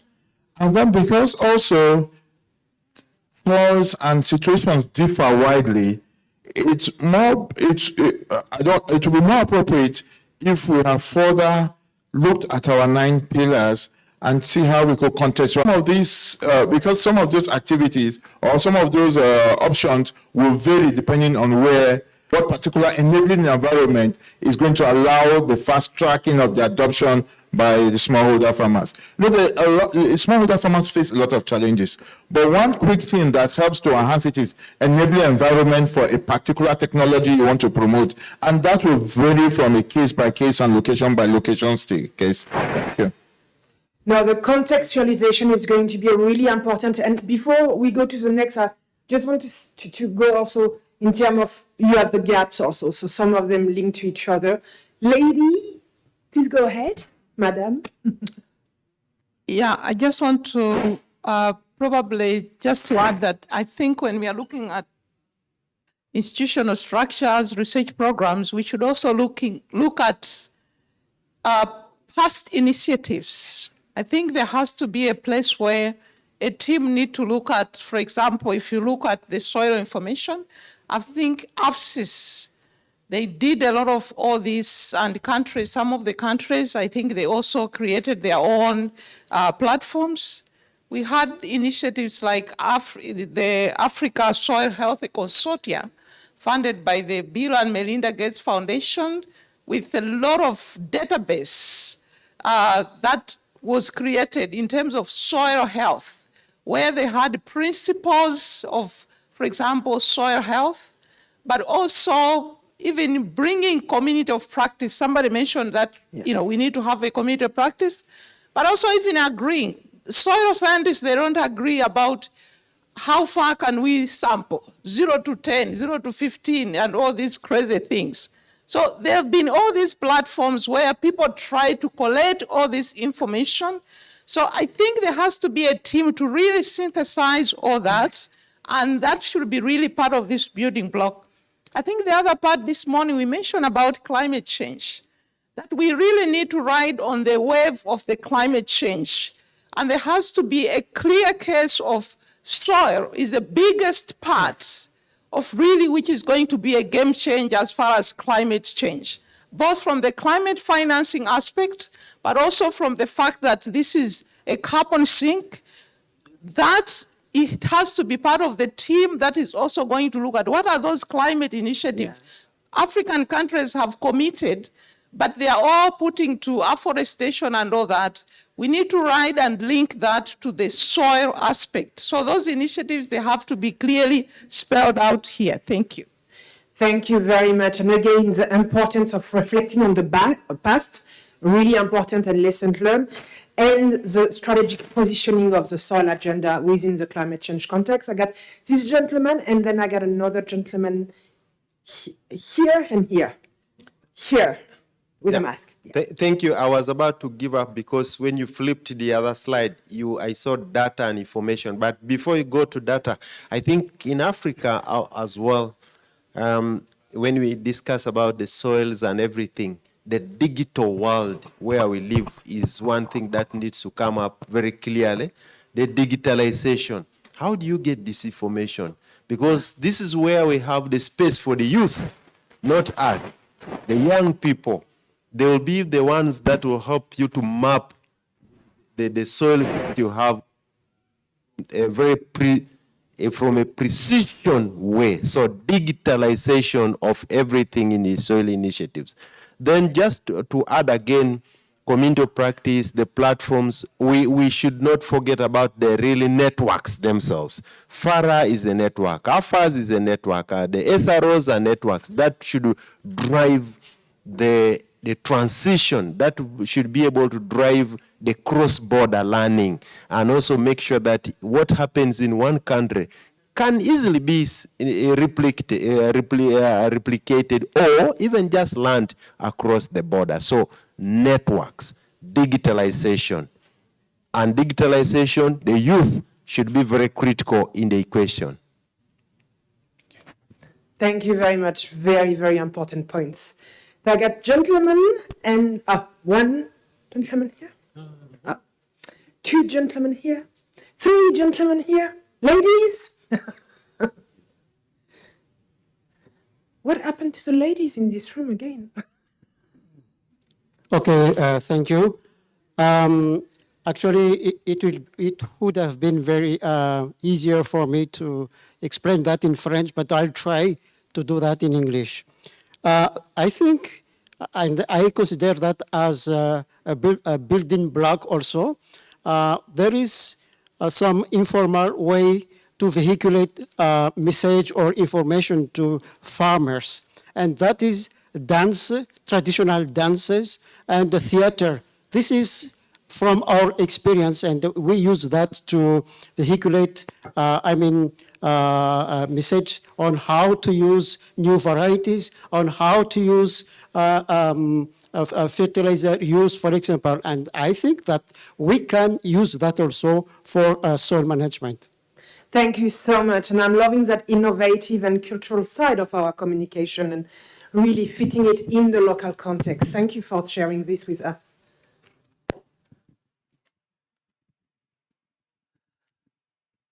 I'm Victor Somo from Liberia, and we've had 2 really successful days. This morning, the first thing we learned about was ownership, taking ownership, and it's because of ownership that we are here, that stakeholders from diverse backgrounds came here and say, we put the ideas together, and then we say, we own these ideas, this is our initiative.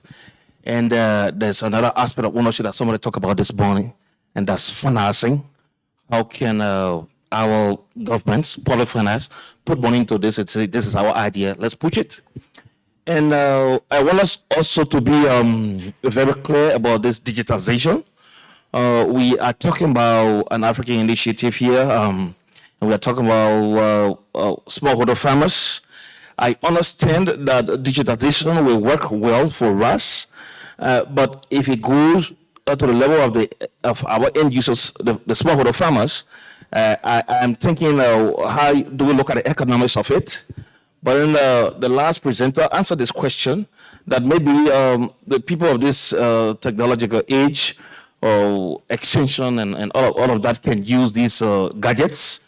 But then there has to be a way that we can link research and extension to farmers so that they can further break it down so that the farmers will be able to have access to all the information at their level. And that's my input.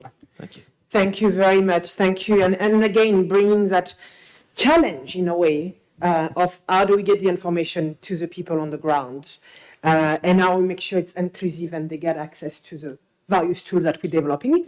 Gentlemen? Sorry. Oh, sorry. I'm sorry. Okay, thank you. Let me stand up. I'm Vincent. I'm from Nigeria. I want to talk about the technical know-how and the political awareness and leadership. But I'll start with the political awareness and leadership. I'll use Nigeria as an example. You know, one of our top political office holders said, something can be technically correct, but it is not politically correct. So it means no matter the best of science, if the policymakers are not convinced, it's not going to be adopted. So what we did, we thought we were doing in Nigeria at present was the government had a buy-in. In fact, it came from the government, but we use the best of science. But at the end of the day, we need to now prove at the ministerial level next week to tell the minister that this thing can be upscaled. And what they were after actually was, if you map the soils of the whole country, you have the information, then how can the government use this for national development? And therefore, extension came in. In fact, I was just saying to somebody now, we even talk about people from livestock, you need to map the soils where the animal graze for pastoral agronomy. So it's not just only for soil scientists. Then concerning the issue of I think each country should conceptualize the depth you want to use. You know, for the AFSIS project, you have 2 depths, but each country varies. Like in Nigeria, we chose 0 to 20 centimeter. And it was, we had a meeting where we had all the experts, we discussed, we argued, and at the end of the day, we arrived at 0 to 20 centimeter. That is what is going to work for us in our country. So I think that one should also be left. That's why we're talking about moving from local to the national, to the sub-region, to the continental. But at the end of the day, the science of how to either collect the soil sample, whether you are going to use ODK, all those things should not be compromised. Then at the end of the day, we can share together, we can partner, then we can learn lessons and also look at what is working somewhere that another country or another sub-region should avoid. That's what I have to say. Thank you. Thank you so much, Ed. Thank you. I'm Dominic from Nigeria. Yes, my own point of view is that there should be action taken in whatever thing they are doing, like soil sampling. In many communities, at least, have done many things like collecting soil sample from the farmers. They have tested it, but the action have not been taken. Nothing has been implemented. These farmers had been worried.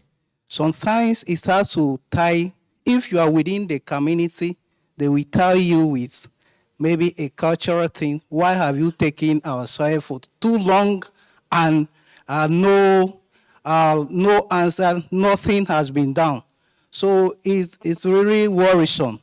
Then if they are doing anything, action should be taken to know that, yes, there is benefit that these people will derive in these things. Because even if you are working in a community this time around and they send you, they don't have trust on you again.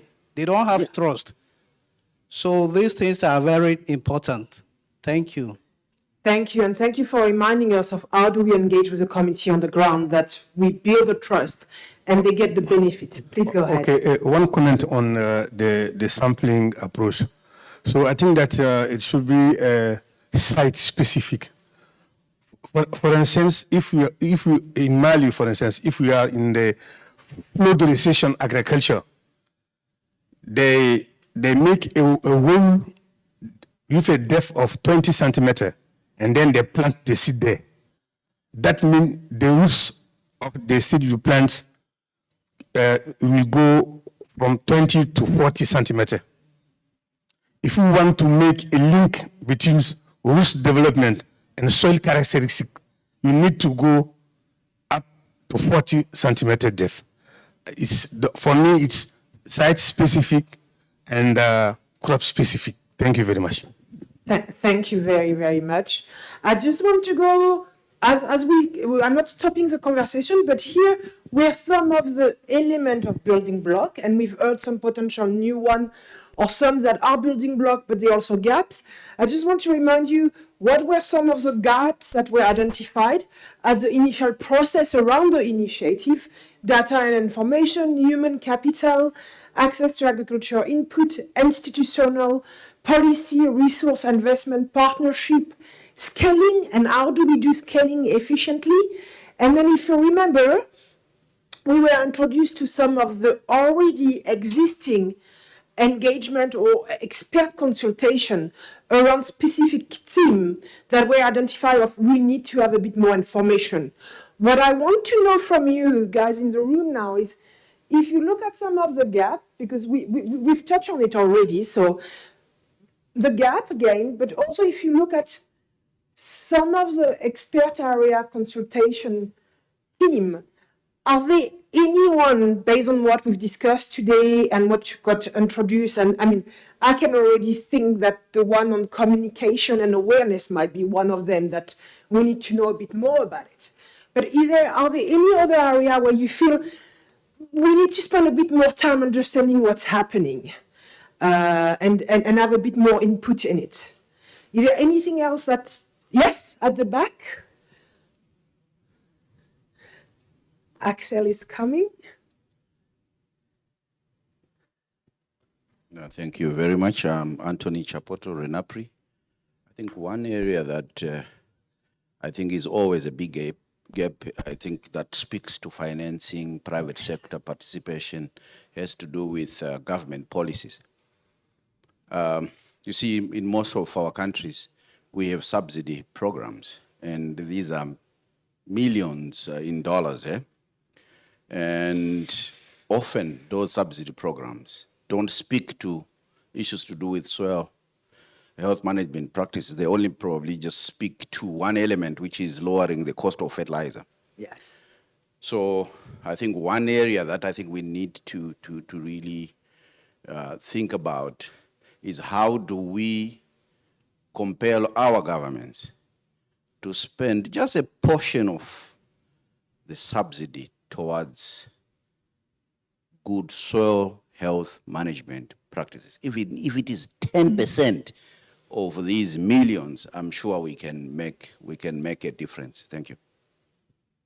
Thank you very much. And what I'm hearing is, and I'm just putting it there how I'm hearing it at the moment, is we might need to also unpack a bit more what's happening around the economic financial instrument, incentive, what has worked, what has not worked, and get a bit more input around these to inform us moving forward. Okay, thank you very much. Anything else? Anything that you feel is missing or it's not identified either as an existing building block? Anything that you want to share around what you've heard? Any question you might have that something is still not clear?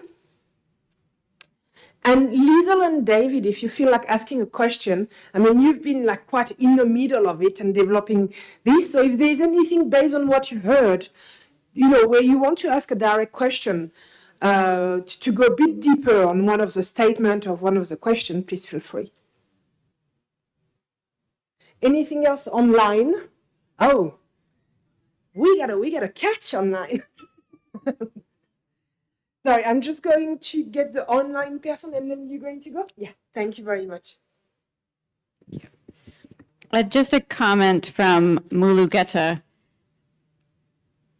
is that we need to recognize that Africa is big and very diverse. Our recommendations should therefore consider this variability. Site, crop, soil, landscape specific recommendations are required. Thank you. Very important. And I think it's reflecting, where do we need site-specific, local context-specific, and somewhere we need harmonization at different level. And how do we manage that as we develop the initiative? Please go ahead. I'm thinking about the way subsidies have been mismanaged and taken advantage of. Yeah. And I'm thinking about this. Are we going to look at examples where money put in communities for something like this has actually worked? What models work so that people don't look at this as an easy way of getting money and then they divert the money to other uses? Yes. How do we stop that? Yeah. Very important question. And while I'm thinking, while there are expert engagement is, can we learn from existing initiative around this? It's not that it's never been done. So how do we learn and how do we facilitate, maybe through a community of practice, the exchange of lesson learned and capitalize on this?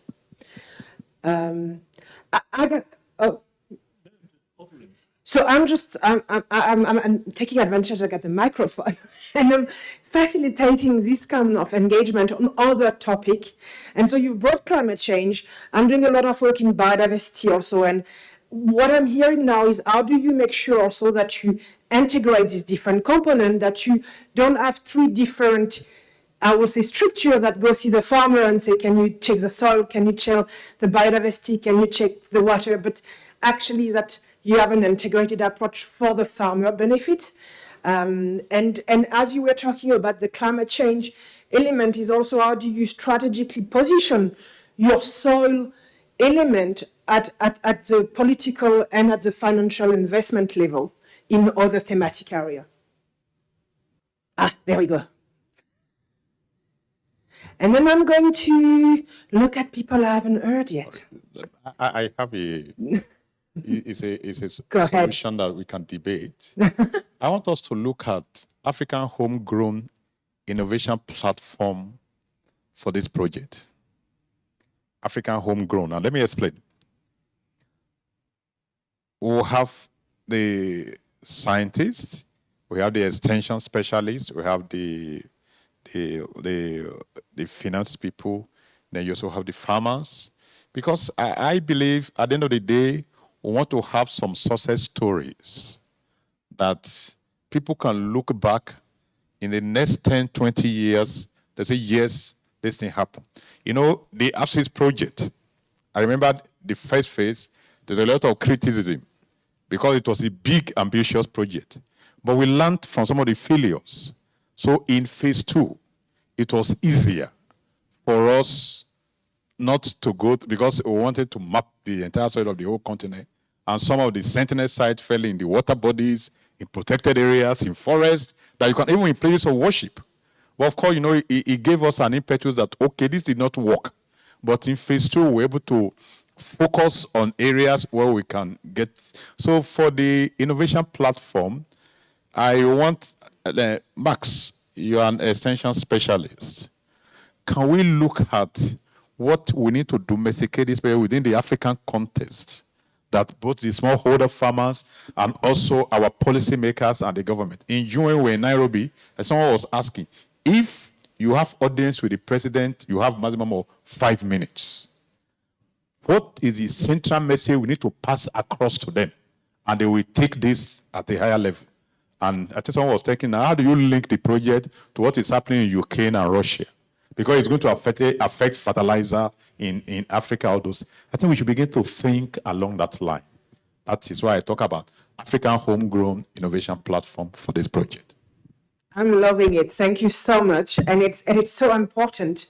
And what I love the most is, and I've said that as a facilitator is, you've done your job when at the beginning of a session, someone starts, what are you doing? And then in the middle, people are saying, what are we doing? And that's where we want to go. It's about you guys. Ladies, sorry. Point number 4, I would actually want to see if that's expounded, not just fertilizer manufacturers, because we have blenders, for example, that are very critical when we are talking about the use of fertilizer in this era. So many actors that are bringing fertilizer on the continent, they are not necessarily manufacturers.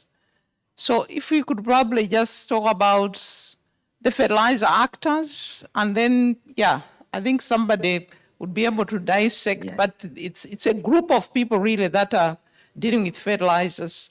And I'm looking at this, that probably it's also going to look at the organic fertilizers, because we are really trying to bring the message that it has to be integrated.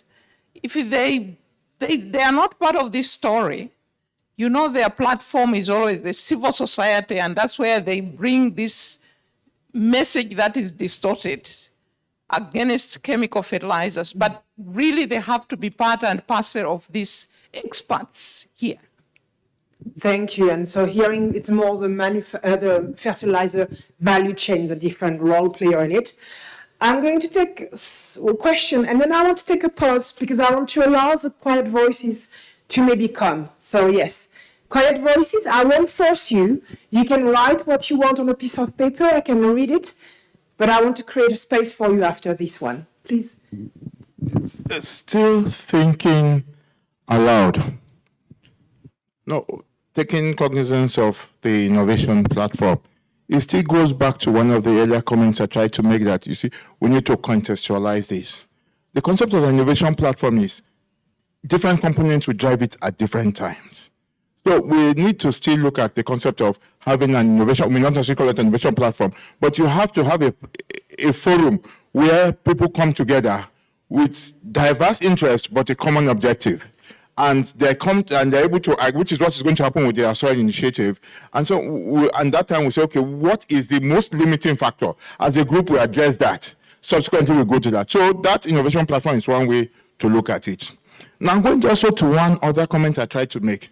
So who is going to own the SIA?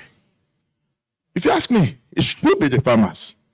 Now, if we say it's going to be the farmers, and we look at our over 9 points here, at what point are we going to have a strategy in which we work with the farmers to own and domesticate it?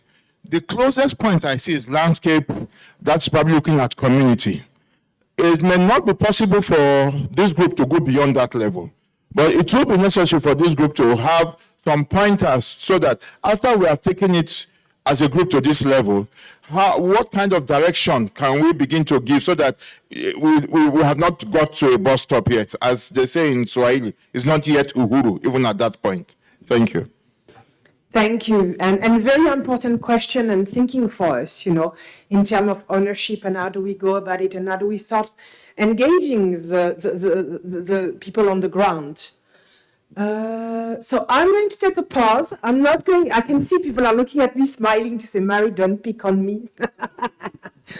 But please, what is really important in a room like this is to hear from the people that we don't normally hear.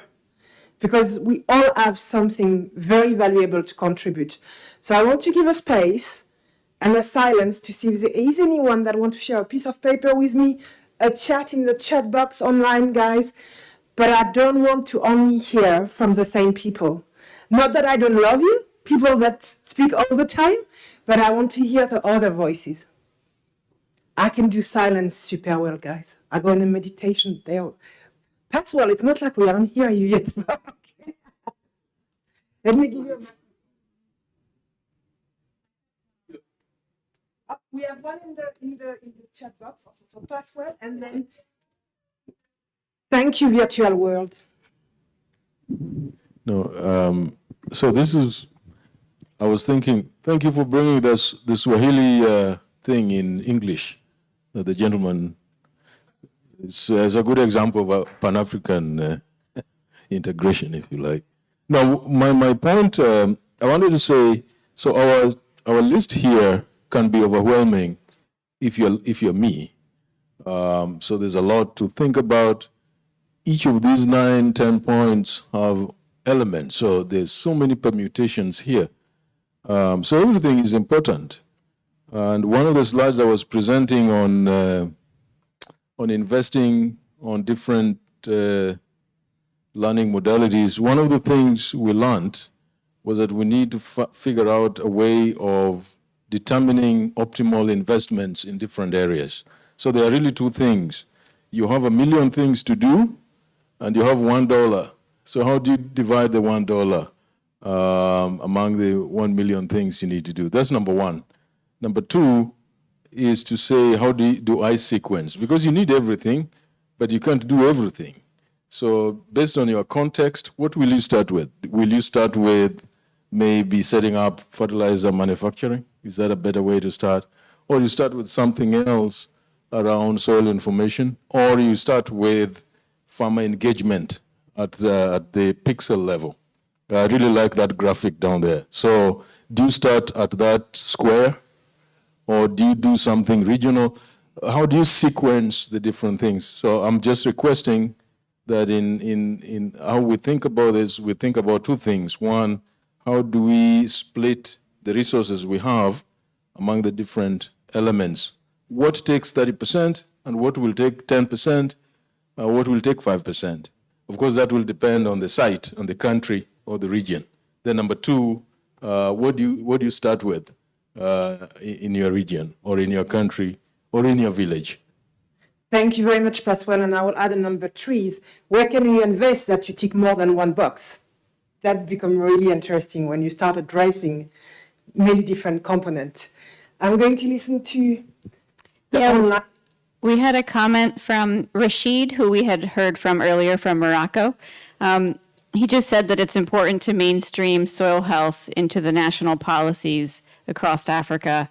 And that was then also seconded by Nekesa as well, on the importance of mainstreaming soil health into national policies. Thank you very much, Rashid. And merci beaucoup pour la note que je vais lire, et en français, donc pour les traducteurs. Et aussi, si vous voulez vous exprimer en français, n'hésitez pas, vous le faites. Donc je vais lire, oui, je vais le lire en français, comme ça vous aurez. Alors, Baruch from Guinea, comment pouvons-nous développer les cultures bio en remplaçant des cultures ou en employant l'engrais? Que pensez-vous de la mécanisation de l'agriculture par rapport à la réduction de la main-d'œuvre? So I hope you got. Should I do it in English also for people that didn't have? Okay. So how can we develop the bioculture or the in English? Sorry. Office culture? No, culture. I think it's a biologic culture. It's a conservation agriculture. I think in English it is. Yeah, I think it is. By replacing culture when you're using fertilizer. So it's with or without fertilizer, or do you move from one side to the other side, if I understood the question? And then the other question is, what do you think about the mechanization of agriculture compared to the reduction of human capacity, human people employing it? So, you know, by modernization, you having maybe less people being employed in the sector. Is that a challenge that we should consider or not? I'm rephrasing. J'espère que j'ai bien traduit, que c'était bien comme ça, si vous avez entendu. David, do you want to answer this? Or comment, or ask question, or add? You invited us to ask a question, so I was going that way. You know, I think there have been quite a lot of interesting suggestions about things to consider and try to put together. This meeting, in a way, you're in the kitchen now as we're cooking some materials and documents to try and be helpful as guidance documents. Down the road, we hope that heads of state will give a green light to some of the guidance that we are putting together. But then our intention is to take those materials that get approved, take them to country after country after country, not as it won't be a contextualized plan, as some of you guys have talked about. It will be sort of a generic kind of, here are some things to consider about how best practice and wisdom can inform what you're doing. But as those materials are taken to the countries, one after the other, we will want to have a meeting kind of like this meeting, but about developing a contextualized plan, taking advantage of those materials. And I wonder what kind of guidance you can give, or how will we know who to bring into a room to have such a discussion and to work with? We'll want to bring these materials there for an important discussion that will be technical, yes, and contextualizing, but it will also need to be influencing, building contextualized materials to influence decision makers in your countries. So how will we know who to bring into the room, and how will we know how to work with them on that job once we get... Question pour nous tous, c'est de savoir comment les politiciens dans les pays, les techniciens dans les pays, pour vraiment se dire, voilà, on développe toute cette initiative, on développe ces documents, comment on les intègre.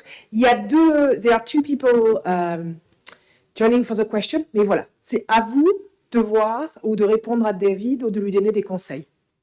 Please go ahead. Thank you. I think I'm happy with what I see, but there's one area that I think we still need some work. And it's always, in my view, an area, I know that we spoke about domestication and all that. I still feel that I see we have scaling and all these things, but I'm not clear that we have a clear message in terms of how we are going to propose that we move forward in terms of implementation. I see we have clarity in terms of what needs to be done, why it needs to be done, but when it comes to the how, I still feel that, perhaps we don't spend as much time as we should, and it's not only this particular initiative, but to be honest, on the continent, this is our biggest weakness in terms of, translating nice ideas and plans to implementation, and how we make sure that that happens at speed, at scale, to address the concerns that we have. So for me, I'm still apprehensive in terms of whether we have spent enough time to think about how we're going to do this in a way that is different, because the reality, and if we are to be honest, the reality is many of the things that we're doing are not reaching that, critical, point where they are starting to transform our systems. So I'm worried that we could be still going the same path. So that's just my concern, and I just wish we spend a bit more time on the delivery element of this. And I think it's essential, and thank you for this point, which is a bit linked to what David was asking, actually. So I'm going to take the other question, but we can spend a bit of time just brainstorming around it. We might not sort it out right today, but we can have a dedicated thinking session around this. Thank you. Please, go ahead. Yeah. I want to, contribute to a very important question that has been asked. How are we going to effectively manage the question that has been asked about this noble work that is important in the agriculture sector?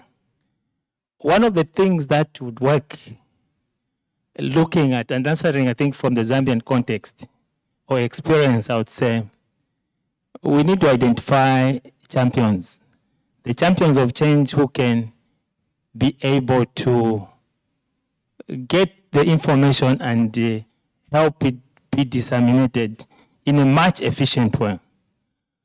And in different countries, I think those people can be identified. I think I've just forgotten, somebody was talking from the side of government from Nigeria. But the other part we need to look at is that there are non-state actors who are able to take a work to another level. Why do I say so? I think I want to agree with my brother. This issue of soil initiative that we are talking now, it's not new, but it's like it has been neglected, right? Now we are trying to find a solution which we could have worked and could not be in a position where we are now. So we need to have remedial measures, strategies that are going to be efficient. In Africa, we have got traditional leadership. And I think if we're talking to smallholder farmers and we don't capacity build these strong institutions which are leadership where farmers are engraved, that is smallholder farmers like the chiefdoms, we cannot have an answer. But I think going back, we need to identify these from especially the non-state actors and also the traditional leadership that can be able to upscale this information. Now, the other point which I would like to add on is the use of communication where we use like local radio stations. Information is packaged in according to the geographical position. And the information reaches the farmers. We are talking about the farm on the soil initiative or soil management systems. This can be achieved. And we need to start from somewhere. Thank you so much.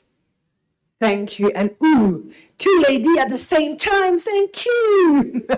Lady here and lady here. Thank you.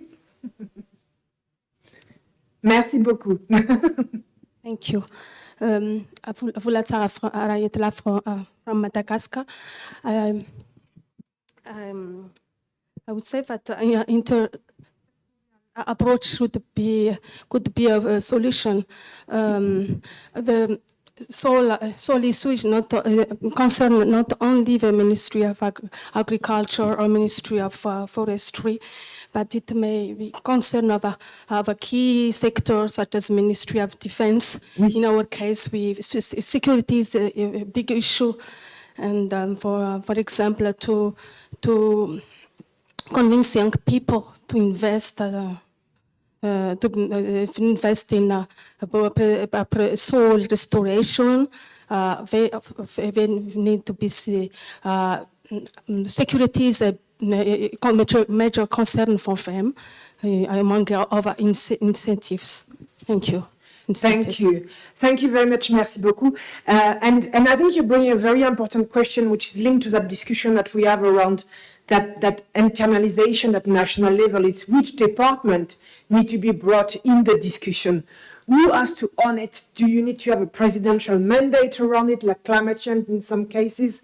But how do you make sure that you have the right department or ministry in it, that it gets the right investment and right support? So in, as you mentioned, defense, it might be health, agriculture, many different ones are involved in it, economics. So very important point. Thank you so much. Please. Thank you. Dayelim Diallo from Senegal. I would like to say just that the approach is very important at the beginning. We need to co-design with all the stakeholders, policy maker, decision maker, and science, and particularly social science expert. Because in Africa, we deal with low adoption of our technology.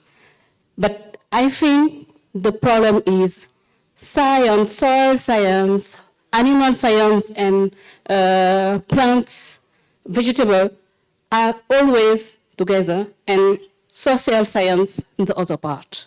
We need, if we would like to get to reach our goal, to get involved everyone on its particular perspectives. Thank you. Thank you so much. And again, very, very important. Who else is missing? Social science, but it's also expert in communication, which fit into social science. But people expert in value chain, marketing people. So who else do we need to leverage around this? And I want to read you, so thank you for sending me your message, the quiet voices. First is, again, bringing the fact that we still don't have here, where is the need for public awareness and community mobilisation, really important, and around the mindset of change. Et merci beaucoup pour la note, je vais la lire en français. La mise à l'échelle ne pourra réussir sans un changement radical de la mentalité des producteurs. Le système éducatif qui est totalement occulté dans notre approche actuelle doit être pris en considération, par exemple, par l'apprentissage des jeunes enfants qui sont les futurs producteurs des bonnes pratiques agricoles dans les jardins scolaires. I'm going to do it in English because I know not all of you have your... But again, linked to that community and that mindset is that we won't be able to scale if we don't have a radical change in the mentality, mental mindset, mental model of the producers.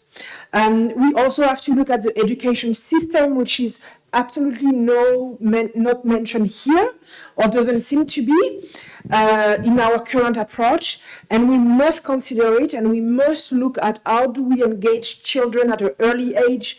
We are going to be the future producer, and that they can be familiarized in this approach, familiarized in the integrated approach, and in the good practice that they will have to put in place moving forward. So again, that change of culture or mentality.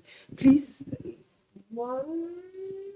I've checked online, I haven't seen anything, but if you want to come up and if you want to speak online, you are more than welcome. Just let Rachel know and we will give you the voice. I also think that the idea of watershed management is very key, so that you're not just looking at some farmers in one position of a landscape, but you're looking at a whole big area, and people are looking at how I manage my farm affects probably farmers downstream or upstream.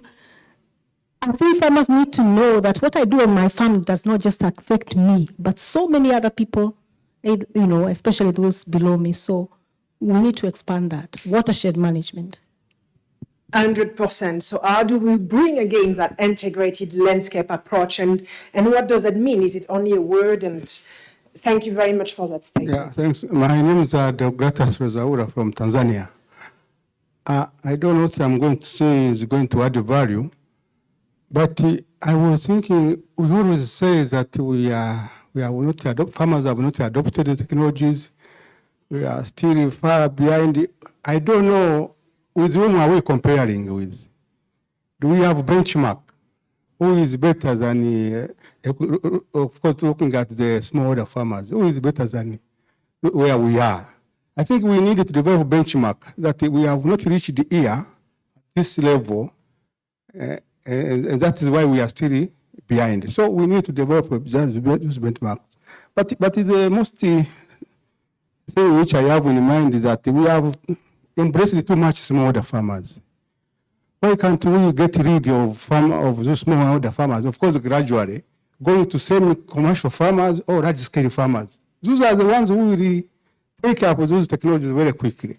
So let us not embrace too much smallholder farmers. Let us move, because now we are saying about commercializing agriculture. We remain with the farmers, we are going to commercialize agriculture. Let us transit from those smallholder farmers so that we target the other group of farmers, the progressive farmers. Thanks. Thank you. Very, very important. Who are the other role players? It's not only just the small scale farmers, c'est pas seulement les petits fermiers. Qui sont les autres acteurs qu'il faut qu'on influence? I'm hearing two key elements as we're talking. I'm hearing an element about, again, this problematic mentioned different time, and I agree with it, is any insight on how do we domesticate this process, or do we ensure that it is taken on board at national level and there is the right support, and what does it look like? And I'm also hearing on how do we make sure it's a co-designed, co-created process and that engagement process. So I want you to think about it, because what I think I will do before tea time is I want you to start writing or sharing with us practical step. What are you suggesting that we can do? What should be one step, 1, 2, or 3? Or what do you expect of that co-design process? Any suggestion? I've picked up some. I've heard about using existing network.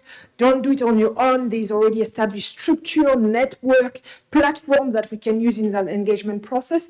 But if you have other suggestion, practical suggestion that we start thinking about action also. Anything else on your side? Quiet voices? Les voix silencieuses? Il y a quelqu'un veut rajouter quelque chose? Un petit peu de français, parler? Ah voilà, j'en ai deux. Parfait, merci. Je vous amène le micro 3, 4. Yeah, again, on the idea of domestication, I know at the end of the day, from here after this conference, we have to put together a general, holistic document that will capture almost the inputs of all of the stakeholders that we've talked about here. And so it's going to be somehow generic and for presentation next June for endorsement. But again, the idea of domestication is very important because our situations are different across countries. And this is why I'm from Liberia, for example. We are very keen on things like deforestation because the forest is our tomorrow actually there. And so we are doing things, leaving the upland, coming to the lowland. For us, this is the staple, it's a major crop for us. And we are blessed our rice loves water. So we're changing the kind of ecology from the upland to the lowland. And that gave us some advantage to do 2 or 3 crops in a year. And those are the kind of things we're thinking about. Somebody from the desert land has other priorities. So the last presenter was just saying on the country level, we may have different areas to really start from, depending on the severity of our problems. But somebody said earlier today that you cannot manage something that you don't know about. And that brings us to this soil information system. And somebody mentioned soil mapping or soil utilization map. I think those are things that we need to start from so that we can know what we're trying to defend, the problems in there, and how to put our ideas together to defend it. Thank you so much. Thank you so much. And again, what is our baseline? What is our kind of starting point? And do we understand? Do we have the data? Please go ahead. And après les Français, il y avait plein de Français là. Thank you. Somebody as well said this afternoon in his presentation, a better system will produce better results. Therefore, my only take what we should engage governments and continue engaging governments. That is where the action takes place. If they don't buy, it is a continental initiative. It is a global initiative, but it can't get grasp of things. They have the policy narrative. They refuse. They take. They can buy in. They can reject. They can influence the people down, including the farmers. So we need to engage them and let them know this is a serious issue, and they even need to put some resources, both financial, human, and the infrastructure. Enabling environment lies there. 100%. And from my expertise, learning from climate change is also how do you make that pitch to the national government? How do you make sure you have the impact and the message that they take it seriously? Oui, merci pour la parole. Je m'appelle Toby Ondoa, je viens du Cameroun. Il me semble que l'activité agricole étant fortement consommatrice de l'espace et la question de la planification de l'utilisation de l'espace est importante avant qu'on ne se lance dans la démarche de cartographie. Quelqu'un l'a dit tout à l'heure, pourquoi on ne se retrouve pas à faire des échantillonnages plutôt dans des aires protégées, des choses comme ça, qui ne vont pas servir à la production agricole. Donc il est important qu'au niveau national, nous avons des schémas d'aménagement du territoire, nous avons des schémas régionaux dans des pays comme le Cameroun qui est engagé dans la décentralisation, des plans de développement des communes. Il est important qu'on connaisse les espaces qui sont affectés à la production agricole et que prioritairement, donc, que ce soit sur ces espaces-là, qu'on fasse la cartographie des sols pour pouvoir utiliser ces ressources-là à des fins de durabilité. C'est le commentaire que je voulais faire. Je vous remercie. Très important, merci beaucoup. L'importance de la planification, du zonage. Je vais le dire en anglais vite fait parce que I'm going to say it in English because I'm not sure if you all have your little. I was going to say hearing head, but no, it's not that. But mainly the comment was about the importance to linking it also to land planning and land like zoning at different level, and especially in terms of decentralization at municipal level. And how do we make sure that we incorporate this in our approach and we take it into consideration? Okay. Oui, merci. Oui, merci. Bonjour à tout le monde. J'en ai deux. Attendez, il faut voir là. Je laisse Axel qui décide. Le monsieur derrière vous et après vous, d'accord? Oui, merci beaucoup. Je suis de l'Institut centrafricain de la recherche agronomique. J'ai un grand plaisir parce que vous avez parlé de la santé du sol. Enfin, vous avez... Mais tout à l'heure, les intervenants, ils ont parlé seulement que de la biologie du sol. Ils ont mis de côté physique et chimie des sols qui constituent aussi quelque chose. Dans la biologie, vous avez parlé des engrais. Même vous n'avez pas parlé des engrais naturels. Vous avez parlé seulement que des engrais minéraux. Est-ce que vous allez prendre ça en compte? Parce qu'on va parler de compost et consorts. Est-ce qu'on peut trouver de l'argent pour ça? Entre-temps, je voudrais parler du laboratoire. Je crois que les bailleurs ont parlé de laboratoire tout à l'heure, mais ce n'est pas accessible aux petits pratiquants de l'agriculture. Qu'est-ce que vous en pensez? Ça sera pris en compte. Et ne pas tomber encore dans le même cas de Maputo où les chefs de l'État ont décidé de prendre 10% de leur budget pour financer l'agriculture. Mais ici, ça sera le même cas pour l'initiative de sol en Afrique. Je vous remercie. Merci beaucoup pour ces questions très pertinentes. Je vais peut-être les traduire parce que je suis pas sûre que... I'm going to translate them to make sure, and I'm hoping I'm going to do a good job. But it's when we're talking about soil, we need, again, we need to talk about the health of the soil and not just take a biological view on it, but bring the chemical and the physical aspect of it, so take that integrated approach to soil. And also he urged people talking about, oh, now I've lost my English. Engrais, c'est... Pardon? Fertilizer, thank you. So he felt that we're only talking about mineral fertilizer and not talking about natural fertilizer. So and the importance of compost. So he wanted to understand, is that going to be something that's going to be integrated in the initiative to take a holistic approach to it, and also looking at how are we going to catalyze public funding for it? Is it going to be a portion of the national budget that's going to be allocated, like it's been done for agriculture? How do we go about it? Oh, thank you. I forgot. Thanks, Axel. Merci, Axel. And he was talking also about, he heard reference to laboratories, and he says that's great, but how is it accessible? How is it an inclusive access, especially for the more small role player in the agricultural sector? So how do we support that in this process? Maintenant, à vous. OK. Merci. Je suis Abel.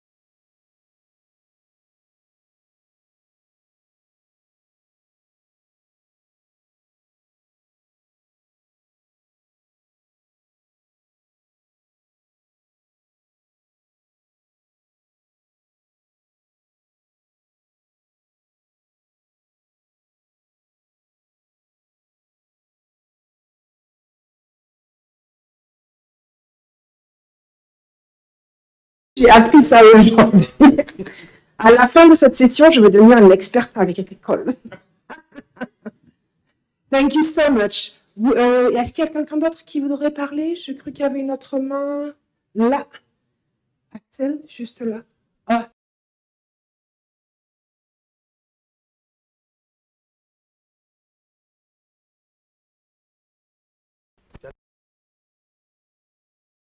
Laisse vous organiser.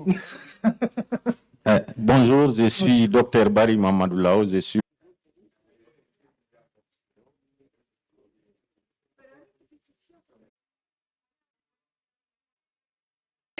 that we now take responsibility for our soil health. I told a group earlier this week that what we're trying to do, if we had degraded soil over the last 5 decades, it will take us a minimum of 10 decades to regain what has been lost. But that being the case, not to engage in a restorative remedial mode is no longer an option. Because what happens is that we will be living not just on borrowed time, but on borrowed soil. Somebody was telling me this morning, he said, Yemi, you are wrong. Soil is not life. He said, water is life. I said, oh. He said, because without soil, you can grow nothing. Without water, you can grow everything. And he referred to hydroponics. So I said, okay. Hydroponics will grow your cassava. Hydroponics will grow your yam.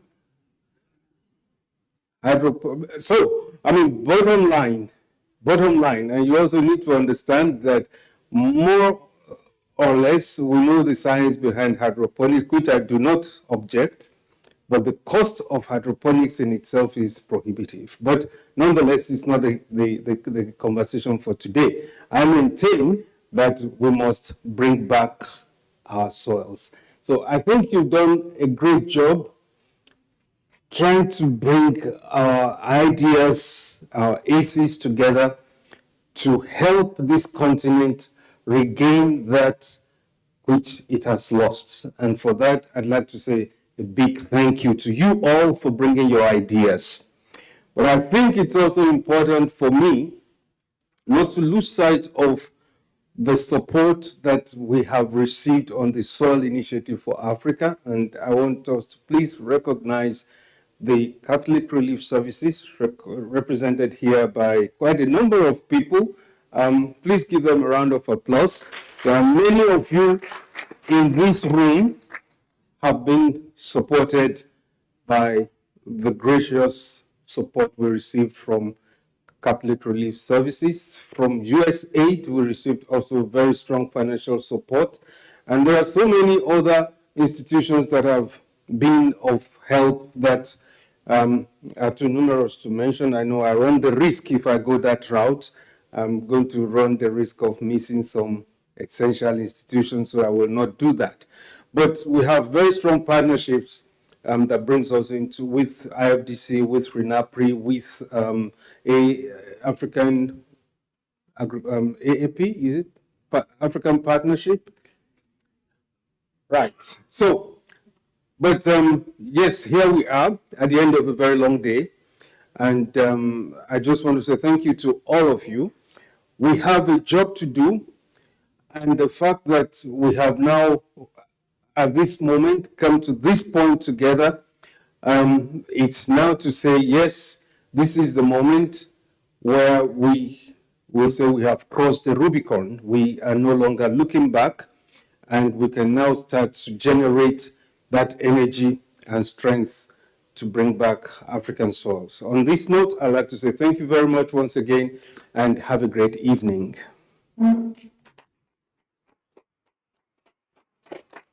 Thank you.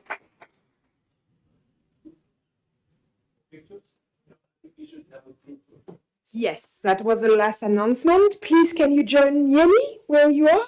You can be the beacon where everyone can join Yemi for a group picture. Please don't be shy. We want a lovely smile.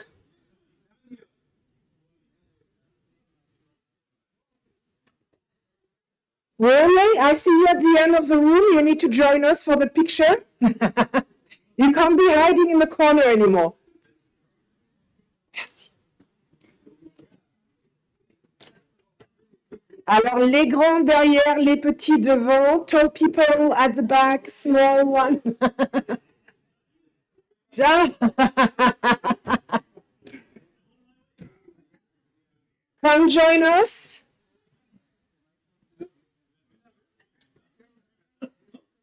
And I want to make sure that you're all smiling beautifully. Let's go there. They will never miss the person on the mic. They always look for it. So Really? yes, Yeah, it's like strategic. I'm loving it. yes.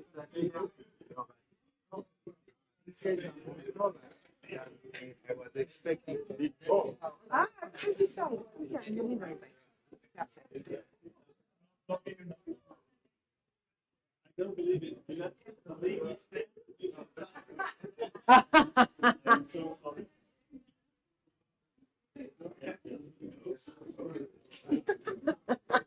I love it how men checked each other out.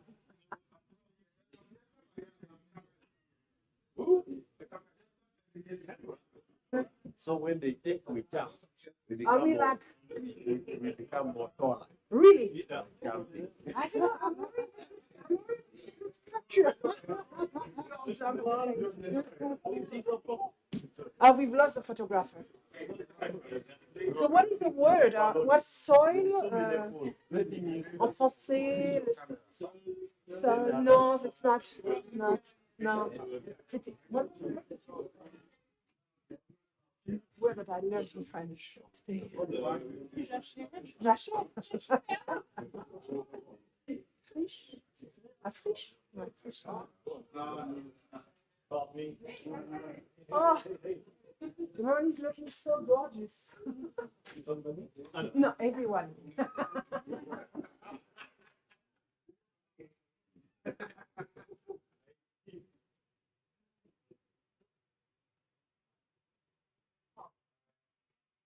Smile.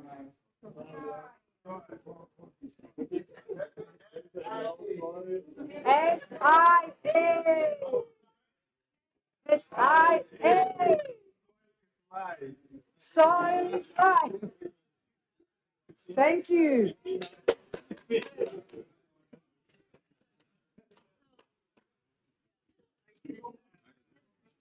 No.